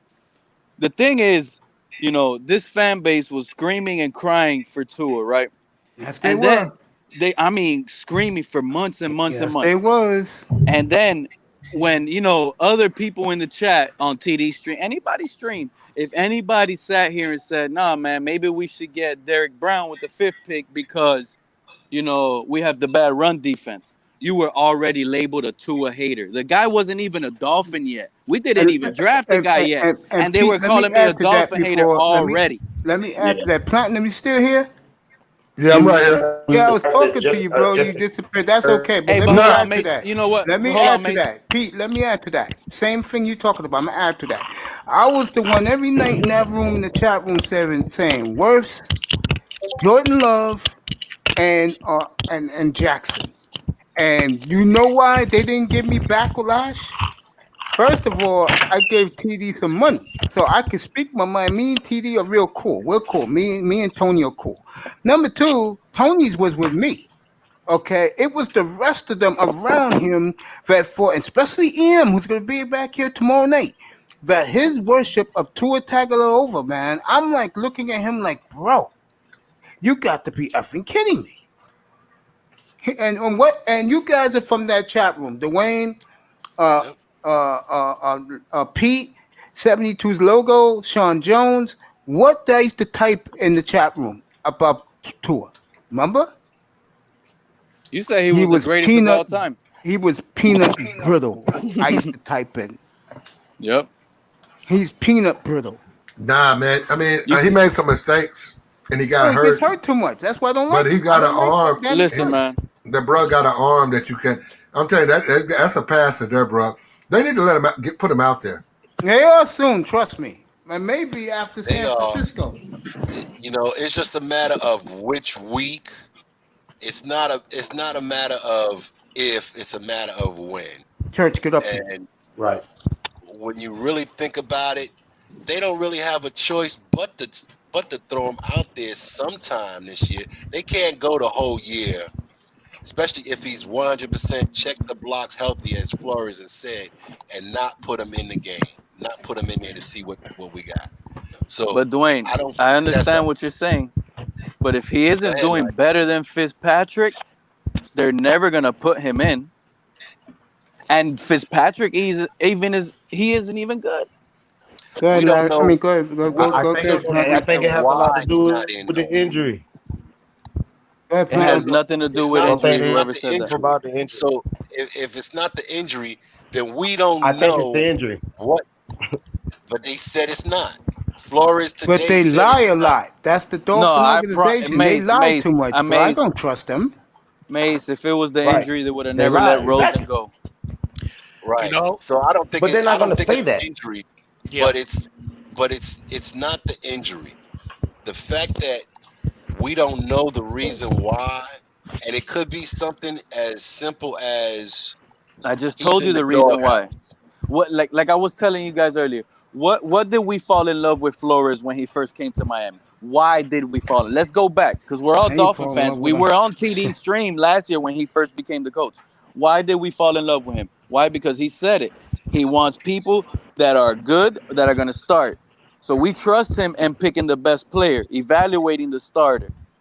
This man chose Fitzpatrick 2 seasons in a row over Josh Rosen, who we were begging to see because we knew Fitzpatrick wasn't it. So we want to see a Rosen, whether he plays good or bad. We want to know what he can learn and do, just like how we gave Tannehill. He didn't give Rosen that chance. He says, Rosen is trash, bro.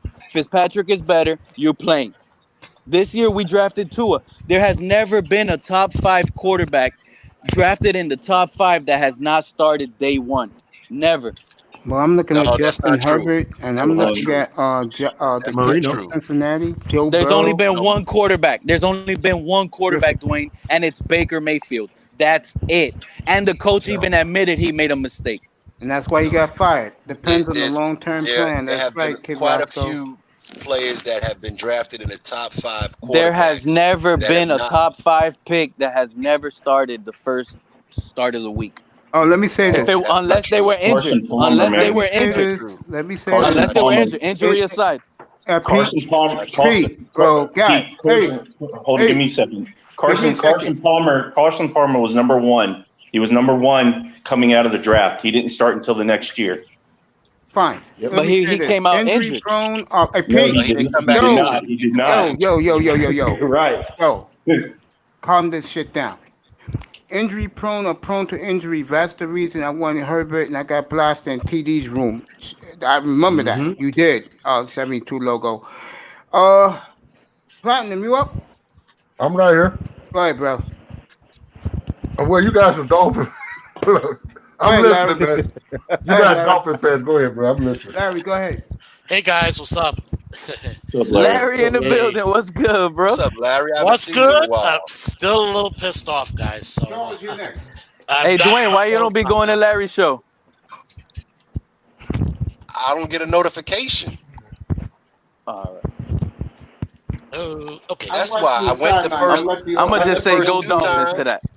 Yeah, check your notification bell. Anyway, that's not what I'm here for. You know, guys, again, you know, we got to be careful sometime. I admit I'm emotional right now when it comes to the Dolphins right now. It's never a good time to analyze something, right? After the show, I'm starting to calm down. And somebody told me about the article about the Flores and his conference call.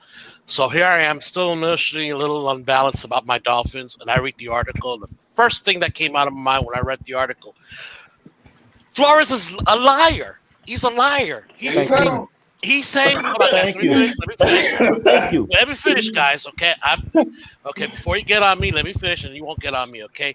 Because I was so emotional, I read what I thought I wanted to read in there. Flores says, "Well, if he was my son, he's injury prone. I wouldn't want to put him up there."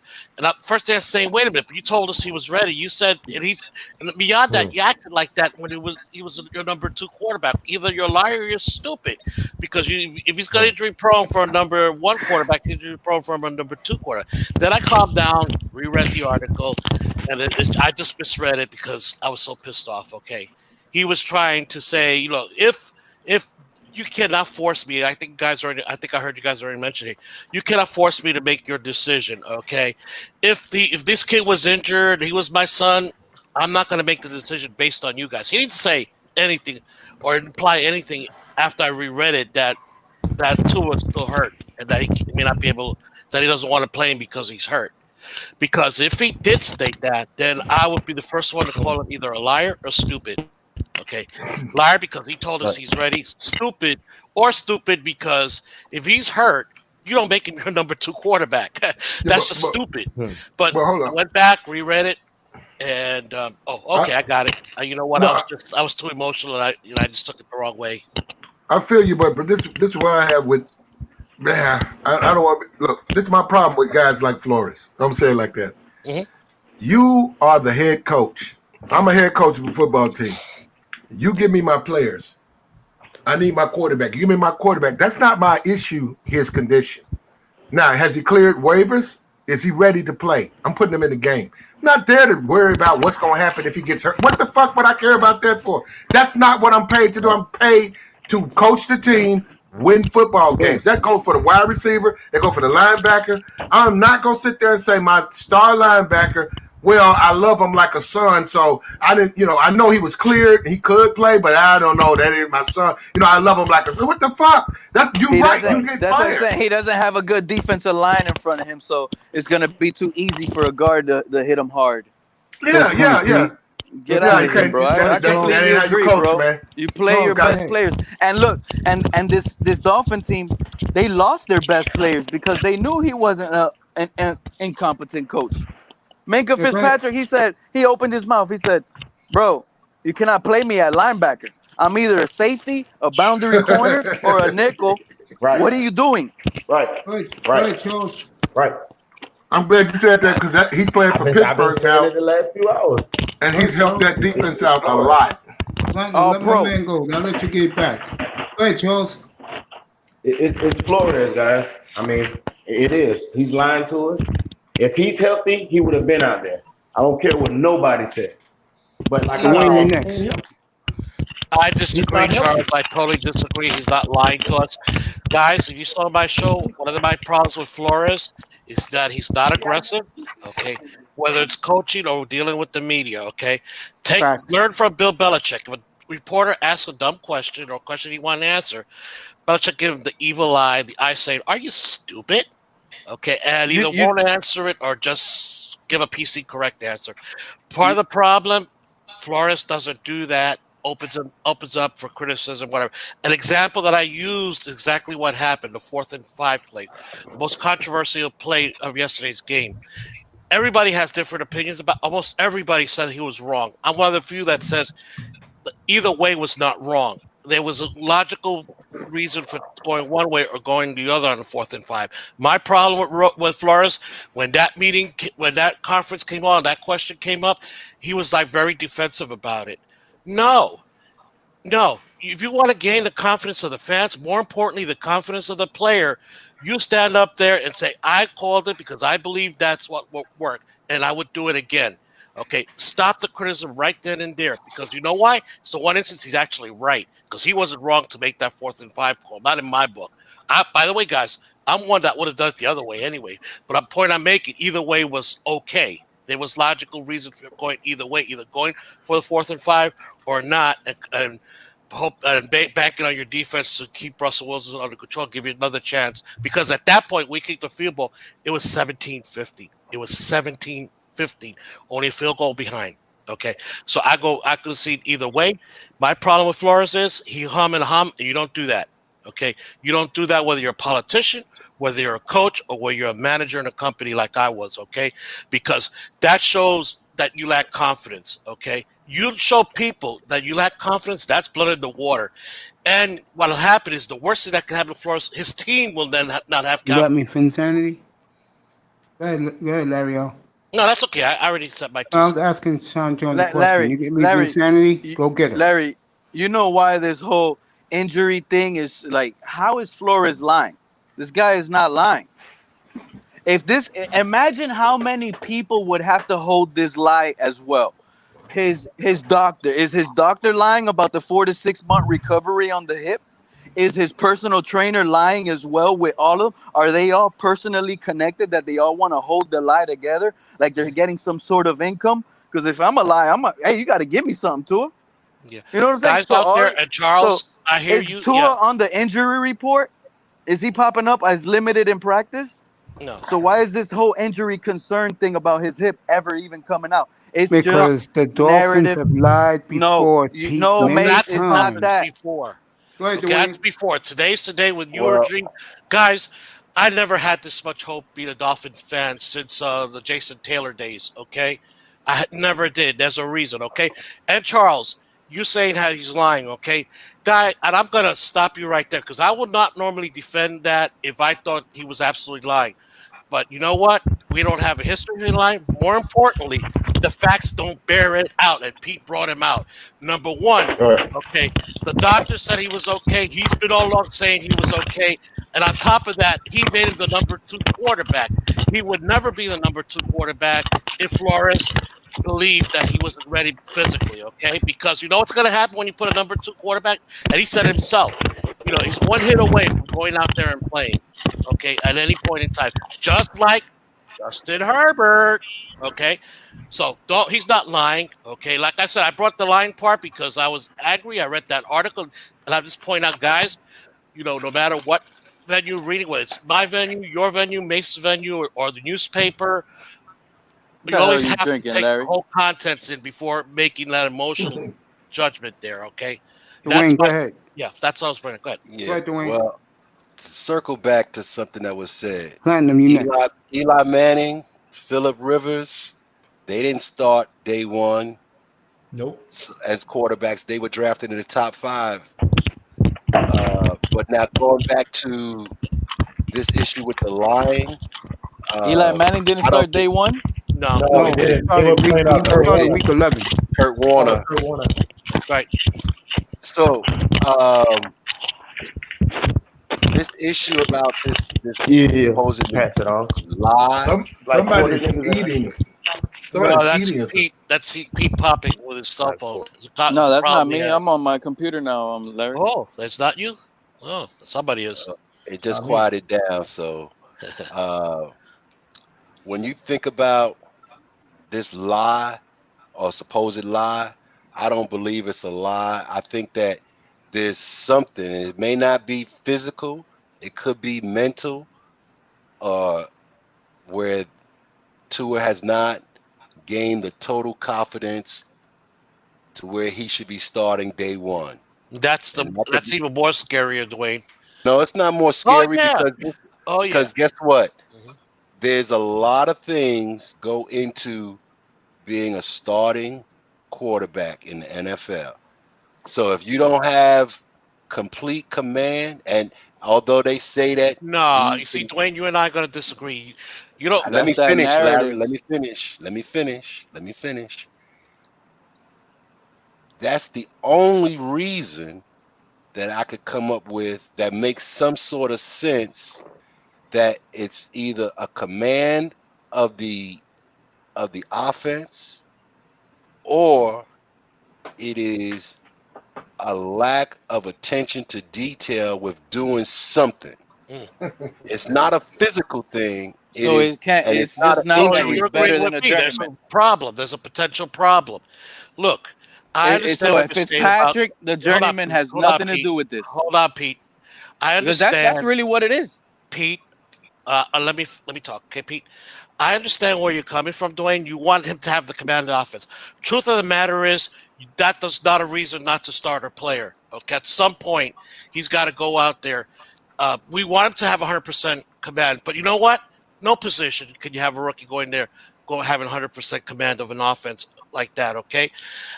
The problem is this, okay? If this is my problem, that's what you're saying, then to me, I've got a bigger worry that Tua's not capable because, first of all, everything about Tua that I've read, seen, and heard from him, from everybody else, this is one smart kid. He's maybe a quarterback savant, possibly. Okay, then we get a Chan Gailey, who's, unless you tell me everybody's been wrong about it, who has one of the more simpler offenses. That's why, he done that because to help quarterbacks go in there. And now you're saying a couple of months in with this playbook that's a simplified quarterback with a quarterback that's supposed to be smart. He doesn't have a handle of the playbook. And I understand we like to be 100%, but handle the playbook not necessarily being 100%. Okay. And therefore we have to play with a quarterback that's not going to take us anywhere. Meanwhile, he's sitting there not gaining any real life because whether he has 100% command or not, he needs real life experience. Okay, that's true of any quarterback. Dwayne, let me ask you a question. Hold on. Let me ask you a question, Dwayne. If it was only these two quarterbacks on the roster, Jake Rudock and Tua Tagovailoa, who would be starting? Well, right. You would put Tua in. Why would you put Tua in? Well, because first of all, you've got an investment in him. There's more upside to him than there is Jason Rudder. Correct. Now, you have more than just those two. You got a third quarterback on the roster assigned, Fitzpatrick, and right now he is the starter, and like I've been saying, it's his job to lose. And he is losing. Yeah, he's losing now. He is losing that job. And now it's up to Flores and Gailey and the GM, Chris Greer, and whoever else is going to have some input to make the decision as to when is the appropriate time for Tua. I don't believe these conspiracy theories about or espionage about lies and injuries and all that. It's just a matter of when they feel is the best time for him to go in the game. And the reason go ahead. The reason why I asked that question is because I believe everything you just said was just basically because Tua is just more talented than Jake Rudock. That's why you would start him, because he's just more talented. So now, why can't we use that same excuse when it comes to Fitzpatrick? Fitzpatrick is just more talented than Tua. That's all it is. That's what's in the way. There's nothing else. Not the injury. Not any other obstacle. This offseason was open competition between Fitzpatrick, Rosen, think Fitz is better than Tua? No, I don't think Fitz is better than Tua. But what Fitzpatrick I do think is better than Tua. No, I don't think so. What I'm saying to you is that there are some things called intangibles. And when those intangibles, from the way the team believed in Fitzpatrick last year, they owed him the spot. They owed it to him. Oh, yeah, if they did that, that's full of bullshit. The NFL, nobody's owed anything in the NFL. That's why players get cut all the time. Okay, well, that's a lot of baloney. I'm not saying that's right. I'm saying what I believe what happened. Yeah. There's a difference. It's what I can prove and what I can't prove and what I believe. There's three different things there. Right. What I can prove is that right now Tua is sitting on the bench. What I believe is that the reason why he's sitting on the bench is because the way those players reacted and bonded with Fitzpatrick over last year and leading them to those 5 victories made a big impact on the team and the coaching staff to the point where those intangibles outweighed or tipped the scale in Fitzpatrick's side to where he would be the starter. Now, if those intangibles are no longer in play, not that they're not in play, but that the talent or lack of talent and the negative results outweigh those intangibles, then that is the way that Tua will get into the game. Right. Okay, you know what, Dwayne? I'm not going to say you're wrong because we don't know, but I would be concerned if that was the truth because that speaks to Flores and a coaching characteristic flaw. First of all, players are not stupid, okay? Like one of those writers wrote the other day, and I said before, this from day one was not Fitz's team. This was always Tua's team. It was just no, it wasn't. Let me finish. It wasn't because it was never Tua's team. It was never Tua's team. I let you finish. It was never Tua's team because he's never started a game, so it was never been Tua's team. And in fact, when you think about what Flores did last year, when he said that he was going to put Rosen in for the remainder of the season, okay, and then put you cut me off without letting me in. finish. I'm going to cut you off. The one player that agrees with me is Fitzpatrick. It's Fitzpatrick. Go back and listen to it, Dwayne. Hey, I'm just holding this. I was only a placeholder for Tua. That's what it was all about. Everybody on the team knows it. He knew it. Apparently, you don't know it. This is Tua's team. I know it. Waiting for Tua to be ready. Until he gets on the field. Ready. All right, here's the question. It's not Tua's team until he starts. Dwayne, I'm gonna let you rock it. No, but you're taking it literally. Literally, you're correct. But figuratively, hold on. in the plans of the team, this is Tua's team. Larry, this is my platform, bro. That's why, calm down. Give me a second, okay? Because I interact with my chat room, okay? Thank you for 72. I didn't realize you want to get it. I'm sorry, buddy. No, don't worry. You two. I'm gonna let you two fight back again. Mace, awesome program tonight. Appreciate that. Lou says Larry's telling the truth. 72 Fins logo. Fitz is better right now. That's why he is starting. And 72 logo said, I have a question, and this is for every guy in the platform here. And I'm gonna let Larry start it, then Dwayne, then we go around. I have a question. How many times has Flores praised to us, said something special in camp? Anyone can answer that question. Go ahead, Larry. Oh, he has. You got to understand Flo. Flo is an old school. He's not going to come out there and praise too many people. But you got to read between the words. He's improving. We giving him stuff. He's learning. He's improving. He's improving. To me, that's positive. But for some reason, people don't see it. They want Flores to go out there and say he's the greatest thing since Ice-T. No, first of all, any coach that does that, I have a concern about, okay? Of course, because you don't want to gift the job to anybody, including Tua. Okay, so I'm okay with that. By the way, you know why he's starting, guys? Not because he's more talented than Tua. And stop that, Pete, because he's not. It's the one thing Tua has to overcome is 16 years of experience. That's what he has to 16 overcome. years of experience, and he's making rookie mistakes. And you know what? I agree. You know what? But he still has to overcome it, and it's not a high bar to overcome because you're exactly right, Pete. It's 16 years of experience of a journeyman quarterback. But I've said it before. Fitz was the right call to help this team gel because he has 16 years of experience. It's not his quarterback play that was the right call. It was because he has the ability at the beginning of the year to get this team to gel. It's because Fitzpatrick knows the building more. He knows where the rest. And that's a big thing, Pete. No, it's not. Yes, it is. Yes, it is. And look, Larry, you were right when you were talking about this is Tua's future team. But also, Dwayne is right as well. We can't sit here and say Dwayne is wrong when he said that this is Fitz's team because this is Fitzpatrick's team. Well, yeah. Tua has literally unseated Fitzpatrick. That's the issue we're having here with Tua. No other narrative. Whenever, if ever, that Tua decides to strengthen his little left arm and throw harder passes, then he might be able to get on the field. But until his little small ass doesn't get in that gym, He ain't gonna see it, bro. Fitz is 38, and he hasn't even passed him. It's a sad. Hey, Wayne, go ahead. So, you know what? I've already spoken on this issue with Tua and Fitz. The team responded to Fitzpatrick so well last year that they had to. They basically had to give it to him.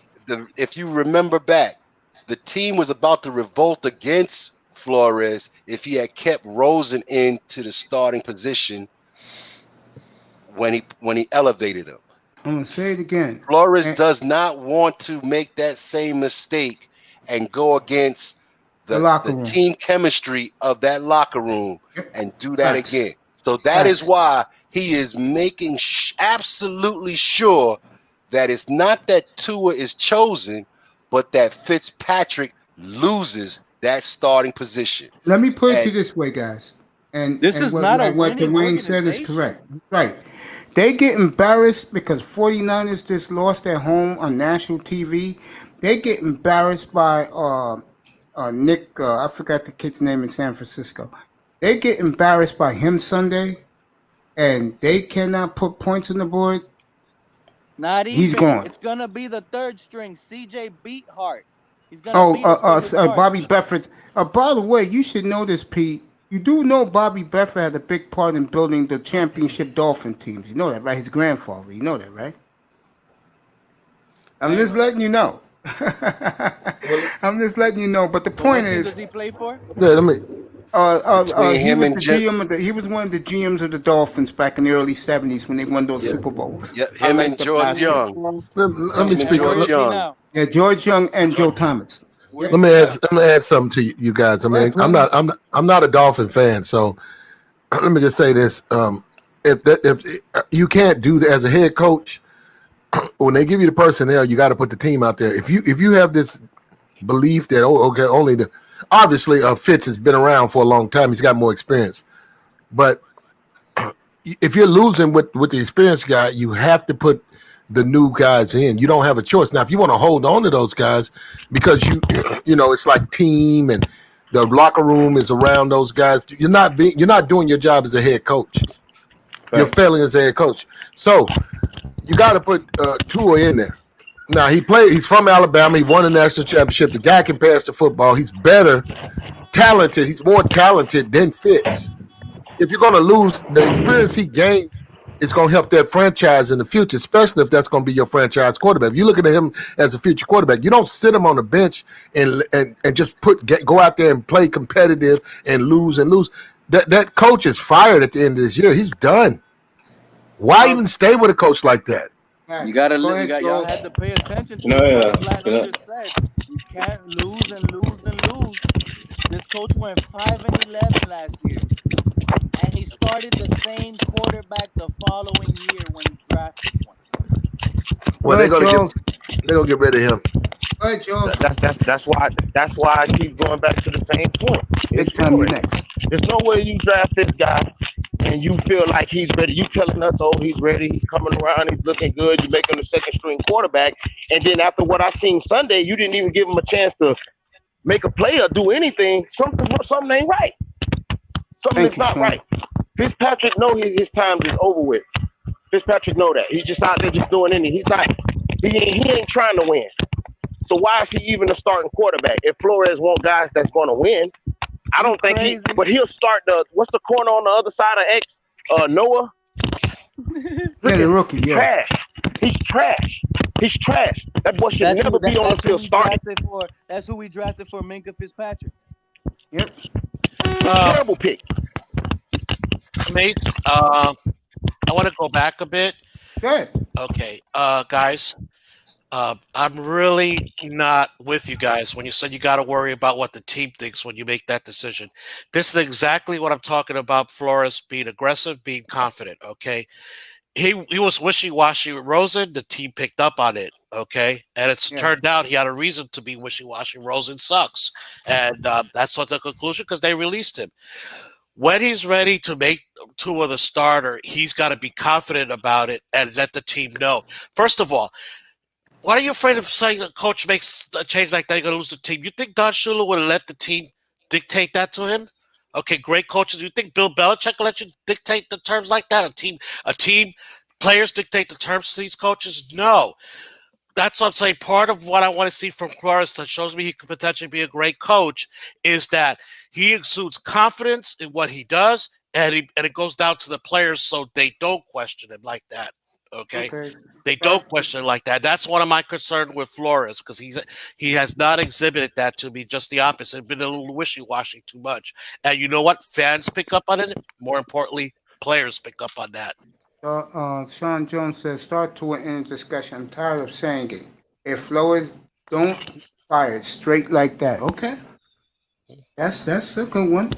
Pete, I'm gonna get Pete back in here. I had to pop rocks. Nobody wants to admit that Fitzpatrick is better than Tua. Okay, that's according to Pete. He'll be right back here in a minute.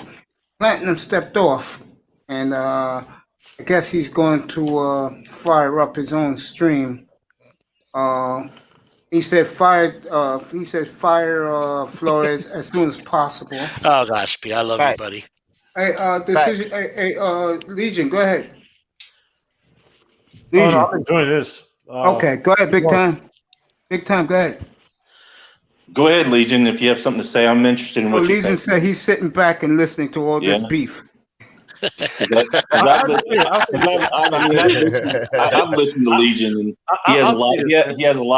He has a lot to say. With he's very knowledgeable in different areas of sports. So I'd like to know what he thinks. I'll just say this though, man. I think. Look, I don't know what's happening with that hip injury. Again, they say they clear him. I don't know as much as you guys in regards to what's going on every day with the two updates, but I will say this. I agreed. I don't know who said it before.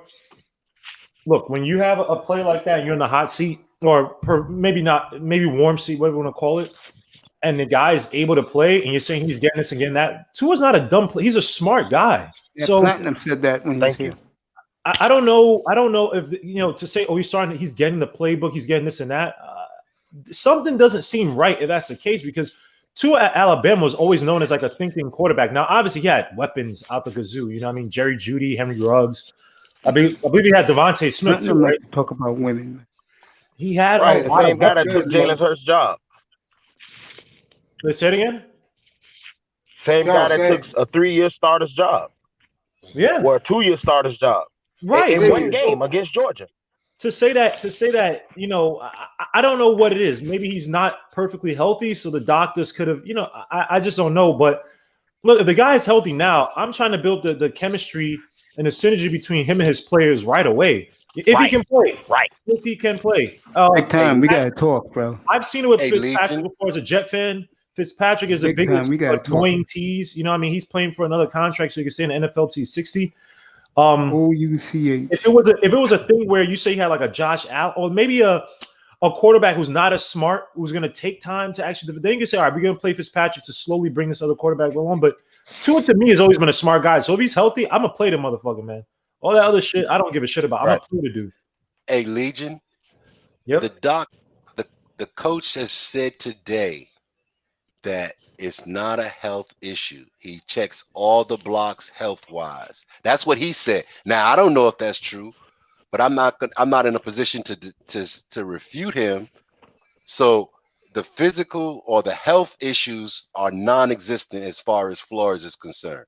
There's something else. I don't know what it is, but the time is coming where that decision for Tua to be on the field is coming. It is coming quicker than what we all believe. Yeah. And it's not because Flores is on the hot seat. I think that he has at least one more year before he even is considered on the hot seat because of what he endured last year. So when you watch Fitzpatrick play, right? Obviously, they played Seattle. One of you guys said they could have won this last game. They could have won this. They could have won the game. They should have won it. I didn't say they're going to win, but I thought it'd be closer. Okay, if you put Tua in there, do you think he could have won that game? Yes. Yes. Why easy. isn't he playing the kid? I don't know why, and I understand I what you're know the saying, answer Legion. why. Go ahead, Dwayne. I'm gonna tell you people the answer He's why. trying to save his Go ahead, ass. Mace. He's trying to save his Go ahead, ass. Mace. Mace, go Say ahead. Yeah, because Flores is who he is. It's my way or the highway. He likes Fitzpatrick. I don't think he likes Tua at all. I don't think he likes Tua at all. Thank you. No, I don't think that was And a who does that Stephen remind you Ross of? pick. So then That he was a forced to Stephen draft. Ross Oh pick. no! And Don't who does say that that remind you name. of? Don't say Adam that name. Gase. Oh, he did. That was Rodney the owner's Adam pick. Gase. Oh, God, he That was did. the That's who he owner's reminds me pick. of. Yo, we were having a good time. Don't bring up that dude. I'm a I Jets fan. know. We don't need to talk about him. No, But that's I who can't Flores stand reminds me him, of. so I I'm bring serious. him up, bro. My way or I can't highway. stand him. Yep. No, Yeah, unfortunately, that's the guys, answer. big It's time my is way to right. highway. He doesn't like the boy because you saw his expression on draft night. He wasn't excited drafting him. He probably wanted Simmons or somebody else. You could Wait, tell was by Herbert his still face. available? Did you guys pick for the Chargers or not? Say Say that again? again. Was Herbert available? Nah, he Yes, wasn't, right? yes, he was. Oh, He he went was right That was away supposed when to he be picked our him. original pick.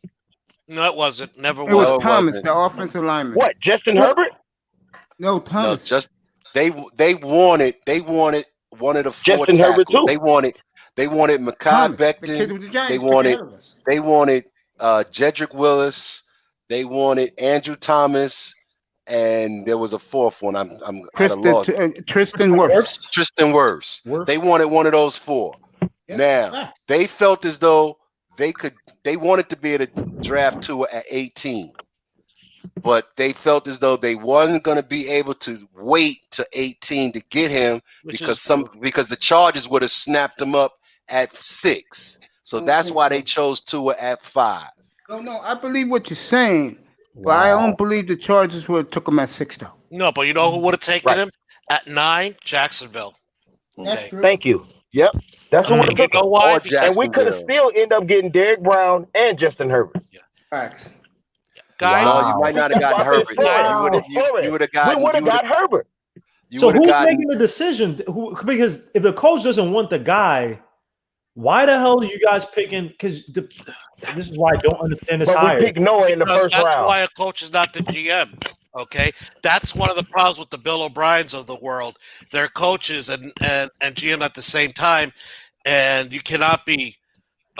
These are jobs that's very difficult to do at the same time. If you leave it to Flores, he's a defensive coach. You probably take defense all the time. But you know what? You need offense, and you need other tools to build it. I'll tell you why, because Dwayne was right, and I agree with Dwayne. I think the Dolphins would have been happy if Tua was taking the first 3 or 4 picks, and they would have probably gone with one of the tackles or Isaiah Simmons. But the fact is, they also need a franchise quarterback, and they weren't. And guys, I've said it before. Out there, I don't think the Dolphins are ever 100% sold that Tua was the answer, probably because of the injuries like everybody else. Because if they believed he was the answer, like some of you guys are saying, they would have never left themselves that vulnerable to having another team jump up ahead of them and pick him. Okay, I think the Dolphins were okay to sit there. If they got him, great. If they didn't, we'll get one of the other people we like for the tackles and probably get a Jordan Love later in the 18th. Or something That's like right, that. baby. Big time. You ever Go ahead, think bro. about Pick who you want to address the question to. Go ahead, bro. Big time. No, go ahead, Dwayne. You were going to say something, man. Go ahead. You ever think that the Dolphins actually acquiesced to the pressure of the fans and chose Tua? Yes. Because they probably were hoping to build both the offense and defensive lines and sneak in and get Isaiah Simmons or Derek Brown. And with that draft pick that they got from Texas for this year, they were hoping that they could parlay their pick and that pick to move up to number 1 in this coming draft, not the one that just passed, but this coming draft to get Trevor Lawrence. You know what, Dwayne? I hope not. But they acquiesced to the fans because everybody who had something to say other than Mace, TD, and myself was saying, draft Tua. I had EM in here Saturday night, bro, and I had him in here for a couple hours. And let me tell you, he didn't back down from it, and I give him credit for that. But at the same time, I told him, okay, Because when he gets hurt, he's going to get hurt in the pros. I promise you that. Yes, he will. In this room, it's going to be comedy with Tua Tagovailoa. Go ahead, Dwayne. Yeah, I'm looking at flip side fishing. I don't believe they were ever interested in Love. Yeah, that's hard to say. No, I mean, I don't worry. I'm gonna add to that, and I'm gonna let you continue. Yes, they were, because he was the only quarterback of these draftees that hung out with the entire organization, and to that bastard owner stepped in, because we have to have Tua. It's gonna come back to home. Okay, guys, I gotta step in here and do my 2 cents. First of all, Dwayne, you might be right, but I have more faith in Greer and Flores than that they're not going to let the fans dictate them. First of all, I agree we're not going to cry if somebody got jumped ahead of them and got Tua, okay?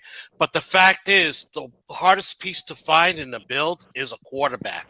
So when you have an opportunity to draft a franchise quarterback, you draft him. And that's what they did.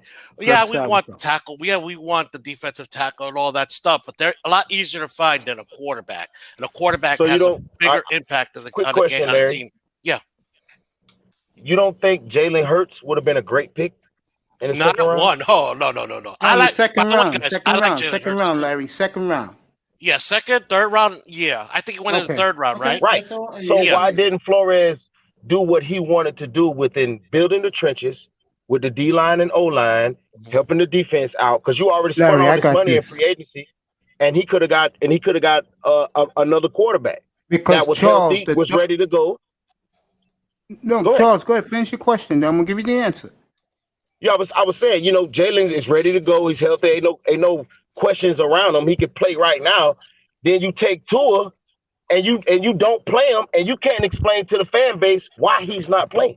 When Here you go, because that dumb owner wanted Tua. He believes in hype. I'll guarantee you something right now. You guys can say what you want. If this kid fails when they put him in, and let's say Houston finishes #1 in the draft, you want to make a bet he's going to listen to the hype of Trevor Lawrence, and he's going to tell Greer, take him? I disagree with you, Mace. First of all, Stephen Ross is not Jerry Jones, okay? There's nothing out there. What we're hearing is what fake news people that have fake news business are saying. Stephen Ross likes Tua. Yeah, so do I. So does almost everybody else. There's nothing not to like about Tua, okay? No. Ross is the kind of owner that whether we could talk about whether he's failed or not, lets his people run the operation. He doesn't get involved in the day-to-day operations, right? Maybe that's his problem. No, that's his problem because of who he hired. Yes, like Steve Tannenbaum and all that. But but if I'm somebody looking for a GM job, I would love to be working for Ross because he lets me run the business. And the other part about Flores not liking is irrelevant because Greer's the one that's responsible for drafting and setting finding the players. So you saying Chris Greer should go? Yes. Do you feel like Greer should go? That's who. Yes. When it comes to the draft, if it's about the draft and picking the right players, that's on Greer. It's not on Flores. Flores has input like everybody else does. Even maybe Ross has input. But ultimately, this is Greer's responsibility of drafting and signing free agents to fit the team and build the team. There's the coach's responsibility to coach them. Flores, and I said that before. Flores is a defensive coach. One thing about defensive coach that's universal, they don't care about offense. They want to draft defensive players. But the problem is the sport of football is both offense, defense, and special teams. I want to throw for everybody that criticized the Dolphins taking Blake Ferguson. No, special teams has a very important part in a winning football team. So don't ignore that. I did feel like that was a wasted pick. No, well, you know what? They felt they needed it. That was a horrible pick. Well, you know what? If he's another 20 years like John Denny, that would turn out to be a great pick. Larry, hold on, because my stuff is about to get popped. But you could have got him later. Can you imagine that narrative you're selling there, bro? Stephen Ross spent $200 million on this defense and looked at Tua and said, bro, we need points on the board. I want Tua so the Dolphins can score points and have this defense get turnovers. And Ross spends $200 million buying other business and hires people to run that business. Okay, that's he's rich. He's filthy rich because he finds people to run his business. So you don't have to actually go out there and make more money. This is awesome. Go ahead, boys. Comes in open competition and he gets beat out by the journeyman. I'll see what He comes didn't out. get beat out. Right. We're gonna hash this over and over again. I'm tired. He got beat out because 16 years. That's why.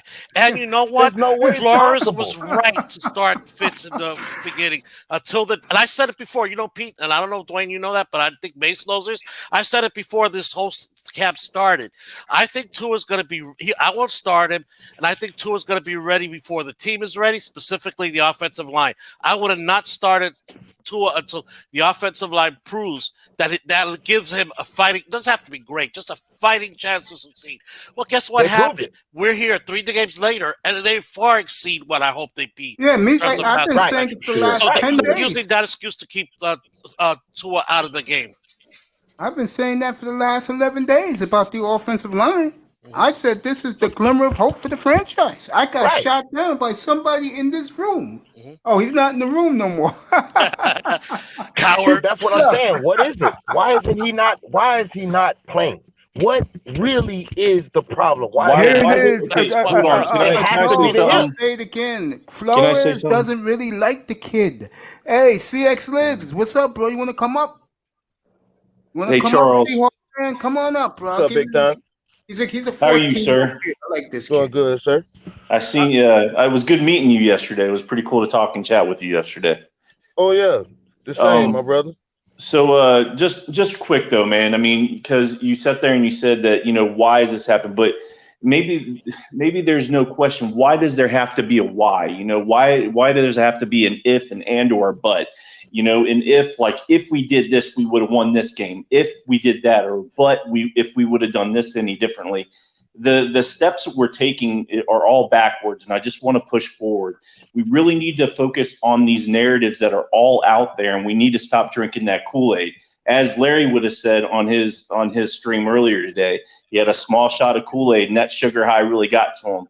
I've been a Dolphin fan for 36 years, man, and it's kind of like getting just tired of to the point that there's no emotion involved in me anymore. It's just trying to figure out, okay, what are they trying to do here? What are they trying to accomplish here? I honestly feel, as much as Dwayne has said a lot of that I agree with in a sense that, I think they already had their thought process and Fitzpatrick was already going to be the starter.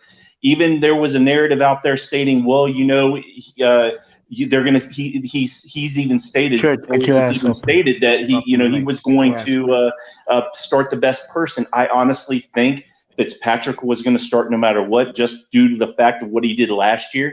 And it came down to a glimmer of no hope anymore, to where the light is starting to dimmer, in a sense that, they were thinking like, we had a lot more time with Fitzpatrick, and it's showing that the time is shortening out very quickly. And I honestly think that if Tua was not going to be prepared enough, they would have a quarterback in front of him or a quarterback behind him to make sure of that, and that's not the case. I don't feel there's anything wrong with him. The narrative on that is, I think, completely bullshit. I think that they're just waiting on a time of saying, okay, it's time. And it's pretty much time right now. And I honestly do think, in a sense, that Flores is not going to lose his job at all by any means. It's not even close. But there is a little bit of he is in the hot seat a little bit there with these fan base. And the problem with this fan base is this right now, is that they want Tua in. Tua goes in. Let's just go with a little bit of scenario here. Tua goes in and he struggles the first 3 or 4 games, 5 or 6 games. Now what is this fan base going to be sitting there saying? Okay, Trevor Lawrence next year. Trevor Lawrence. I'm going. Josh Fields, the kid from what's that college? North Dakota State. Give him first of all. Look at what Kyle Murray went through last year, and we're not going to give this kid an opportunity as long as we see promise from Tua, which I very surely think we will. Then are we really going to draft a quarterback next year? Now, I'm not saying that that can't happen. If you see promise big time, you will not see another quarterback drafted. You may draft one in the, let's say, 5th round to back up. To back up Tua. But if Tua shows promise, bro, no, they won't draft a quarterback. The fan base will be happy. There'll be hope. There'll be dreams, bro. That's just the way that these millennial Dolphin fans are, bro. But let me add something to that to you, because you made an excellent point, bro. He's tired of the bullshit. So is I-Test. These guys are the same age. They're tired of the false hope, the propaganda, the pom-pom waving. Those two young men who come up here just every night, they're tired of the bullshit. And I was tired of the bullshit 25 years ago. I don't give a damn how great number 13 was. I wanted Super Bowl. And when they lost that playoff game in San Diego in 94, when Pete Stoyanovich missed that pick, for me, that was it. I mean, nothing against any of those guys. I love those players. Now, when Jimmy came in, built us a championship defense, that motherfucker, Dave Wannstedt, wanted Jay Fiedler as the quarterback. And I told Jason Taylor this, and he agreed with me. That cost them Super Bowl rings playing, what's his face? Jay Fiedler. He told me that himself. Championship defense. Yeah, they had championship defense, yeah. From 98 to 2004, yes. Yep. Well, you know They what, cost Mace? us the championship because they failed to draft the right quarterback. Bingo. They drafted Jamal Fletcher, a cornerback, rather than Drew Brees, the quarterback. Yep, could have had Randy Moss. By the way, guys, I disagree with Mace a little bit.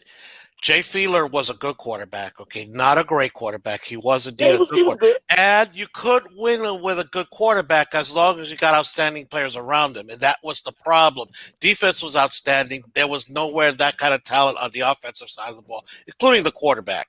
Yeah, if he had offensive talent, you know, if he had Ray Rice, if he had, you know, Antoine Bolden, then yeah, Jay Fiedler / Trent Dilfer could take you to the Super Bowl, but he didn't have those guys. He had a great defense, but he didn't have the guys in the offense that to do that. Okay, Larry, Pete totally disagrees with you. He agrees with me. Of course he would. Jay Fiedler's trash. And Dan Marino was just on the commercial, said Sean Jones. I brought up Marino.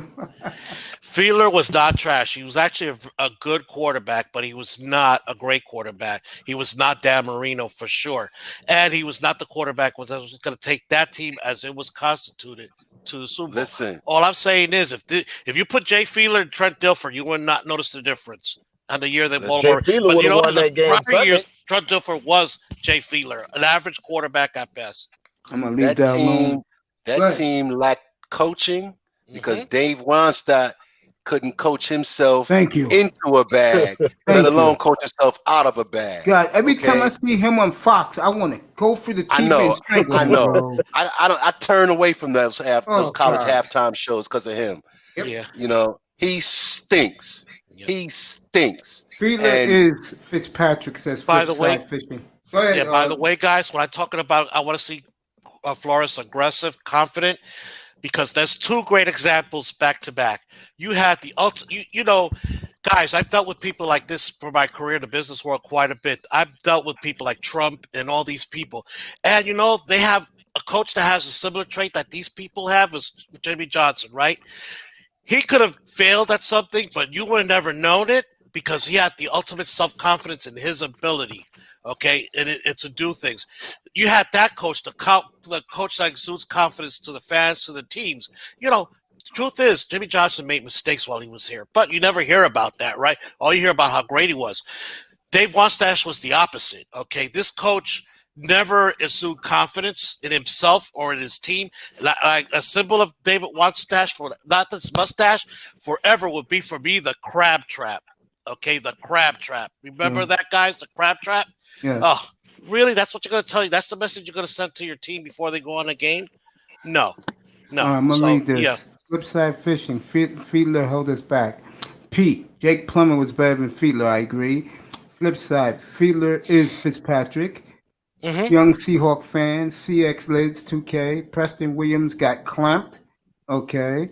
And 72 Fins logo. Interception Fiedler. That's all he did was throw picks. He didn't always throw picks. He won that Raider game on 9/11. He did win that game when he jumped into the end zone to kick the Dolphins. Fiedler was okay. I mean, he wasn't the greatest quarterback, but I mean, he was all right. I couldn't stand Jay. Any Jay in Miami sucked. Jay Cutler, Jay Fiedler, Jay Feely, all trash, and they had AJ in it too. AJ Feely, yes sir. AJ Feely, God, exactly. Jesus 72. Christ. So many times Chambers was open deep to win us games, and Fiedler missed them. And Pete says, "Oh my God, one game." Okay. Hey Pete, really quick. Hey Pete, Sometimes I feel that you need some strong arms to just give you a good dolphin hug, dude. And I think that you're hurting, man. You're hurting. And I got strong arms for you, and I got some tissue paper to dry those tears, baby. I got those tissue papers for you. Let me say this, and I'm gonna give it to Dwayne. Let me say this. I'm gonna go back to big time, young man. You've been here every night, and I love you for that. I appreciate you. You are absolutely correct. I done the same thing, bro. The day they named that idiot coach in 1999, I said, you know what? Mike Holmgren's going to Seattle. I'm going to follow Seattle because I knew they wasn't going to win. When they got Ricky Williams in 2002, the day after the Super Bowl when New England cheated, of course, they spy on the Rams. They got Ricky Williams the next day. I was excited. But then I thought about it, and I said, oh, this motherfucker is coach, okay? We all know what Ricky did 2004. Nick Saban brought him back, and he was never the same, but at least he gave us some production, okay? Right. But the bottom line I'm getting here to is I want all you guys in here to answer this, everybody. I got tired of them too, bro, and I feel your pain. I'm immune to them, bro. But again, the offensive line is giving me a glimmer of hope. And if that old bastard would have just put 2 touchdowns on that shit-ass defense, we would have won that game. Okay? Gosh, That is facts. If that old bastard would have gave us 2 touchdowns terrible defense against a terrible Seahawk, and I told you guys this all week. And what happened? The quarterback, the offensive coordinator, his old ass should have stayed in retirement. They played it safe. Flores kicked field goals, and they beat us only because our quarterback, who wasn't touched, by the way, it wasn't like he was getting harassed, okay? Right. He didn't finish the deal. And I understand, young man, big time, eye test, why you're immune in anything they do. And when you see Tua out there, for you guys, I don't care about Tua. When Tua goes out there, the excitement level will go up for you big time. I understand it because your curiosity, Pete, everybody else in the chat room who's cheering for Tua tonight, it will go up. But as far as your immune, I feel your pain, kid. Go ahead, Dwayne, and then Charles. Go ahead, Dwayne, then back to okay. Larry. Well, first of all, responding to what's this CX He's a Seahawks fan. He's a 14-year-old kid, Dwayne. Be easy. He's a 14-year-old kid. I'll just say this. 5 drives ended in field goals. So that defense didn't put a clamp. It was more a lack of explosiveness by the Dolphins. And play calling. Thank you. Right. So that's first. Now, as far as the excitement of Tua, the fans and being excited about Tua, yes, I can understand that because I've went through 2 exciting periods. Hey, Dwayne, let me ask you a question real quick. Eras. Dwayne, let me ask you a question. Did you see the Super Bowls in 72, 73? I saw them. I was the first one. I was 7. Yeah, we're the same age then. All right. So we're the same. So I saw them. Yeah. My first heartbreak was the See a Hands game. Oh yeah. I remember where I was when that guy. So that was my heartbreak. Mine's too.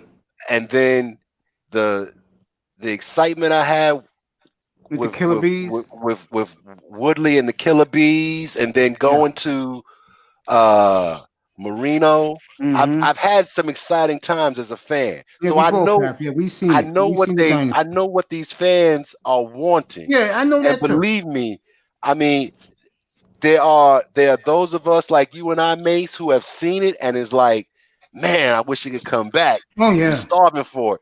And then there's those that have never seen it, and it's like, oh boy, when's it gonna happen? Let me ask you a question. It's gonna happen. This is for Larry L. Let me ask you a question. This is for I want you to answer it. Larry, you listen. Mm-hmm. Who's the greatest Dolphin to ever wear a uniform? Oh, come on. Come on, please. Go ahead, Dwayne. Go ahead, Dwayne. Please challenge me.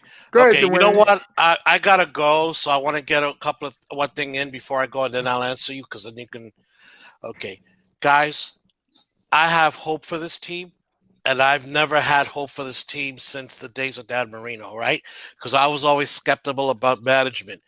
And you know what? As much as I've been critical about this team, it was all because I still have hope for this team. I still think they're going in the right direction. Okay, nothing that's happened has and guys who are trashing the Dolphins, the talent is there. The proof is because all of these games could have been just as easily as wins as they were lost. And that I could say in the years past. Okay, when we lost a game, clearly we're going to lose a game. No, we were in this game, had opportunities. At one point, it was the offense that let us down. Next time, it was the defense that let us down. But that tells us we are going in the right direction. Part of it, you got to learn what it is by not making mistakes or whatever it is. Guys, we have hope. So please take that to heart, okay? I'm going to criticize the team because I want him to get better, because hopefully I'm actually pointing out real flaws, like coaching Flores. I believe Flores is going to be a great coach, but he's got to be assertive. He's got to come across to the team and to everybody, I got this, guys. Trust me, okay? And when I make a decision, because I believe it and you should believe it, don't ever question your decision, okay? Because if you do, everybody else will. Now, to answer your question, come on. I don't know where this is going. That's a super easy. That's Dan Marino by far and away. A legend.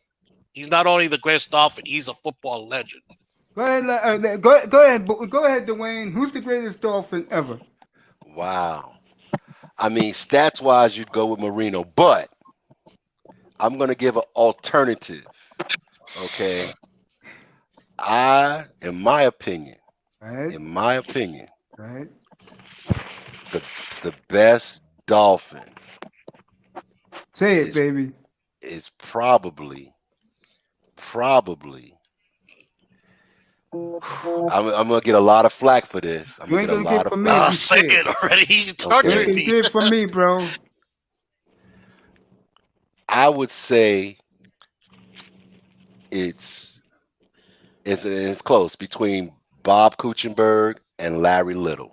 Oh man, just because those two were the stalwarts for greatness, and they played great games injured, and they showed great teamwork. Now I can go with an offensive guy. A skills guy. What about Larry Zonka, bro? You know what? Again, I'm thinking about it in terms of. And I know Zonka gave a lot. Hells yes.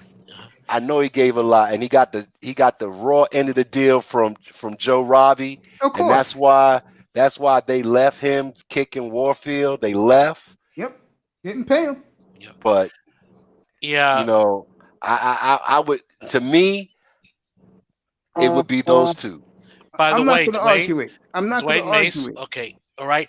You see, I was not happy when you gave me that question, because I would have put in other than Dan Marino, because I'm sorry. If you're going to make an argument, you're going to lose in my book. So put it other than, and you know, if you put it other than Marino, he brought up the name that all of you are too young to remember how great this player was. And part of it, he only played a few seasons with the Dolphins, but Paul Warfield. Yeah. You can say Paul Warfield. He is, because he is a great football player in the Hall of Fame. Rightfully, he put fear in the NFL. Okay, when he came in there, all of a sudden those holes got bigger for Zonka and Kick and Mercury Morris. I don't think he played Mercury Morris. Yeah, he played Mercury Morris. It was the only backfield ever to get 2,000-yard rushes, and Jim Kick would have been the third. He only missed it by 30 yards. Yeah, in those days, guys, you could rate today. Those days, you couldn't pack the box in to try to stop the run because we have poor Warfield. That's how, if this guy won in the Super Bowl year, only caught 42 passes, yet he was an All-Pro. Okay, because that's the fear he generated from coaches across the league. Okay, he averaged 21 yards. Unbelievable, Dwayne. Right? So I'm glad to see. I know most of you guys don't remember, and that's part of it. Yeah, I don't have a problem with Zonka, Kuechenberg, or Larry. Yeah, Larry Little's a great one too. Absolutely. I'm not going to argue. Again, I said this before. I'll say it again. I was talking to somebody about this today, and he's a Dolphins fan, and he's with me with Zonka. But if you say Warfield, Kuechenberg, my boy Dick Anderson, Jake Scott, Larry Jake Little, Scott, another one, Marino, He said Sam a couple Madison. You could say Troy Vincent. Jason you could say Chris Taylor. Chambers, OJ McDuffie. No, those What guys about are not Zach in Thomas, these guys' guys? league. You know, Those guys are not in these Zach guys' Thomas. league, bro. And they were What great about Zach players. Thomas, Jason yes, Taylor. What about Zach Reggie Thomas. Roby? What about Reggie Roby? Yes. Houston. Seriously, Reggie Roby? Yes. No, I'm with you big time. Yeah, Reggie Roby. Yeah, you can say Reggie Roby. I wouldn't You know what, argue with you. guys?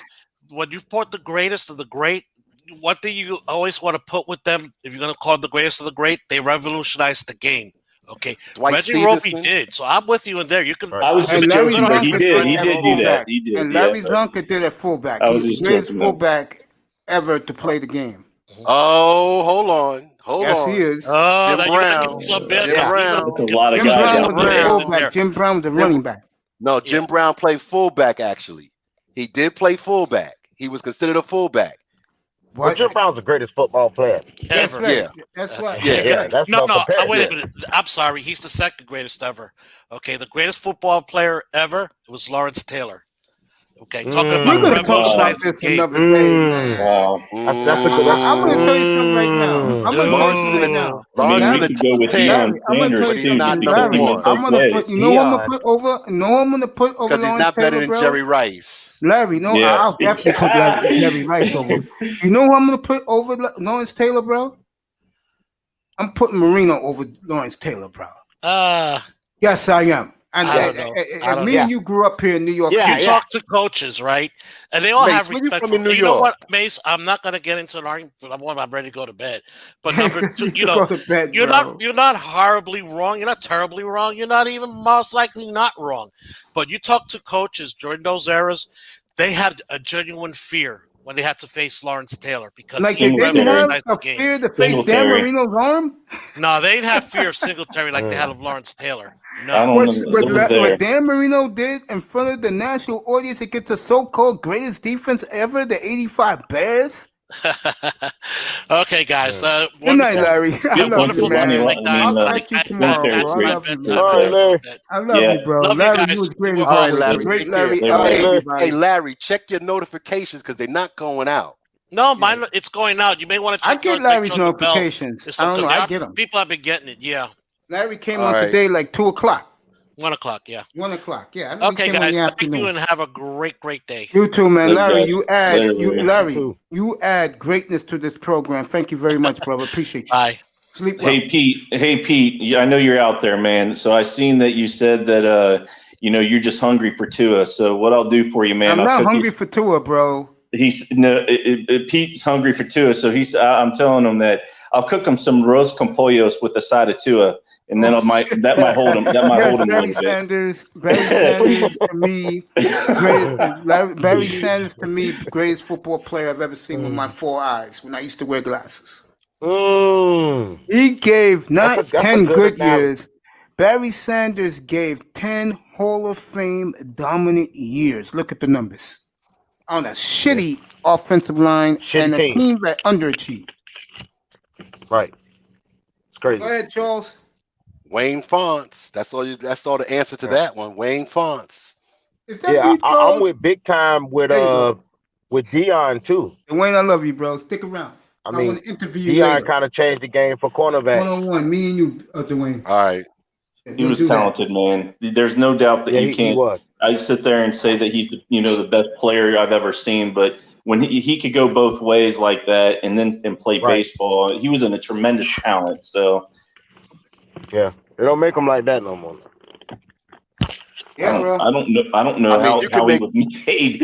I mean, honestly, him and Bo Jackson going, from back and forth. It's hard to say what Bo Jackson would have been if he didn't get hurt. He would have been crazy good, Right. Right. You can make arguments for a lot of players. True.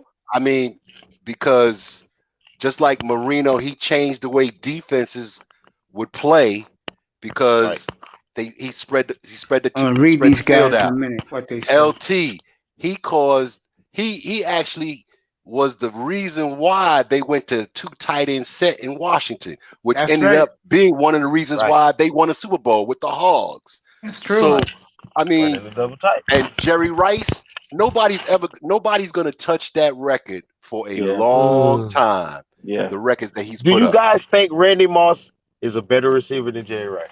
No. Different. I don't. Talent wise? Different. No. Yeah, talent wise, yeah, he's better, but not, no. What made Jerry Rice special, young man? Seriously, and I don't like Jerry Rice. I'm just giving credit where it's due. What he did was, for a guy who didn't have 4.4 speed, he didn't. I think Jerry ran a 4.6. Yeah. His routes was so good, so smooth, like Paul Warfield, that once he caught the ball, he was out. He was hard to catch because his routes were phenomenal. Now, you want me to be real about this? This is how I will rank them. Seriously. Okay. Rice. No, I can't do it. Warfield 1, Rice 2, Owens 3, TO 4. I'm gonna go back to Warfield because you guys are too young. Dwayne saw Warfield like I saw Warfield. So Dolphin fans, listen up. And Dwayne, and he played in Cleveland. This is why I want to bring you up in the Dolphins panel. Man, we have it every Saturday. We had a hot one. We even had EM in here Saturday, bro. You gotta come and talk about the old times, bro. Because me and you know it. Me, you, and Vic. But my point is, you guys didn't see Warfield. Everything you saw with Jerry Rice, guys, it was poor Warfield in Miami. We gave up 2 number 1s for him, bro. 2 number 1s. And I said this the other day, Dwayne, you would have loved this. I told these young guys the other day, my first memory of the Dolphins was Christmas Day at Kansas City, 71. But to me, the play of the Dolphin franchise was the second play in the AFC Championship game at home against the Colts. And Greasy did the play action to Gazonka and hit Warfield down the sideline 74 yards, and Warfield was gone, bro. It wasn't a bomb. It was just a simple pass, and Warfield was gone. He was smooth. Efficient with his moves and his energy, and he moved like a gazelle. I had an argument in here, bro, on Saturday. It was awesome. I had 6 Dolphin guys in here, bro. It was awesome, bro, for like 7 hours, man. And I was arguing with them, but you can say, in my opinion, Dick Anderson, Jake Scott, the best pair of safeties who ever played the game together, bro. I'm still a little upset that that Dick Anderson is not in the Hall of Fame. Tell me about it. Right.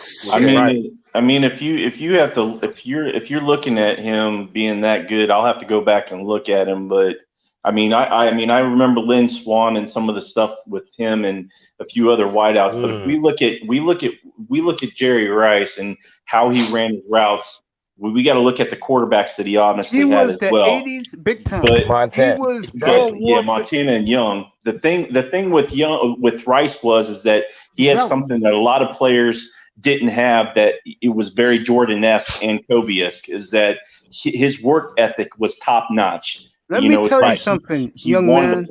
I'm gonna tell you something, young man. Okay. You know what Jerry Rice was, and Dwayne's gonna agree with this. You know what he is? Paul Warfield 3.0. No lie. Right, Dwayne? Yep. But he's Paul Warfield 3.0. But if I would sit there and say that Jerry Rice was, if you're putting talent to talent, I would sit there and say Moss was much better talent-wise than Jerry Rice. Talent. So did T.O., but they didn't have. But T.O. is different than Mace T.O.'s different. He was the first that's not true, but he was the best all-around wideout. Like if you call an all-purpose running back, and big time, who taught T.O.? Jerry. Well, yeah. But Jerry Rice was totally different wideout than T.O. was, though, too. T.O. was bigger and faster. He was the millennium type of wide receiver. T.O. had that background from Rice, but he also, if you look at him, he's very similar to playing like Hines Ward, because Hines Ward was always out there. One of the best all-purpose wideouts that you'll ever see, because he would run, he would block, he would catch. He was that good. Right. That's why you look at Thurman Thomas, one of the best or the best all-purpose backs you'll ever see. So that's what I think that that T.O. was a very good all-purpose wideout. But was he better than like just like than Moss. Not even close, man. Moss was so much Not better even close. talent wise. Exactly. If he would have had a quarterback with 1 year with Tom Brady, look what he did. Yeah. So no, He almost broke the Dolphins record. That's crazy. Hey, Charles, you forget Randy Moss had who throwing him balls in Minnesota? Cam and Culpepper. The Vikings wasn't a good team. Yes, they were. Yes, they were. They yes, were they all right. were. They were. They went to the 15 AFC. and 1 They and went to the lost the NFC championship game. So they were At pretty home. good. They were pretty good. But Randy now Moss was fucking the thing spectacular. is, Randy Moss makes more spectacular plays, but Randy Moss will not be considered an all-purpose because he's not in that. He's not built that way. No, he's not. Yeah, I see you. I see you. You know who that is, right? He's not built Yeah. that. You know who that is, right? I agree with you on that. That's Warfield waving at Greasy. I think getting without the ball, doing him the playing for the Vikings or a better team, I think Moss would have shattered Jerry Rice's record. Look, guys, I'm sorry. Shattered. Guys, I'm sorry. Paul Warfield, Jerry Rice, the two best ever to play the game. What about Ocho Cinco? Ocho Cinco is great too, but they're not Jerry Rice and Paul Warfield. You're doing a disservice by mentioning. You're doing a disservice by mentioning Ocho Cinco and Jerry Rice in the same sentence. No, guys. Ocho Cinco's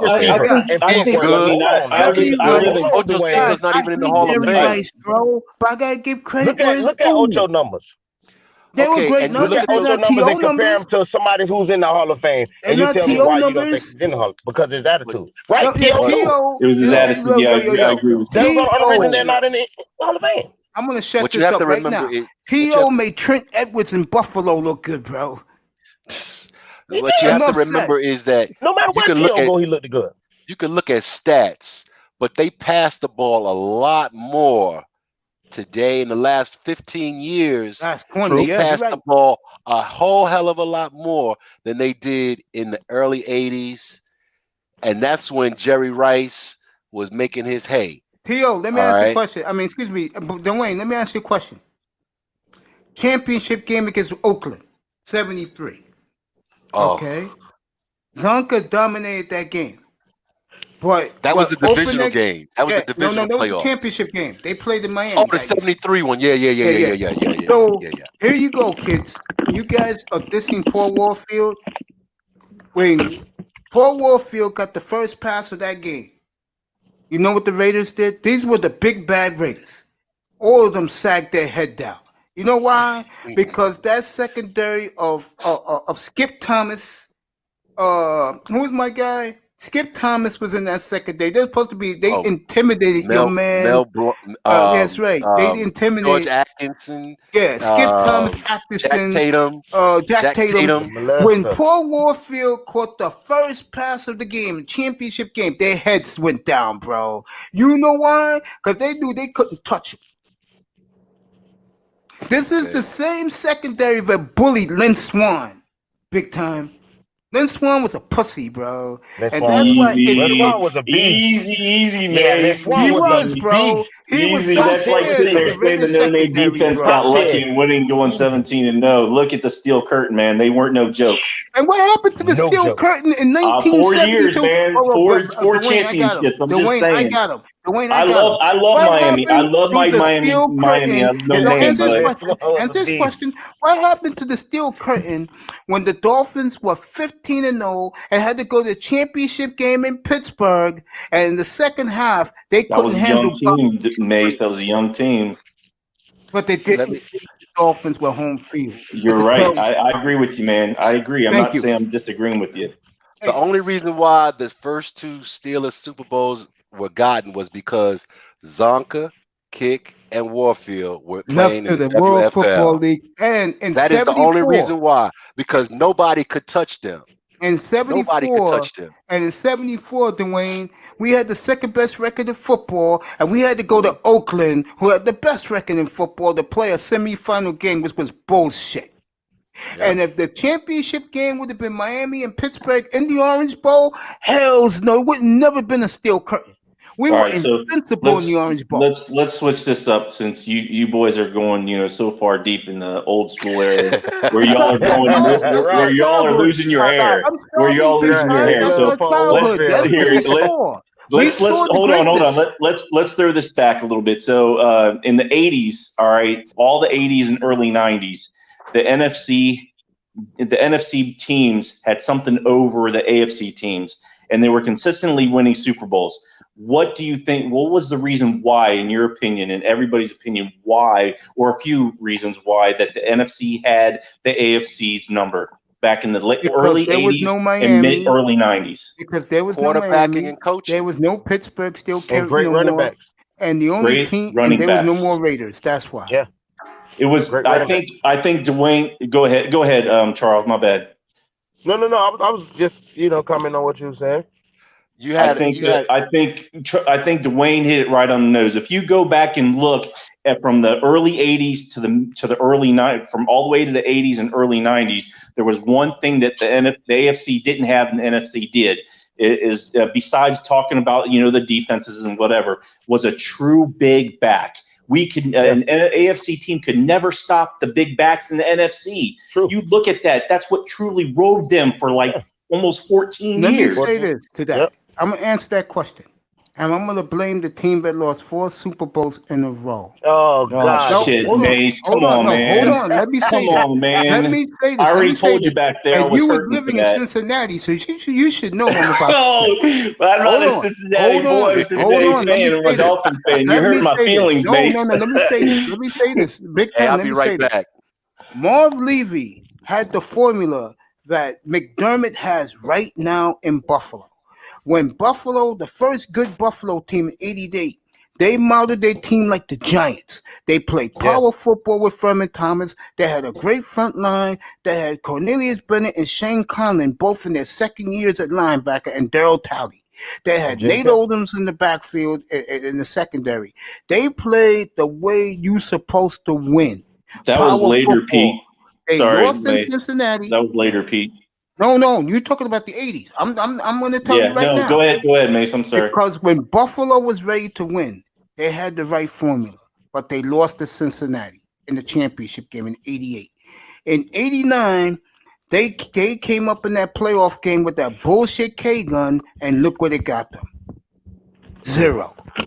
0-4 in Super Bowls playing that K gun bullshit. Well, if they would play the way McDermott got this team now, when Marv Levy had it in 1988, moving forward to the 90s, Buffalo will win a Super Bowl. But look at there's another thing, and then Charles, you can write off on me or say I'm wrong, man. But I mean, if you look at the defenses that you had Buffalo and you had Denver. But Buffalo had a very strong defense, but look at the offensive line that they went up against twice against the Giants and Dallas. They were huge. They just tired them out. And then against Against Denver went on speed, and they just could not handle that much power against Dallas. You're right. Going to happen. You couldn't beat the 49ers and made Doug Williams a household name. Those are facts. One Super Bowl doesn't make you a household name, but he beat him. Yeah. Go ahead, Charles. I'm just commenting off what you guys said. I mean, I feel like the Bills had a great team, but like I'm talking about the '88 formula. About the Giants and the Cowboys back then. You wouldn't. Nobody had a chance. No one. No. I'm saying is that Buffalo had the formula. That's why I said, and they went away with it for that stupid K gun, bro. That's what I'm saying. So when they got Kelly, you saying when they got Kelly, things changed? No, when they were losing to Cleveland, the playoff game, they played the hurry up offense, and they came back to that game, and instead of them saying, you know what, we lost, but we're gonna stick to our guns, they went the other way and played finesse. They were playing power football. And then they went finesse, and that's why they didn't win, which goes and coincides with Big Time's argument. If Buffalo would have stayed to power football, look at the Broncos after Dallas won. What did the Broncos do? The Broncos got Terrell Davis. Yeah. They went to power football, and they had McCaffrey and Rod Smith, but they played power football. Right. 2 Super Bowls. Should have won a third, but they took Jacksonville lightly. When they went 13-3 and lost to Jacksonville at home, they took Jacksonville too lightly. But the point is, Denver figured it out. Get some veterans on defense, Atwater, Romanowski, and those guys, and play power football with Terrell. Romanowski was a dirty ass motherfucker, man. And the Titans did the same thing. Yeah. That's my Tennessee point. did the same thing with Eddie George that year. Yeah, Tennessee, the year later. 2 years later, they went to the Super Bowl. That's what I'm saying, because after the bus was still in the with the Rams in '93. I don't think he went to Pittsburgh until like 96. He went to Pittsburgh. Yeah, but they used to choke with Cowher back then. The time, yeah, exactly. So my timeline goes from like around like 81, 82 all the way to like 93 to 94, and you can see the difference between the backs in the NFC and the AFC. Also, the offensive linemen were much bigger and stronger than the defensive linemen from the AFC Championship teams. Let me go back to the 82 year, the Killer Bees. Let me go back to that. Okay, in the playoff game against the Chargers the year before, they were down 24-0. Don Strock was our hero.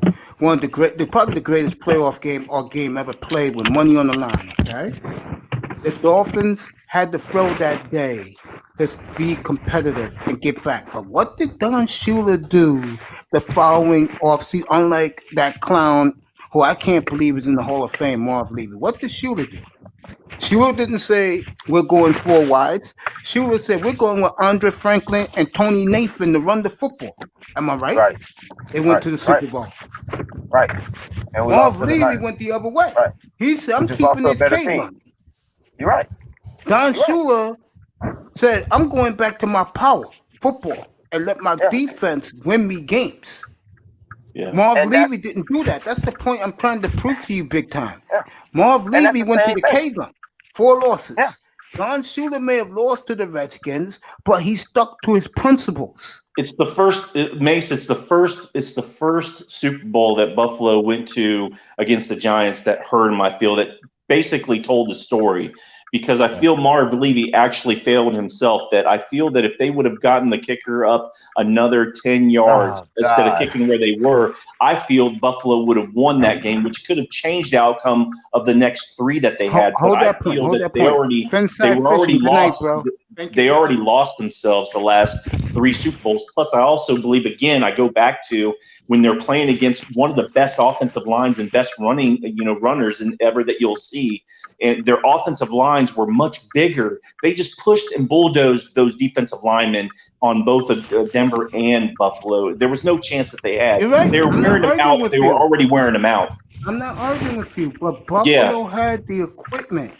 Yeah. If they would play power football to sustain, instead that idiot wanted to be cute with Jim Kelly and throw the football around, and it cost them 4 rings.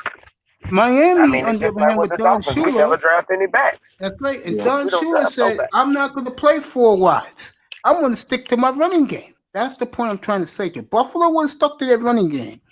They would have beaten the Giants the first one. It wouldn't have been Norwood wide right. I just don't think the running game that they had was more so like that with Thurman Thomas. And I think AFC, they were so built strong because they came from the AFC back then. I think they were built for the AFC to win against all the AFC teams, but against an NFC team back then, they weren't. That's my whole. I think we're agreeing to disagree here, because I feel that there was no AFC team to beat Buffalo at that specific time because they were that good. But against an NFC team and a defense like that, those little gimmick plays that they had in the screen plays that would work against all the AFC teams didn't. The defenses back then for the NFC were too fast, too strong, too big, and that's just the way it was. By the way, I agree with you, and I put a little note in the chat room to you earlier about why you wanted to talk to my man, the Nick guy, the Nick podcast, bro, because I understand you. I understand why you did that. Okay, I understand why you did. Yeah, I understood why you did that. Why? I ain't gonna say it. Well, you can say it. You can say it. All right, I'll say it, because guys who are in TD's room, allow them drink the Kool-Aid too much. And you don't want to hear that because you want to hear somebody like me, yourself, Dwayne, win ball games in here because we're objective. Listen, Pete's objective. Yeah, here's the problem I have, and then Charles, I won't throw your opinion out there, Charles, man. now me and Dwayne gonna talk a little is bit. that here's my problem is that there's too many narratives out there and people drink all that shit and I'm tired of it. Facts. I just want the truth from you. Give me the truth. Don't give me a bunch of bullshit. Don't give me a bunch of fluff, okay? Because there's a lot of narratives. There's a lot of narratives out there that everybody can drink, everybody can talk about, and I just want to be truthful. So if you be truthful with me, I'll be truthful with you. All right, big time. I'm gonna ask you a question. I'm gonna ask you a question. Same topic. All last week you heard me preaching. I know you got tired of it. Okay, you saw the game Sunday. Was I right? Was I wrong about Seattle's defense? I mean, yeah, no. I mean, we both. Even I told you that the Dolphins were going to lose 24-20. There was a reason why I thought it was going to be a low-scoring game. I just I felt that still that they were going to be able to stop us at some point in time. And we failed ourselves from scoring, and there was a reason why we were going to fail ourselves. So, I agree. That's it. I told you guys all week. Pete didn't want to buy into it. Seahawks defense is not the Legion of Boom. They'll show themselves, and our quarterback, who was clean again, couldn't put points on the goddamn board. Not one. Yeah, I'm not sitting there saying I don't disagree with that, and I know Fitzpatrick is on the helm, with an issue with that, but I do believe that the offensive play con was just blah. So I think that there's an issue there as well. But going with Dwayne, when you sat there and you were talking about individuals that wanted to, there was another guy you forgot to mention. If you go back and watch TD's stream on that draft, with the draft, when we were waiting for our pick. If you look at Reason, when we picked Tua, he was so disgusted because that's not what he wanted either. But he's been nothing but the guy to cheer Tua on and show how good Tua is. And I agree with him. I think Tua is there. I just think unfortunately, it is just it's time, and I think everybody agrees to that. I think everybody can agree to disagree, and everything else is fluff and bullshit. And we're gonna see them. It's just we just need to be just good night, Lou. I love you. Just a little patient is all. I think is all. It's just I don't know. Right.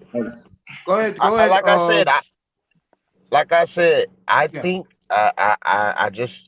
I think they're being very cautious with him. They're not giving us 100% clear on how healthy he is. Facts. Like I said, we will see him, and guess who we will see him again? The Jets. That's who we gonna see him against. That's when they'll feel like, okay, he's ready. We're playing the Jets. I agree with that, by the way. If he can't cut them up, we ain't gonna beat nobody. You feel what I'm saying? I agree with that. I know that because there's no way in the world you tell me Sunday. There's no way. Even the other dude we got, Lynn Bowden, he used to play quarterback. We didn't have no kind of wildcat read option package. You're running an RPO with Fitzpatrick. Well, why you just don't throw him in there and run the RPO? Upside Fishing, good night. Commander Lou, good night. Continue, Charles, and then me and Dwayne gonna chop it up. No, it's just crazy with us as Dolphin fans and just the team. Like, why do we do this to ourselves? Why can't we just come up with something? It's not that hard. I don't feel like it's that hard. It's our front office. And I'm gonna say this again. You wasn't here, Charles. I said this 2 weeks ago to these young men in here in the chat room with Big Time. Dwayne's gonna agree with this. In 1973, okay, we had a front office of Joe Thomas, who that idiot Joe Robbie fired, went to San Francisco, won 4 Super Bowls, building the 49er dynasty. Right. We had George Young, who drafted the 77 draft, which was probably one of the great drafts in NFL history because out of that draft came out the killer bees, okay? We hit grand slams in that draft. Remember that, Dwayne? Yes, I do. Yes. They let him go to the football Giants. Got Lawrence Taylor. The rest is history with the football Giants with Bill Parcells. Okay.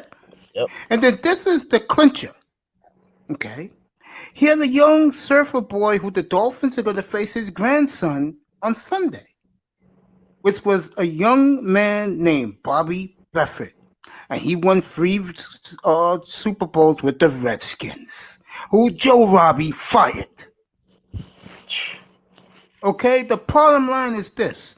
You can argue we had the greatest trio of front office men in the history of the sport. Because Joe Thomas won to win 4 Super Bowls in Frisco, Bobby Buffett won 3 Super Bowls with the Redskins, and George Young won 2 Super Bowls with the Giants.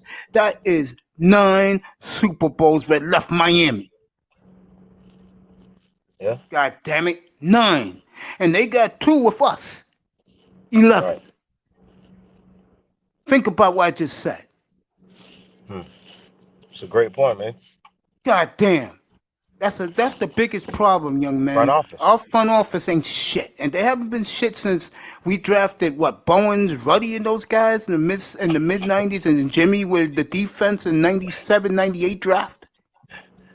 I told you our best draft picks was Orlando Murray and Jason Sanders of late. There you go. They put the most points on the board. They put the points on the board. So before you go, Dwayne, I just want to sit there and say real quick. Dwayne's gonna be with me for a while, bro. I know. I was just gonna sit there and say cheers. I want to give cheers and a shout out to TD just because he was over there showing some clips of Tua and going through the motions and stuff like that. He's definitely the true original hype man. And I don't give the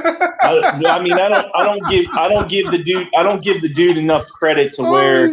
Well, no, I mean it's a good thing. It's a good thing in a sense. I mean, some of the things, right? Some of the things like hype wise, I don't agree with because I think it's more for clickbait and maybe not even so more clickbait. It's just I think that it's over the top. But I think he's a true hype man to where it's positive, and he was doing that tonight, and he even knew what was going to happen because he had 2 streams going, and then he quit the streams and he went to showing to a tape. He knew that was going to happen. That's why he went to another stream. So cheers to TD because he really wants the right thing to happen with Miami, and he's just as frustrated as everybody else. I gotta get Tony up here, man. I gotta get Tony up here and tell him, yo, that wasn't me. I'm not gonna snitch. That it was you, big time. I'm just gonna say the reason why I say that because he has his spies, bro. He has his spies, man. I love Tony, man. He's a good dude, man. TD's a smart guy. You know what I love about in the sense that when what's the cutest thing is that when his little boy comes in, and he starts talking to him, getting all excited, and he'll sit there and you'll see him being a father, and you'll see him be like actually real, more so than actually trying to like act a part, I think. And that's where you know how genuine the guy is. So cheers to him, man. He's doing a great job over there. I don't want to take anything away from him. I'm going to leave that alone because I've never been on this panel. Me and him have a good relationship. Me and him are very cool. He's helped me. Yeah, TD's pretty cool. I mean, but I understand why you buried him, bro. Wow. I understand because he has that flock of worshipers. I know that. I see it in the chat room. Yeah. The number 1 worshiper's not in here tonight. I'm surprised 305's not here tonight. Usually he jumps in here, bro. He's a good guy. I think he is a good guy, and I like what he's doing. I understand why you said what you said, bro. It had nothing to do with TD, but I know why. He's gone. So do you guys think we're going to win Sunday? No. Oh, God. We can't beat the 49ers. Didn't lose the way they did. The Eagles just did it. That's the problem. The Eagles just did it. The Eagles fucking suck. You know what? That's exactly what I was thinking. I was like, the Dolphins could get a win if they had won on that if they game would won against that the game, Eagles, but because then they would have been lost, like, Miami's gonna get fucking ripped the a-hole Sunday, bro. That's There'll be no Dolphins pom-pom waving in this room this week. Shit. We go to San Fran? I'm rooting for the Dolphins. We go to San Fran. Yeah, and then we go to Denver. And Drew Lock will be back next week for the Dolphins game. I think we're gonna beat Denver. I don't think Denver's gonna beat us. And unless they throw the Jared Judy on no all day, then we ain't got no chance. I'm just gonna say this, and I mean this, and I want you guys to stick around for a while me and Dwayne talk a little bit. I just want to say this. Ryan Fitzpatrick proved what we all knew of him all along on Sunday. That was the disgraceful performance from him. Because it was one thing if he was getting blitzed and tortured. Well, that motherfucker wasn't even touched. Come on. That's what pisses me off more than anything else. And then he missed a lot of reads on purpose. I really feel like that. Yep. He did. There's no way he didn't see Gesicki or damn Isaiah Ford on that one play running. If he would have just led him, he would have been gone. One of the worst losses in a long time, in my opinion, for the Dolphin franchise. Because if they would have played the way I thought they would have played on offense, even if they were lost, America would be patting Ryan Fitzpatrick on the back. It's scared. You said it. He played the way that he told him to play. And he played like a fucking 50-year-old man instead of a 38-year-old man. Get that guy on my face. Like how he looked at against Jacksonville. Yep. Why we can't get that? The sooner they put number one in, the better we all be. I don't care. I just want someone to put points on the board. I agree with you, 72. Yeah. I agree with you. I think he did some good stuff today on his channel. So yeah, cheers to TD. But leave him alone, bro. Everybody knows.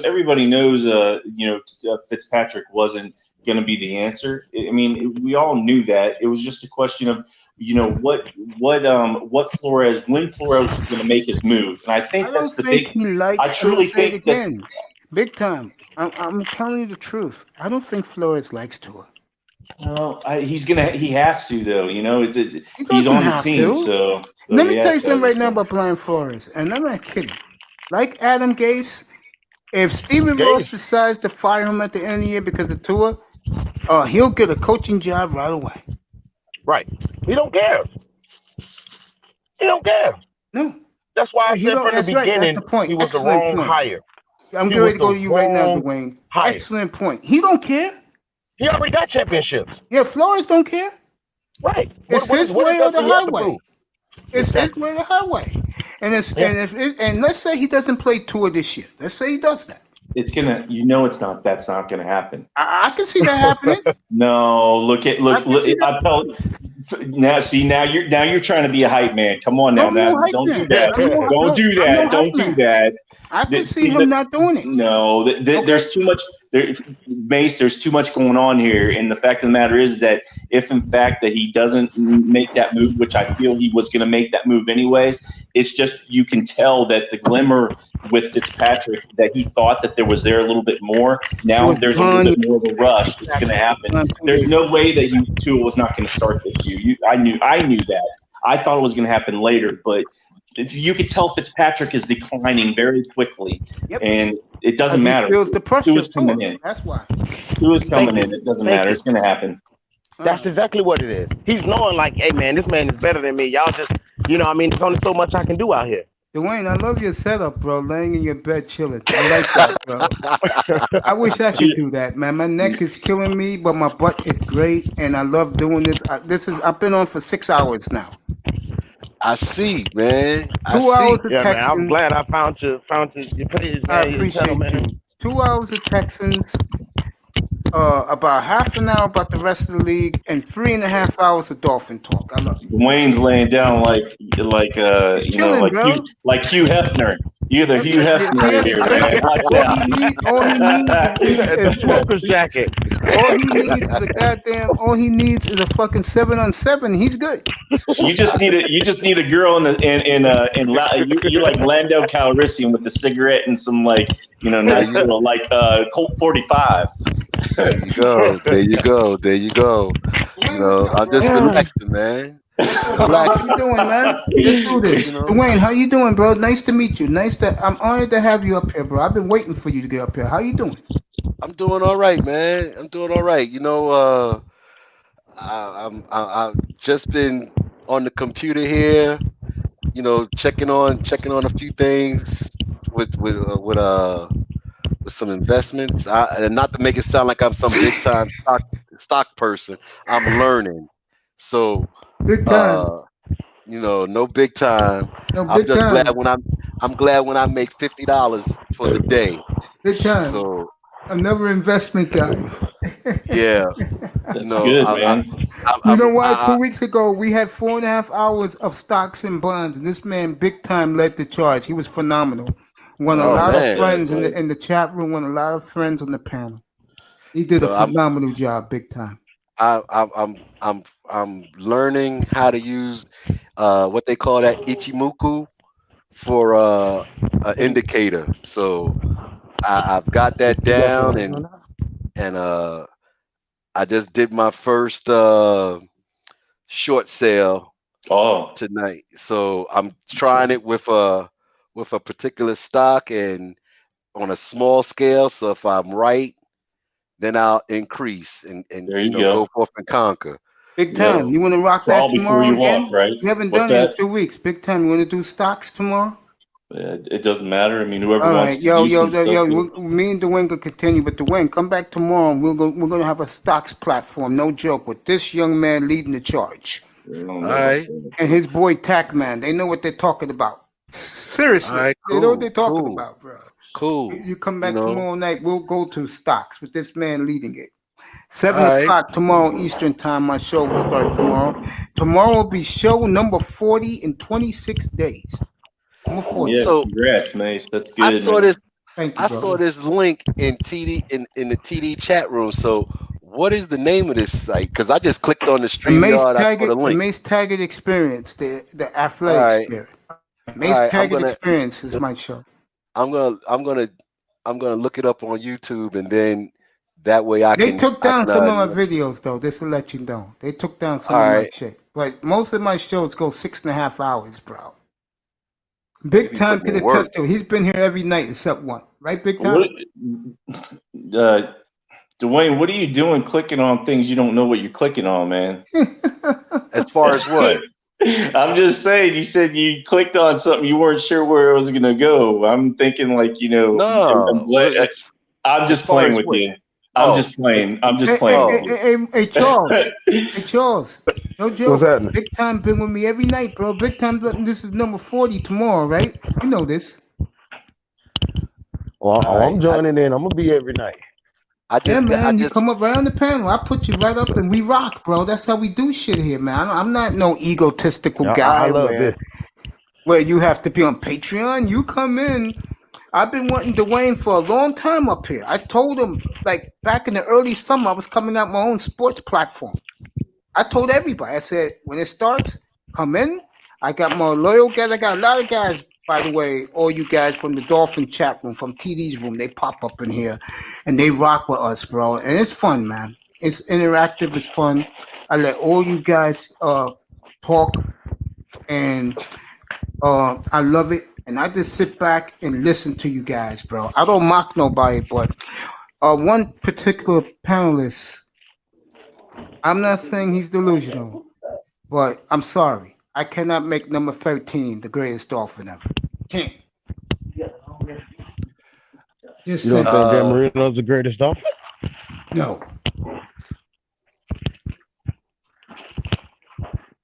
We have 10 Hall of Famers. We have 10 Hall of Famers from the 72 team. They won 2 Super Bowls. They went undefeated, young man. And they were in my opinion, I'm just saying there's no diss to Buffalo fan. The only team to go to 3 straight Super Bowls. You know what's the problem with you young guys? And Dwayne, I want you to answer if I'm lying. You young guys don't embrace our heritage. Oh my goodness! Oh man! And the gray starts to come out. Oh my goodness! There's a reason why our boys wear green aqua jackets when they celebrate someone, because those guys got rings. I get that, man. I get that. There's much respect there. Right, Dwayne? They got rings. They got rings. And they guess were what dominant. else? And if our 3 best players didn't go to the World Football League, we would have won 5 Super Bowls. I believe so. Because the Minnesota Vikings know that they were not as good as the Dolphins. Pittsburgh knew that too. Pittsburgh knew that. And the Raiders got lucky in the Sea of Hands game. Oh man! Listen, you want to know something funny? we did something great. I mean, as a young, we were the first expansion team to win a championship. So I know that. We went back to back, and then we went to 3. So there are things in here, and then we're unbeaten. We went unbeaten. So there are things that still haven't been beaten yet. You know, our team back then, you know, did something tremendous that hasn't been acknowledged, truly hasn't been acknowledged. So yeah, I get that, you know, but generational, you know, we're all going to be looking at like what we can compare one team to another. That's what's so great about, you know, basketball with the Celtics and the Lakers. Consistently, you can go back and look at them and say which one was better, you know. But with this Dolphin team, there was only really one good slate, and then we had one great player pushing us. We haven't really had a great. We haven't won one since then, you know. Let me say this. I want to go back to Jason Taylor, and I told you guys a story that I talked to him a year before he went to the Hall of Fame. I talked to JT on the radio show, and I told JT that I told him that I don't think you're going to get into the Hall of Fame in your first try, JT, but you're going to get in your second or your third, but you're definitely getting in. And he was humbled by that. I said, you, Surtain, Madison, Brock Marion, Bowens, Daryl Gardner, Zach Thomas, you guys were sabotaged by Day One set, Jay Fiedler. I'm sorry, Larry. Jay Fiedler sucked, okay? They should have got Drew Brees in 2001. They would have got him. They still had a good offensive line then, and then Ricky came. Shit, they would have won 2 rings, early 2000s. We would have been what New England was, okay? Bottom line is this. We don't have the front office we had 50 years ago. That's the bottom line. And we had a great front office, right, Dwayne? We were the gold standard of the NFL. 32-2 over 2 seasons. Goddamn right. 32-2. We had the best running game in football. We had the best receiver in football. We had the best secondary in football. But here was the clincher. Like the Patriots know now. We had the greatest coach in football. Yep. Yep. Just like in baseball, you win up the middle. Yep. You know, catcher, pitcher, second and short, and center field. Same thing in football, basically. Yep. Coach, GM, quarterback, center. And we had That's how you win. And we had three of the greatest GMs who ever did the game. Okay? We had Joe Thomas from day one. Look at the 68 draft. Look at the 67 draft. That built the dynasty in Miami. We was the laughing stock. But we had home runs in those drafts. Those players who won those Super Bowls, 67, 68 drafts. Right, Larry? I mean, right, Dwayne? I'm thinking about Larry Zonka. Right, Dwayne? Yep. Then we traded a 1 for Shula. Who back in those days traded a 1 for a head coach? And then we traded a 2-1 for Warfield. You know what? It was worth it. We were a dynasty. Yep. That shit was worth it, young men. Worth it. Today, teams would be scared to trade for a Paul Warfield, a Jerry Rice, a T.O., 2 number 1s. And now you got it. But see, that trade for Paul Warfield, that team was already, you know, there was a team put together already. Yep, those 67, 68 drafts. He was the icing on the cake. And did we trade our second rounder for Mercury in 69? I believe he was drafted by the Chargers. And Larry Little was drafted by the Chargers as well. And we traded something for him. But back in those days, young guys, the draft was 40 rounds, believe it or not. Yeah. It went to 40, then it went down to 17 for about 15 years. And then they went down to 10 and then to 7. Yeah, me and Dwayne are the same age. We remember this shit like it happened an hour ago. I'm laughing. I'm getting a kick out of this, man. Yeah.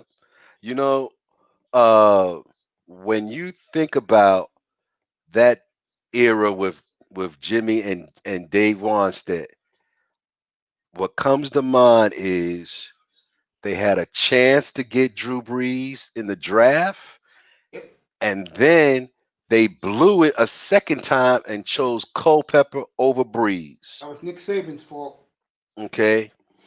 So and that's why I don't like Nick Saban. I mean, I appreciate his skill with Alabama, but he owes more than Tua. He owes a lot more to the Dolphins than just Tua because he ruined the franchise. Facts. He helped ruin it. That's true. And then we got that clown, his name starts with a C. Cam Cameron. That was a joke. Yep. And then Parcells fucked it up by not drafting Matt Ryan. Took Jake Long, who was damaged goods after a while. Yep. We just don't have front office people who can get the job done. That's our problem. That's what set us back. I think that we do now. You have to give, and I know some people were talking about, oh well, Flores is the wrong pick. Flores is on the hot seat. I don't believe that. If he plays Tua next week, he'll be fine. I think that he is going to be the one that's going to coach this team to success, and not just a wild card or a first round, but I'm talking about success, finishing the objective, completing the objective. Flores is a bad coach, Dwayne. I agree with you. I think that for him to take a bunch of ragamuffins, started off 0-9 or 0-7, whatever it was, and win 5 games with that sorry group. And then to me, most importantly, he went to New England when the Patriots needed for a bye and beat them outright. That's a lot about Flores right there. Yeah. That's it. That's a lot for him right there. You young guys got something to say? Unmute yourselves. Let's hear from you young cats. Go ahead. Charles, nothing? Big time, nothing? Okay. Go ahead, big time. About what? Anything you want to talk about? When we're talking Dolphins here, we're all Dolphin fans. Go ahead. All me and my brothers doing reminiscing. We're the same age, so we're talking about our childhood. We saw this shit. You guys didn't. You guys saw Dan Marino throwing the ball around. There is a thing called ESPN and watching past videos. Kid, do yourself a favor. It's not like they haven't been there. Do yourself a favor. Listen to me. Big time. Listen to me. Do yourself a favor. Tomorrow, when you get a little time before you come up here, go to right here to YouTube and type in The Impossible Dream, the 1974 Miami Dolphins. Yeah. Watch the beginning and watch the great John Vincenda narrate the beginning of that show about how great the Dolphins were. And then you'll get a little zest of what me and Dwayne be talking about in here. You'll get a little taste of what me and Dwayne saw live in color via satellite. So, Mace, where do you think I became a Dolphins fan from? Where do you think I got that from? The San Diego game.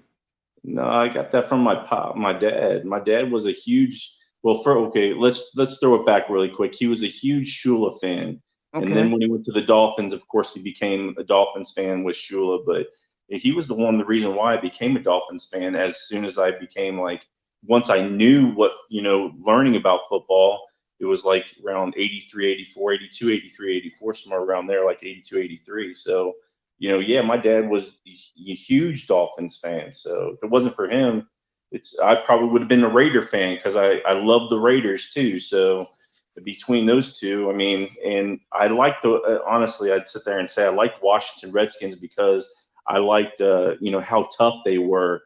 And I like Joe Theismann, man. He's a scrappy son of a bitch. So he was drafted by the Dolphins. Yeah. Let me say this real quick. I'm out. No, let me say it. Here we go. Cause he's still here. 72 logos. I love you, man.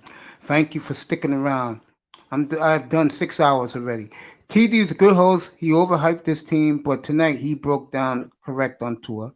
If it starts, we lose on the road. Plus, on the road, Dolphins not that great.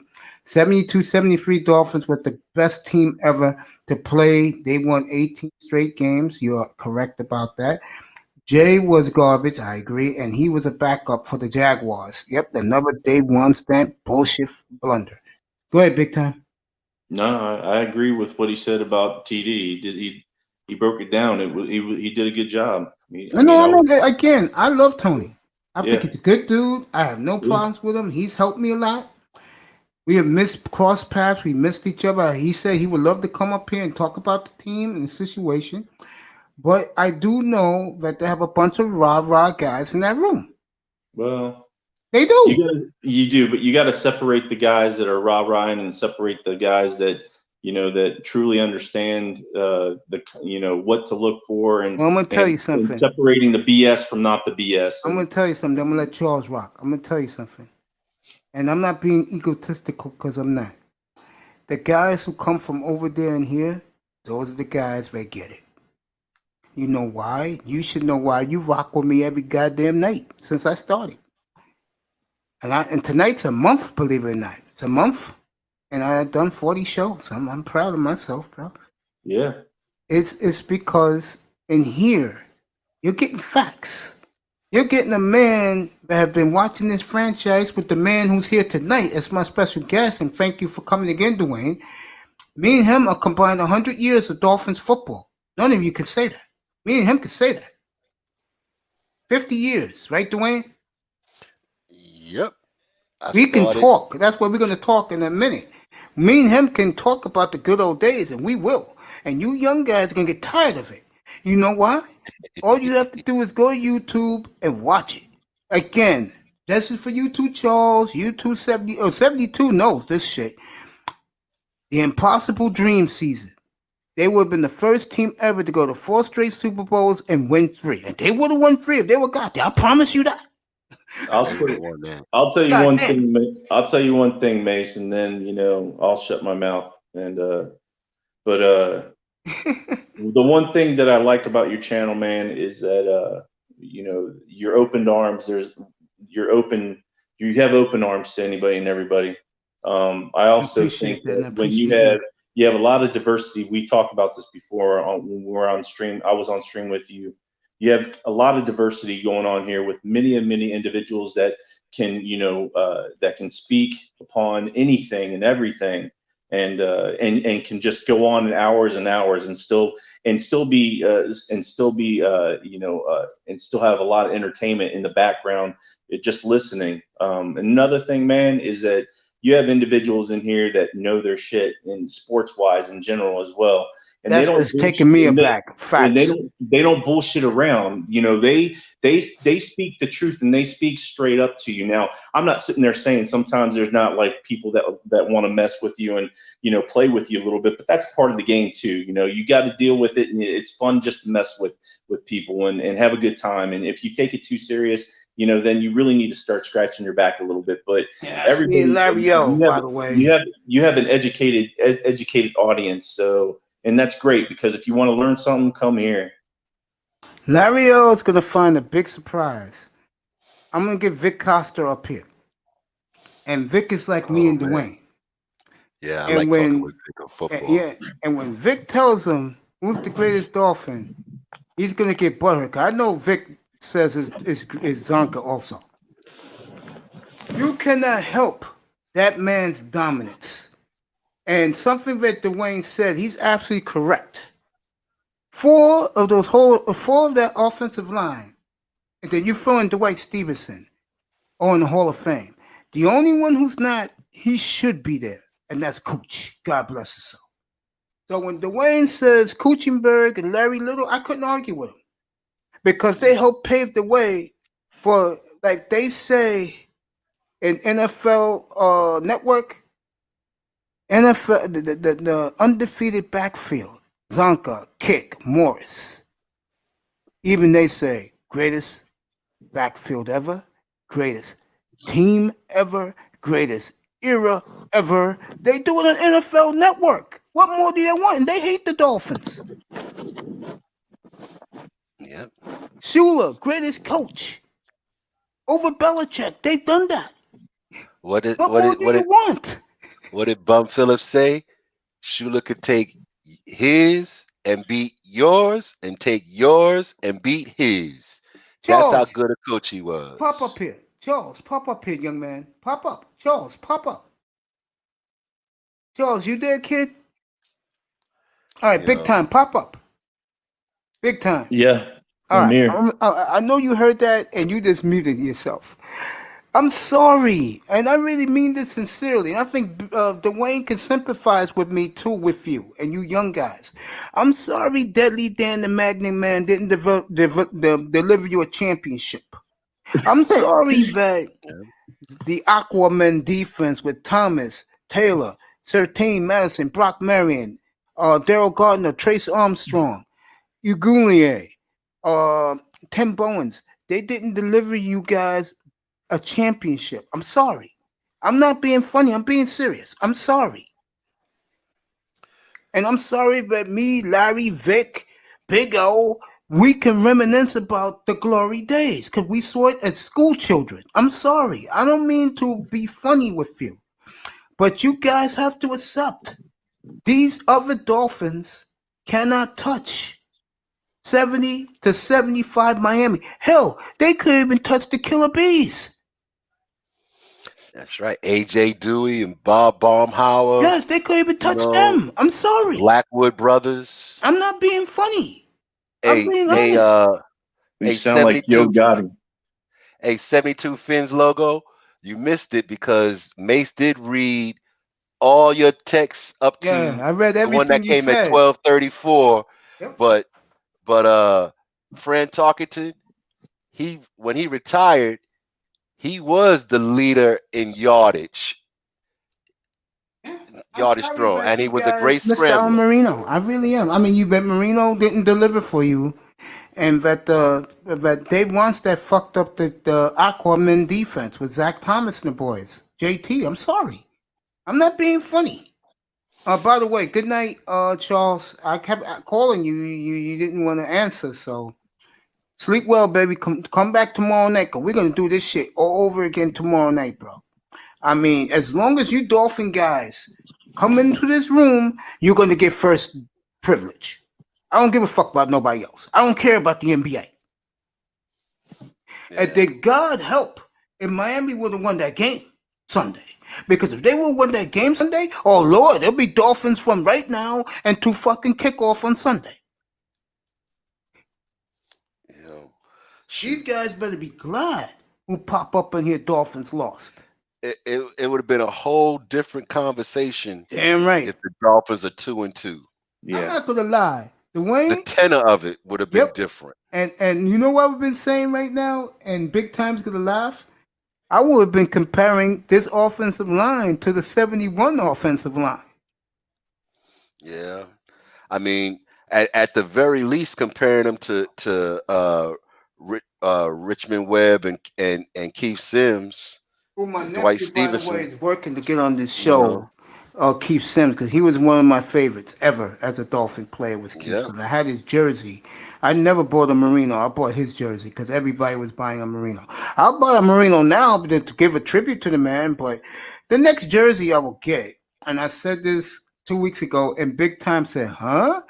Next jersey I'm getting, when they start selling the authentic throwback ones, on, when they wear them, next one I'm getting is Dick Anderson, bro. I don't give a damn.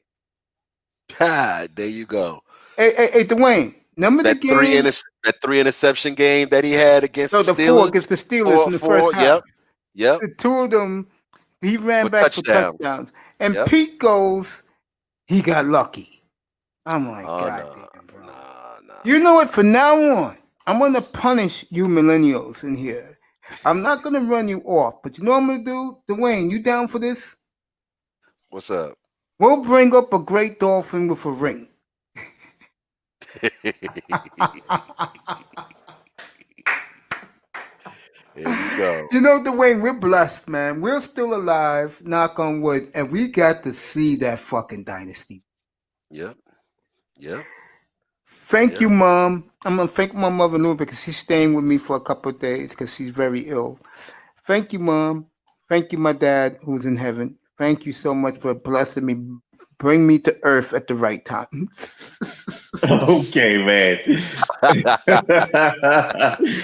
Oh shit! I mean, damn, man. And Well, I you know felt what? for big time tonight. I felt for you, young man. When you said that you got tired of the shit, I was there back in 1995, bro. Where you Yeah. at now? I mean, but I mean, everybody. I mean, back then with Buffalo, the way Buffalo always had our number. I mean, that was frustrating because I know that our team was definitely better, just as good. We just could never get over that hump. Or like you said, back in what was it, '94 when we San Diego, they weren't the team to go back then, or Patriots in in 85, 86, they weren't the team either. So we've had a lot of AFC teams that have went to the Super Bowl that should never have went, and they didn't represent the AFC very well. And I feel that our team could have done that, but you're right. But we never finished it out. So it is what it is. I can't go with it. By the way, Let me say, Dwayne, 72 logos our age too, so we got the trifecta, and he just said that he remembers all those games too. Yep. Thank you, Mom, Dad, your mom and dad. 72 Dolphins parents were blessed us on earth in the same year. I mean, you know what? I tell you the toughest loss in the playoffs for me was, well, I'll give you two. The losing to the Patriots at home in the AFC Championship game. 85. In the rain. 1985. Yep. I can't imagine. I still can't grasp the fact that they lost to Eason. Yeah, that bum. Yeah. Bum. And then also, well, Dwayne, real quick. I mean, I'm just asking you a question. We beat them. We beat Chicago that year for their unbeaten season. Do you think if we would have beaten the Patriots, saying ifs, I don't want to say ifs, but I'm going with it. Do you think we would have beaten Chicago in the Super Bowl? No question. You know why? Because the 3 wide receiver set that the Dolphins ran was able to defeat and overcome that 46 defense. Yeah. Technically wise, scheme wise. That's why. Let me say this. Get back to And I was saying. I'm gonna let Dwayne go, but this is directed at big time. You young guys, I'm putting 72 logo with me and Dwayne. We're gonna call ourselves Legacy from now on. All right. Okay. Legacy fans. Legacy okay. from now on, bro. All right. Let me say this, and I mean this. Me and this guy had an argument, me and Pete. Remember we had an argument 2 Saturdays ago about the eras, and he was talking about the 2019 Chiefs will kill the 73 Dolphins, and I laughed at him. So the whole thing about that was, though, let's throw it out there, is that it's how the game is played right now, Dwayne. So he was saying that the offense of Kansas City, there's no way that any defense back then in the 70s or 80s could even touch an offense like Kansas City and actually beat. They wouldn't be able to beat a team like Kansas City. I'm gonna read that 72 logo. Go ahead, keep on. No, go ahead. That was it. I mean, I can understand both sides of that coin. The game was played so much differently. The things that you could do or not do back in 72, 73 era, you can't get away with or wasn't thought of back then. Then wait, let me ask you a question. I got you right here. Let me ask you. You be honest. Could they would have thrown on that secondary with Lloyd Munford, Tim Foley, the great Dick Anderson, the great Jake Scott? Be honest.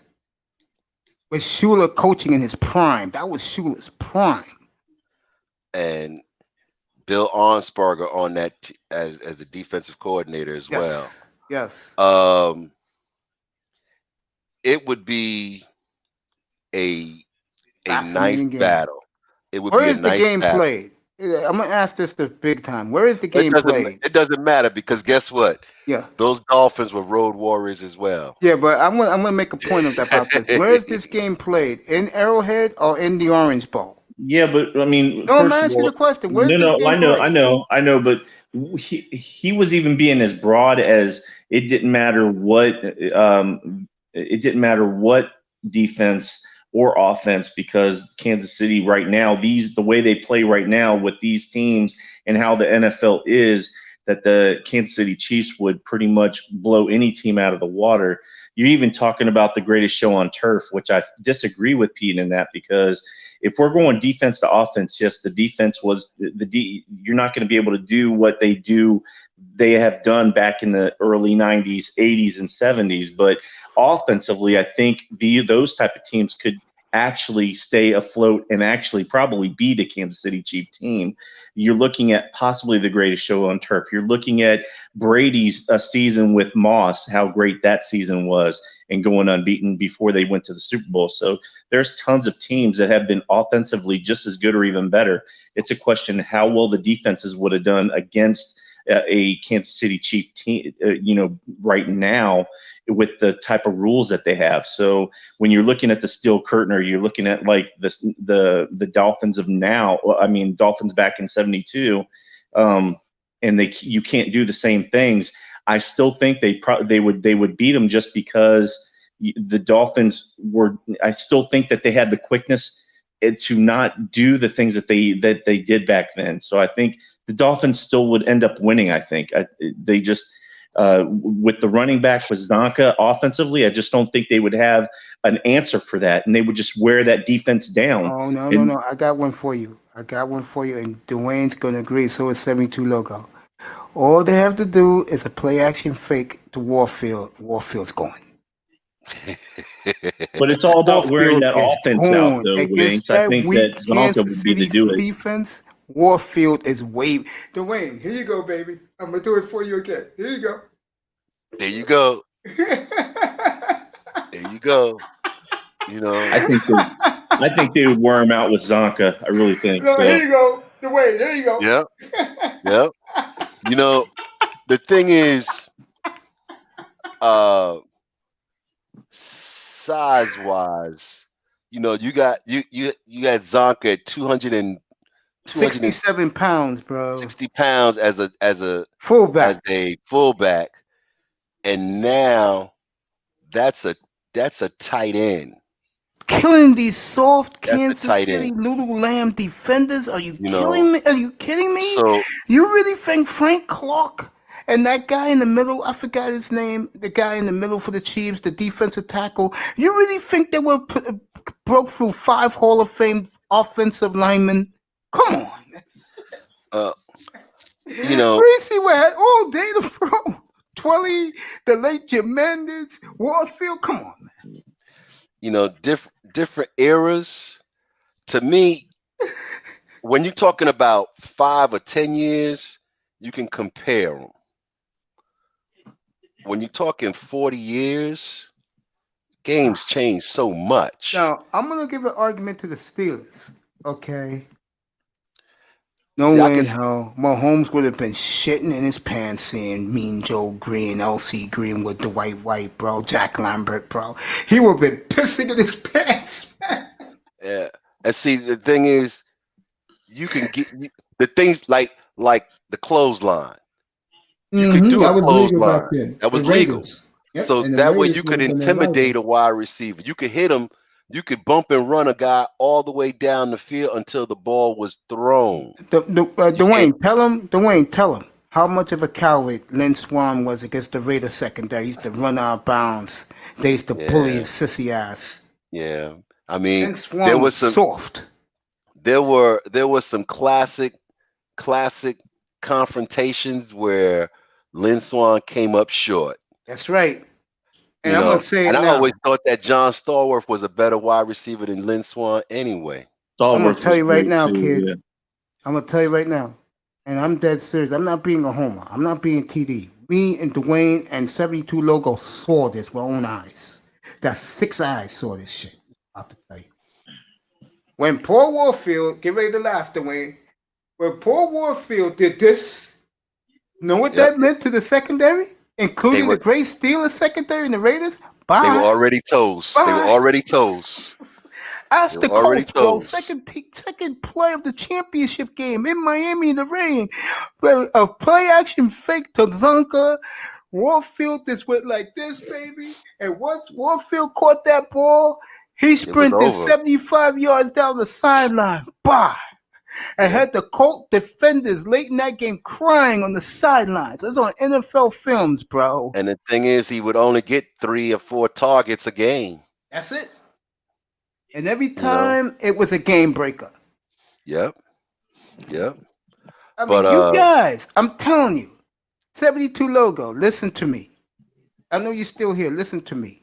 When you get your mic, you get automatic pass up here. We're going to call ourselves the legacy, bro. Me, you, and Dwayne, bro. We're going to be the legacy up here, bro. I love my Dolphins, 71, 72, 73. But speed kills. And Dolphins secondary wasn't burners. The game has changed because of it. But you know what? We had Shula coaching in his prime, bro. He would have made something happen. I'm going to say something else. And Dwayne and 72 logo will agree with it. Back then, there was freer days in the rain, the monsoon. Watch NFL films. I'll give you the one tomorrow about the 71 Dolphins, bro. 72 Dolphins when they lost the Super Bowl to the Cowboys the year before the beginning. When Shula had them running gases in the rain, bro. 3 days and no water. That's right. In Miami. That week with Kansas City coming in, if let's say the Dolphins played a lackluster game but won, you know what the word was around America by the national media? Big time. It's going to bring back some good memories to 72 and to Dwayne. Shula is quacking that whip right now, boy. Yep. And he was running gases with him. You know. Hey. Remember what Manny Fernandez said back then? Manny said, quote, if we wasn't winning, I would kill him. But because we were winning, we did whatever that man told us. Remember the little prank they did on Sheila fellas when he put the alligator in the shower? Oh, yeah, I saw that video. I saw that. Again, I'm being sincere. I'm not being funny. I feel bad for you, kid. Big time, I feel bad because you didn't see what we saw, man. And it hurts me, too. I'm being honest. It hurts me that Marino didn't get it done and that stupid-ass Wannstedt sabotaged JT, Zach, and those guys getting a championship. Well, let's hope that Chan Gailey isn't sabotaging the current offense because I'm trying to figure out why Breida and Grant are getting more spectacular plays. So that's the one perplexing thing for me so far. Yeah, as far as this season is concerned. Yeah, that offensive play calling is horrible. Yeah, go ahead, big time. No, I was agreeing with Dwayne. I just don't get it, and the offensive play calling I think has been far from lackluster. So, and it hasn't been helping anything with I know Fitzpatrick is a big part of that, but man, the play calling has not been that great either. So Fitzpatrick and Chan Gailey are a package deal. That's why they brought him here. I keep telling you guys this. I don't think our coach likes Tua Tagovailoa. I saw his reaction when we picked him. He wasn't happy at all. See, when you get a franchise quarterback, you're happy. You saw the Chargers GM right after they picked Herbert. He was pumping his fist. He was happy. He didn't show no emotion when they picked Tua. He knew he got the phone call from that dumbass who I'm going to rip this week. He know he got the phone call, him and Greer, to pick that motherfucker. Okay? But I'm going to tell you right now, and I'm being dead serious, he gets hurt. Come in here, I'm going to roast all those people who cheer for Tua, including Ian. Okay, and I like Ian. Me and him got a good rapport. He'll be here tomorrow night. Okay? I told him, come tonight. I didn't know Bill O'Brien was getting fired. When I found out, I said, let me load this up. Because I want to talk about the more losses they get, the higher our pick is with Houston. Oh yeah. That's why the Houston guys got the first 2 hours. They were crying in here. Seriously, they were crying. I never liked the move by Flores to bring in a coach that hasn't coached in 3 years. True. In today's NFL, he's going bad, but Gailey's offense is predictable, in my opinion. Facts. You're going to see that Sunday in San Francisco. I promise you that. I mean, hey, it is what it is, bro. What Well, you can do? you know, sometimes just like this game here, this last game, the combination of Jaceki and Smythe, even though all during the off season I was dogging Durham Smythe out, but he seems to have picked it up a little bit. Third year in the And he's league. he's being a little more productive. But why go away from that? And then you really don't see a lot of it in the second half. Why aren't there any throws downfield to test the secondary? I mean, to really test the secondary. Why no screens to Breida? Why no? I think they call one pass, one target when Jakeem Grant was targeted on a slant play, slant pass, slant pattern. Why no real? I think Breida touched the ball 3 times in the game. You don't like Breida. He already let you know that. You know. You don't like Breida. He already let you know that by what he says. He said, well, I go by who works harder in practice. And that's the kid who's Gaskin. And he's the type of coach, I'll say it again, that's right, Shula did it with pads on the first day of camp. These soft-ass coaches ain't doing that.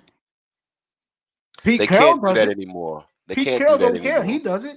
He said, and 72 fences, you're right, though. I think 72 Logo is enjoying this conversation with two old geezers his age who waved the white hankies back when we were children. You're enjoying this. Put a 1 in the chat room. Logo, you enjoying this. I remember the first time I saw that song or heard that song, and then to watch the Houston Oilers copy it. And America gave it to them because they were the hot team back then. Yeah. I'll tell you one thing. That game, I watched it a couple months ago on YouTube. That game put Bob Grease in the Hall of Fame. And I'm glad that the media agreed because he went toe-to-toe with Earl Campbell that night. Yeah. Nat Moore became a household name in America that night. Yeah. And he said, yes, he's enjoying the old geezers talking about the good old times, bro. We're going to have a lot of this shit. Dwayne, I'm going to say this to you right now. It's a pleasure having you here. I'm not leaving yet. I'm charged up, bro. It's an honor having you here. Big Time is the #1 guy in here because he's here every night. So he rocks with the beautiful man here. 72 Fins Logos here most nights, and I appreciate his loyalty. 305 isn't here tonight. I'm shocked. I guess he's going to get his mic any day, so he can join us up here. But for now on, Logo, get your mic, bro. We're going to call ourselves Legacy in here. You hear me? Legacy. Love Big Time's comments. He love your comments, Big Time. There you go. Big I mean, time. when you love talk, your comments. I mic yourself. Thank him, bro. yeah, thank you. I mean, when you talk from the heart and with knowledge, the conversation flows well. I don't know what the hell Larry is talking about. You know, basically this regarding the 71 to 70 to 75 Dolphins. Yeah, you're damn right. Because of them, at least they get some credibility nationally. Yeah. And Big Time, I hate to disappoint you, but NFL Network rated them, bro. I'm going to say that Paul Warfield is like second or third greatest wide receiver of all time because of Jerry Rice. But in my opinion, it's Paul Warfield. Larry Zonka, greatest fullback ever. Greatest backfield ever. They call it the undefeated backfield. Zonka, Kick, and Morris. God bless Jim Kick. I'm sorry. Yeah. I mean, I'm sorry that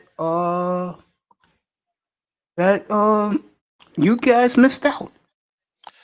I go back to a time when the only time I lived in New York, and I'm gonna talk to you about that too, because I want to find out what part of New York you from. The But Bronx, buddy. I'm here right now. The BX. oh man, we'll talk about that. Let me finish this thought. Yeah. I remember halftime of the Monday night football game was the only way you could see video of the Dolphins because we had the Jets and the Giants, so that you always got those games, and you never could get the Dolphin game unless they were playing the Jets. And that was the one thing, I always made sure that at 10:15, 10:30, I come up with some reason to get out of the bed just so I could watch those highlights with Howard Cosell. Okay, so I could see my Dolphins, and they made sure during that time the Dolphins were prevalent on the highlight film because they were. Remember Cosell? I got a great memory for you and 72 logo. Here, this is Howard. I love when he used to do this. And when you play Miami, you're gonna have to stop that man, number 12, Bob Greasy. You got to stop that man. And Greasy was one of the first quarterbacks to wear glasses on the field. Thanksgiving Day, 77 in St. Oh Louis. yeah, Remember that, fellas? six Six touchdowns, touchdowns, baby. Yeah. MVP of the league that year, bro. Yeah.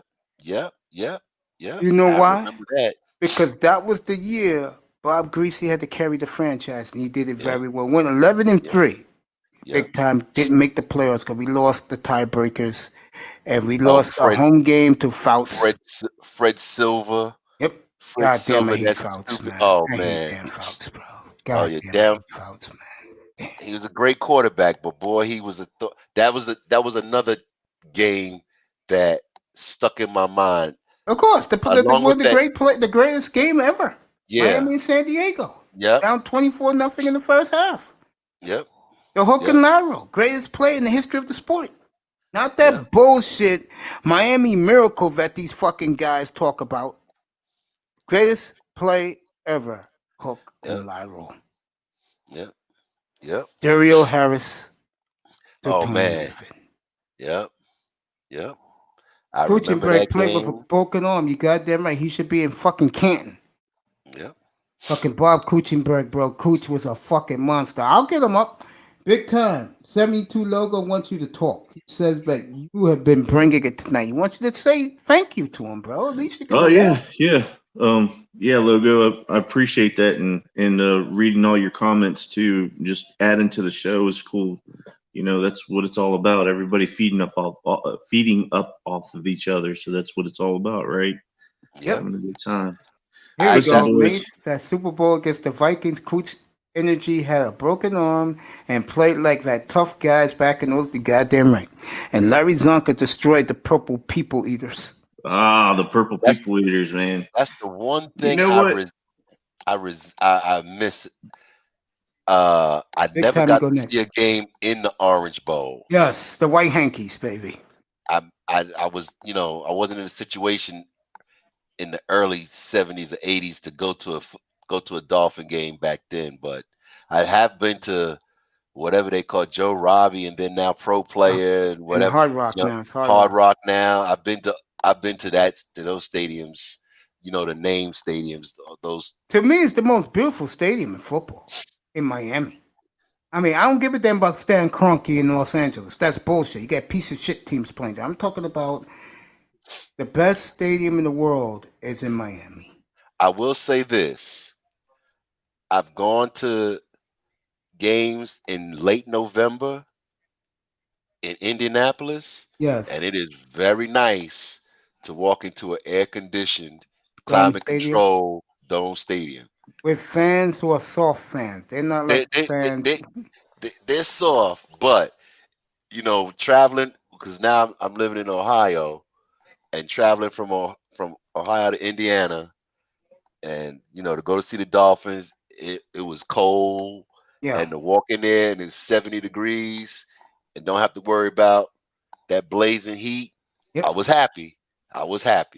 Although I did want to, I would have much rather seen the game in Miami, but it was nice being in that climate control stadium. Hey, let me ask you something, big time. You've been to see the Dolphins at Cincinnati? Yeah. You was at that Tannehill game when they were up 17-0. They ended up losing. I don't know. I mean, I can't remember. I've been to a few here and there.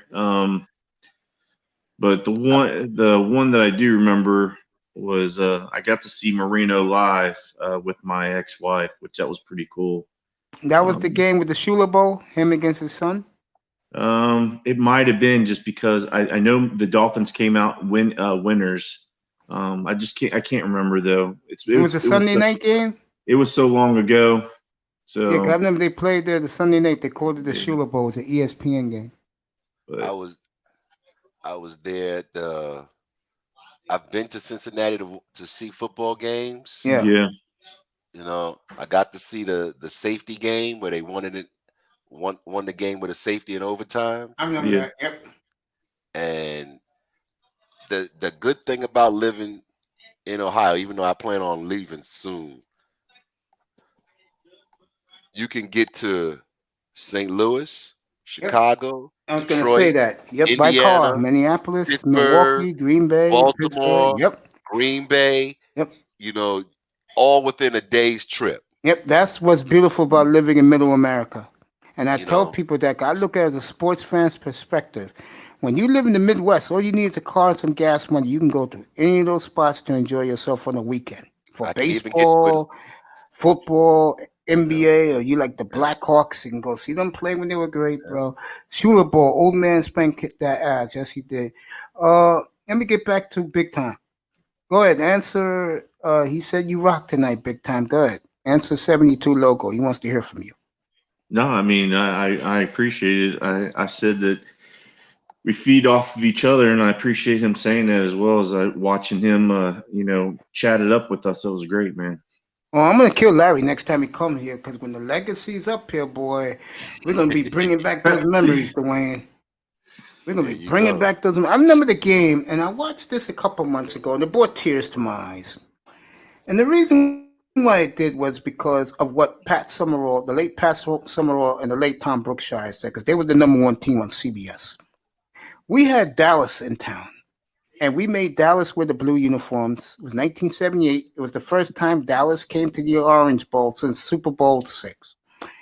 And the crowd was electric. And when Miami jumped out to a 17-0 first quarter lead, you know what those two gentlemen said? You could watch it on YouTube. You know what they said? Greasy is the best player in football, the best quarterback in football. At that time, he was. And that was with Delvin Williams. Who, if I had to compare Delvin Williams, I would say he was like Jay Ajayi when he was here.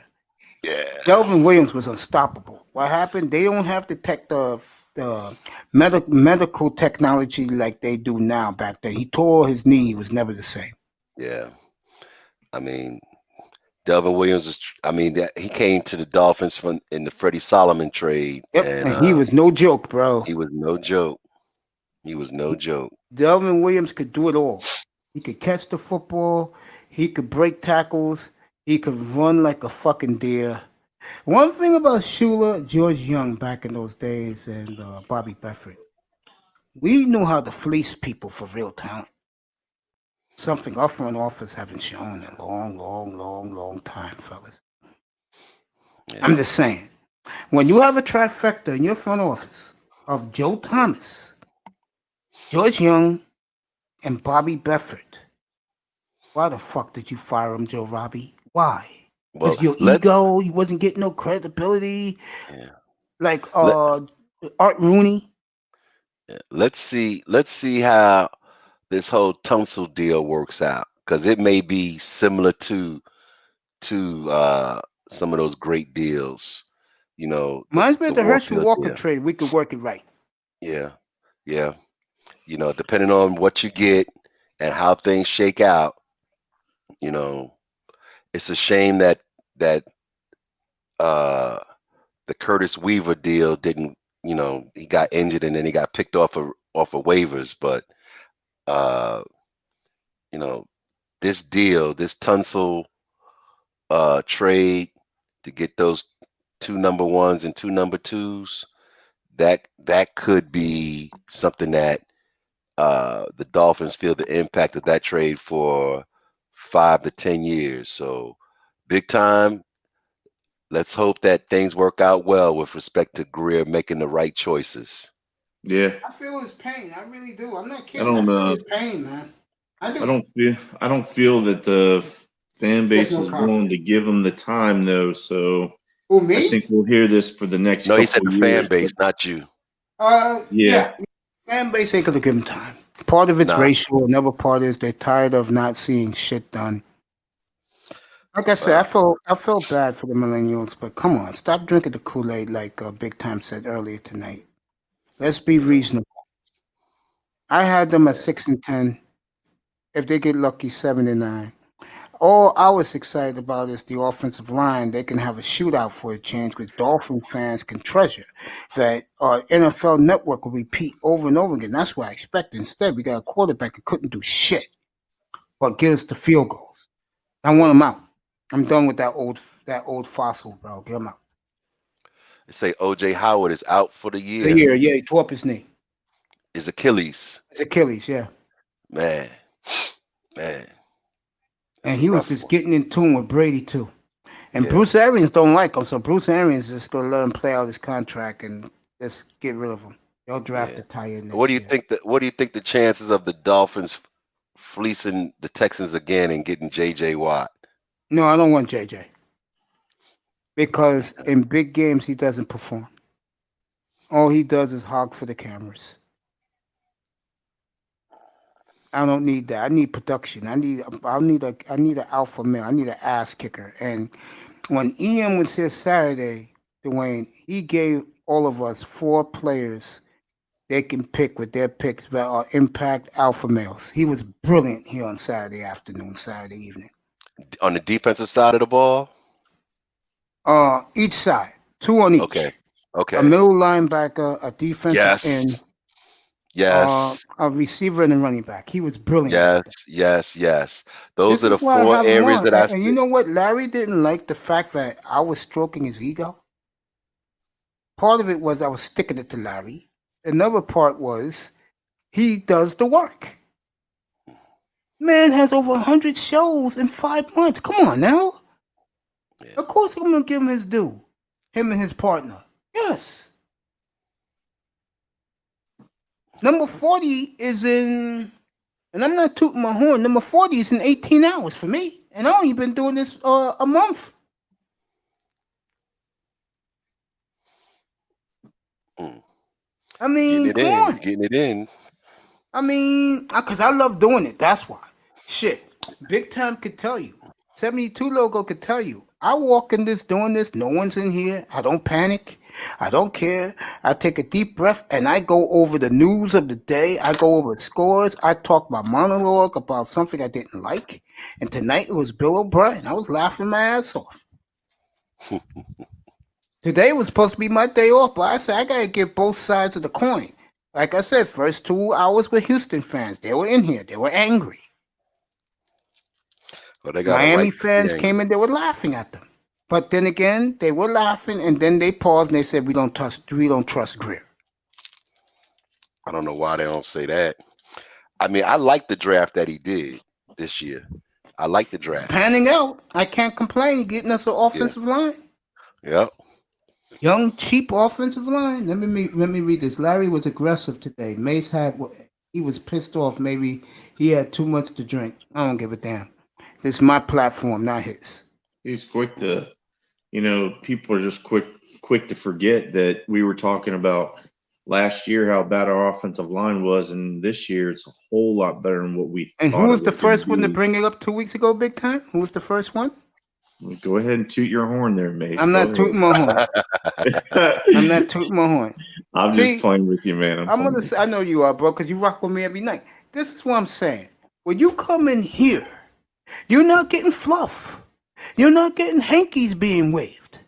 I don't even think those young kids knew that they waved hankies. And for Pete to come in here Saturday and disrespect the 70 to 75 Dolphins, I was livid. And then for Larry to disrespect Larry Zonka, I'm sorry, Zonka is the greatest fullback ever. He got 2 rings, and his man don't got shit. Well, a statue put out outside the stadium for entertainment purposes.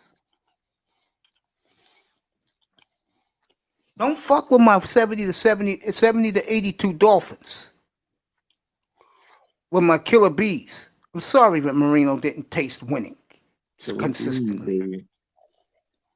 Right, Dwayne? There's not any good nicknames for defenses nowadays, you know. No, because they're not as good as a collective group like the ones in the 70s and 80s. You're absolutely correct. Well, plus the fact you have every player's out for his own brand. Facts. So that they're not, and you got to admit, it's important because your career is only 3 to 5 years long on the average, and sometimes it's 2. Yeah. So you got to get what you can while you can. So I'm not mad at those are the football players are the only ones that I don't begrudge not one thing when they hold out, because their careers are so short. I'm gonna get Vic Costa up here, boy. I'm gonna get him up here. You know, and I'll get Vic. Me and Vic are cool. So Dwayne, and just start some shit up. But are you mad that a team could take a nickname from the Dolphins, like the Killer Bees, because Pittsburgh ended up taking that nickname, right? So, yeah, it don't bother me. That don't bother me because they didn't win shit. I don't get They it. didn't win shit. Bill Cowher was choking back in those days, and he got lucky that the league gave him one. Yeah. Seattle was robbed in that Super Bowl. There you go. There you go. My cousin played for Seattle as well. I know they were robbed. There was too many holding penalties. You know, they should have had that championship. Looks angry, bro. Let me get Charles up here. My man looks mad. What's up, Charles? Look like you angry, bro. Charles, I popped you up. What's up, bro? I see you, but your picture don't come up on the screen. Yo, Charles, we see you, bro. I popped you up. What's up, champion? Get your audio fixed and just start talking. Yo, say what you just said again, Dwayne. You just said something. I'm trying to think what I said. You was talking about. Oh, okay, I remember what it was. Oh, yeah. I mean, Seattle got robbed in that Super Bowl. There was holding penalties that were invisible that were called against the Seahawks. That was a very good team. I mean, Sean Alexander, you know, my cousin played on that team. Like I said, Bobby Ingram, you know, they had a pretty good offense. Yeah. And I think they won 13 or 14 games that year. Yeah, Seattle, yeah. Super Bowl? Yeah. On their way. They were robbed by the lost Steelers. Super Bowl. Yeah. You know. Let me answer the 72 logo.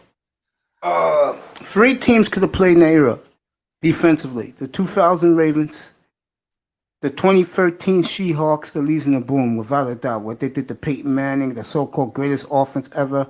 You don't hear the media talk about that, though. And the 2015 Von Miller Broncos. Yeah. I don't think that defense gets the credit that credit needs to be due to them, because that defense was a true Orange Crush of Denver. I mean, I know the Orange Crush was there beforehand, but that defense was truly amazing, and how good they really were. Yeah, that game against New England, oh boy, I was rooting for them like big time to beat Brady, and they did. And Denver is tough to play at, man. You know, that defense. The Dolphins, the Dolphins know about playing in Denver. I'll be here next weekend. I mean, they remember that Sunday night game, 2002, where the Dolphins played the Broncos? It was one of the best games ever, man. I'm trying to recall that one. That was the game Zach Thomas intercepted. What was the Brian Greasy? Oh yeah. That was a physical game. That was one of the best games Jay Fiedler ever played, bro. Yeah. He won You in know Denver that night too. that season I also had the pleasure, the pleasure of watching Jay Fiedler do well for 2.5 to 3/4 and then spit the bit in the Meadowlands in that game with the Jets. Oh So, God, 2000 Arnold Schwarzenegger game. oh gosh. You Mm-hmm. speak about Jay Fiedler, that's what I remember. I remember about Jay. The memory that comes out with me was the playoff game against the Ravens in 2001. Oh, when they got dominated. Tell me about who is Booney Thompson? Booney, what part of Texas you guys in? We are not in Texas. Tackman, get back in here. I'm putting the link. Come say hello to your boy in race. Booney Thompson, I want to meet you. Come up here. Hey, Phyllis. Good I night. gotta get up. I gotta get up in the Good morning. night, bro. Work. Thank you So, for rocking it was with good us. talking with Couple you all, hours. and hopefully Hey, I can got my respect. hopefully I can learn some more stuff. And it was good talking to y'all. So fins up. Sleep well, fins up, my baby. friend. I'll see you tomorrow night, 7 o'clock Eastern. I'll be here. All right, fellas. All right. Good night, my Later, man. guys. He is a great panelist. Big time. Tomorrow night we'll talk stocks and bonds. Booney Thompson, please. I just sent you the link. Come introduce yourselves to the rest of us. Tackman, get up here. I'll join the panel in 10 minutes. I'll be here. I'll stay as long as. What part of the Bronx you in? Right now I'm in Pelham Parkway. Oh, okay. I used to live right off of Burke Avenue. Oh, you up there? Yeah. That place is crazy now. It's insane, man. The Plumber Collards are killing everybody every night up there, bro. Up there in Arlington and Burke. Booney Thompson, get up here, please. Introduce yourself. Don't duck me. Got crazy up there? Damn. Yeah, it has, bro. Damn. Where I live is still a little sane. Still got Albanians in my community. They're policing it. You still got the 12 bus running there, right? That's right. There's a select bus now that takes you from 207 to Co-op City because that's where the big mall is, bro. The giant mall. They got big Macy's in there. Got the biggest Macy's in the world in there, bro. So you can ride the bus from the A train all the way to the mall. To the mall. Fordham Road has gone down. Unfortunately, it's not the same anymore. Oh man, I used to hate going to Fordham Road with my mom because that was Alexander. She spent hours up there in Plymouth. That's a PC Richards now. That's 24-hour fitness. That's a bank called Capital One. Wow. And that's a children's center now. They've been tore down there. Wow. I remember the Valentine and the RKO Fordham. Yep, they've been tore that down. Yeah, I know. They've been tore those down. And hold that for a second. Shit, you guys ain't from Texas? No, we're not from Texas. But come up here anyway. People around the world coming here, nigga. Get up here. The link is in the goddamn chat room, bro. Ain't from Texas. You're from Texas. Get your ass up here. We can talk Houston Oilers. We can talk Houston Texans. We can talk whatever you want to talk about, man. There was a big debate in here tonight between Dak Prescott, who's better, Prescott or or Deshaun Watson. Yeah. Well, if you go strictly stats, it would be Dak because he's piling up the stats. Yeah. But Deshaun Watson, he can do things that very few people can do. He makes those type of plays. I mean, that play that he made in that game against Buffalo this past playoff was insane, very exciting, and there's probably about 7 quarterbacks in the world that could make that play. Booney, first of all, in all seriousness, thank you for coming. Welcome to the family. Number 2, if you want to talk Jets, come up here, bro. I just sent the link. No one's gonna bite your head off. Come up and talk Jets. It's not a big deal to me. You could talk anything in this room, bro. We rock in this room. Who you wouldn't pay, Booney? Who? What 2 guys you talking about? Yeah, man. Come up here and talk about it. You're welcome, bro. I put the link in the room. Come up and talk about it, Booney. If you want to talk about Jets, we could talk about Jets. Just end the season. Yeah, we could talk about it. Jets. Just end the season. He wouldn't play the Jets. That's what it is. Oh, he wouldn't pick the Jets. No, I think he's saying Deshaun Watson or Dak Prescott. He wouldn't pay him. Oh, well, for the Texans, they've already paid Deshaun Watson, so and all then guaranteed too. Think about that shit. All guaranteed. That's crazy. Yep. And then Dak, he keeps piling up these stats. He's going to make himself some money somewhere. Whether it's Dallas or someplace else, he's going to make some money. God damn, I've done 7 hours already, bro. This is incredible. You done put a shift of work in, man. Yeah, man, I don't mind doing this, man. I love it, man. And it's even special to me when Dolphin guys come up here and talk sense. And it was great that Ian was here Saturday night. Really made the room rock. He really did. He had a lot of respect from the guys, too. And him and I-Test went at it for a while. Great stuff. Oh, okay. I had a ball game in here a lot, too. Pops in. Stick around for a few hours. He's on the road. I like that. That's a good one. Which one? Okay. Yeah, I wouldn't pay either. Okay. Yeah. You need to come on in. You need to come on in, kid. Man, I'm relaxing on my young man. I'm relaxing on my bed. I ain't stressed. I've been in this chair for 7 hours straight, bro. 7 hours. I can tell you right time. 7 hours and 8 minutes 37 seconds, kid. I've been here. So, yeah, I wouldn't. Guys need better cush up there in New York City. Well, he's in Ohio and I'm in the Bronx. You guys look stressed? No, get up here. Here's the link. And join the panel. There you go. Tackman will be here in a few minutes. Come on in.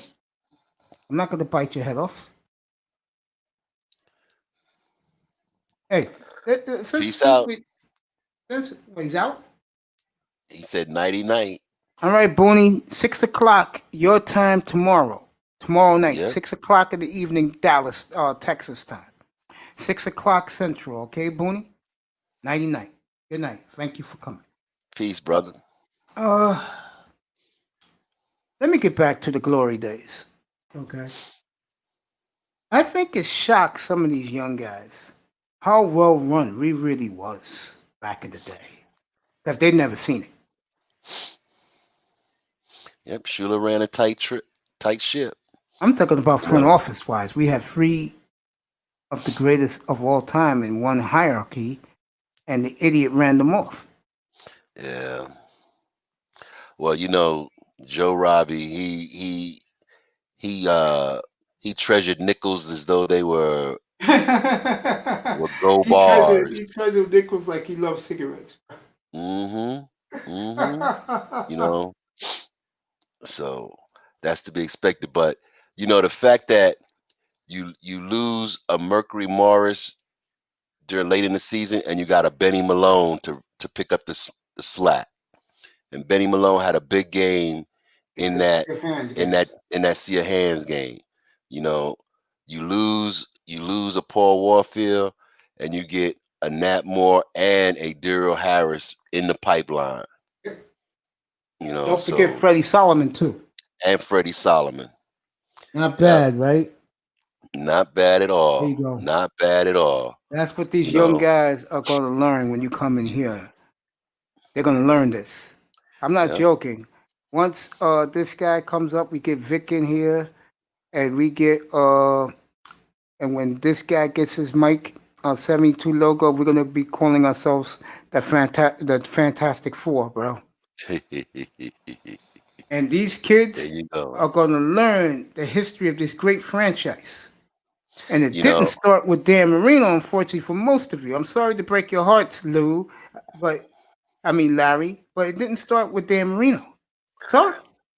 Nope. I'm sorry. You think about it. There are a lot of great Dolphin players. Yes, they are. Both in what they did on the field and what they did off the field.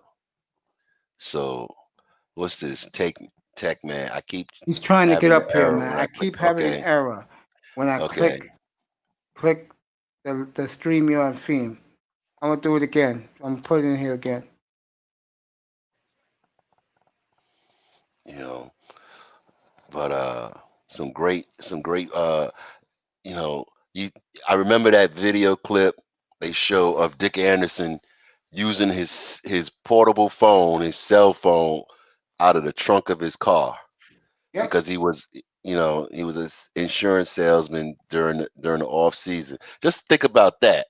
As great as those players were, they had to It's work taking them to full their time. jobs. They had to work full time jobs during the off season. Yep. Just to make ends meet. Yep. Yep. Think about if that was the case now. Holy cow. I'm You gonna wouldn't try even and have reach it. out to Larry Zonka, bro. I'm gonna try and reach out to Zonka. My nephew's trying to get all these guys, bro. That would be a thrill for me to get Zonka up here, bro. Yeah. Yep. Get anybody from that era. Larry You Little. could Yep. you I'm gonna could try get my best, Larry, bro. you know. Uh shoot. I mean, I have a jersey of Larry Little in my closet, so number 66. Yeah, that's why when you said that tonight, it dumbfounded me. But I didn't argue with you because they paved the way for that backfield. Yeah. And the silence we got from Big Time when I said NFL Network named it the undefeated backfield, the greatest backfield ever, Yeah. greatest fullback ever. Great, I mean, you could argue greatest wide receiver ever, greatest coach. What more do you want? See, the problem with these and Dolphin fans, I'll say it again, Dwayne. I want you to comment. They don't embrace their history. When I brought that up tonight, Big Time's got, here we go. He was getting frustrated. I'm sorry you didn't see him win. We did. yeah. Yeah. I know their anxiety level is and Through the roof. their patience level is through the roof, but you know that's not a reason to not consider what has been done previously. Oh my God. I mean, how could you not admire what we did in all facets of the game? I mean, we were naming guys that I didn't even argue. I said, you want to name Reggie Roby one of the greatest ever or the greatest ever? I'm not going to argue with it. Yeah. Because back in the 80s, he was the greatest punter. I mean, him and Ray Guy were two punters that the way they impacted the game, you could legitimately put a claim in for them to be in the Hall of Fame. Yeah. So, you think about that, and they came so close to even though they were perfect season. They came one stupid Gary Premium failed to tackle. Not that he fumbled, that he failed to tackle We would have been from being 17-0. 17-0 with a 17-0 Nothing to get to finish. them. That would have been some shit. He's still having problems. But the Dolphins had some great teams, and they had some very, very good teams that was sabotaged by bad coaching and poor Personnel staff with decisions. respect to getting the talent around key pieces. So you got a Facts. QB like Marino, then you need a running back and you need some quality linebackers. You don't draft a Eric Krumero. You don't do that. And don't forget John Bosa. Yeah. Yep. You We can you go don't do back those. into it, man. Well, Larry, let me tell you this. Call you Larry. So sorry, my brother. Dwayne, All right. I'll tell you this. You get a free pass in here. You're one of the top dogs in here now that you finally showed up, and you know I love you and I appreciate you. If it wasn't this late, I would do the interview. Tomorrow night I'll do it. I'll get you up Okay. here early. We can roll with that. What time is good for you? I'm going to start at 7. What time is good for you, sir? I could do it early in the day, too, if you want. We can do it probably around 12, 1 o'clock. You got it. 1 o'clock. I got you. Okay. My friend, All right. your family, I appreciate you. And come in the chat room so I can give you a wrench tomorrow, right? All right. I appreciate beans. you, man. I'm talking about All right. tomorrow night when I do the show tomorrow night. Come in the chat room at first and I'll pop you up and I'll give you a wrench, okay? Okay. All right. What a treat. Dwayne, the dynasty begins. I have this man here. I always wanted this man here. And I'm not joking. Young guys, watch out. Because when me, him, Vic, and 72 Logo get together, we will be the Fantastic Four. For everybody who dropped in tonight, I was going to be off. But since O'Brien got fired, that is to Miami because Romeo Crennel usually flops every time he gets a head coaching gig. For every Dolphin fan in America, I appreciate you. For every Texan fan, I feel bad for you. For the rest of you, good morning from the Oasis. I love you. Thank you for tuning in. Dwayne, I'll see you in exactly 23 hours and 21 minutes. All right, man. I mean, excuse me, 11 hours and 23 minutes. 1 o'clock tomorrow, me and you. I'm looking forward to it. Me too, my brother. Good night, my All friend. right. Good night. Good night, everybody. Good night, 72. everybody. Attackman can't get in. Attackman, I'll see you in Coolest room. Good night, everybody. Appreciate you. Good night.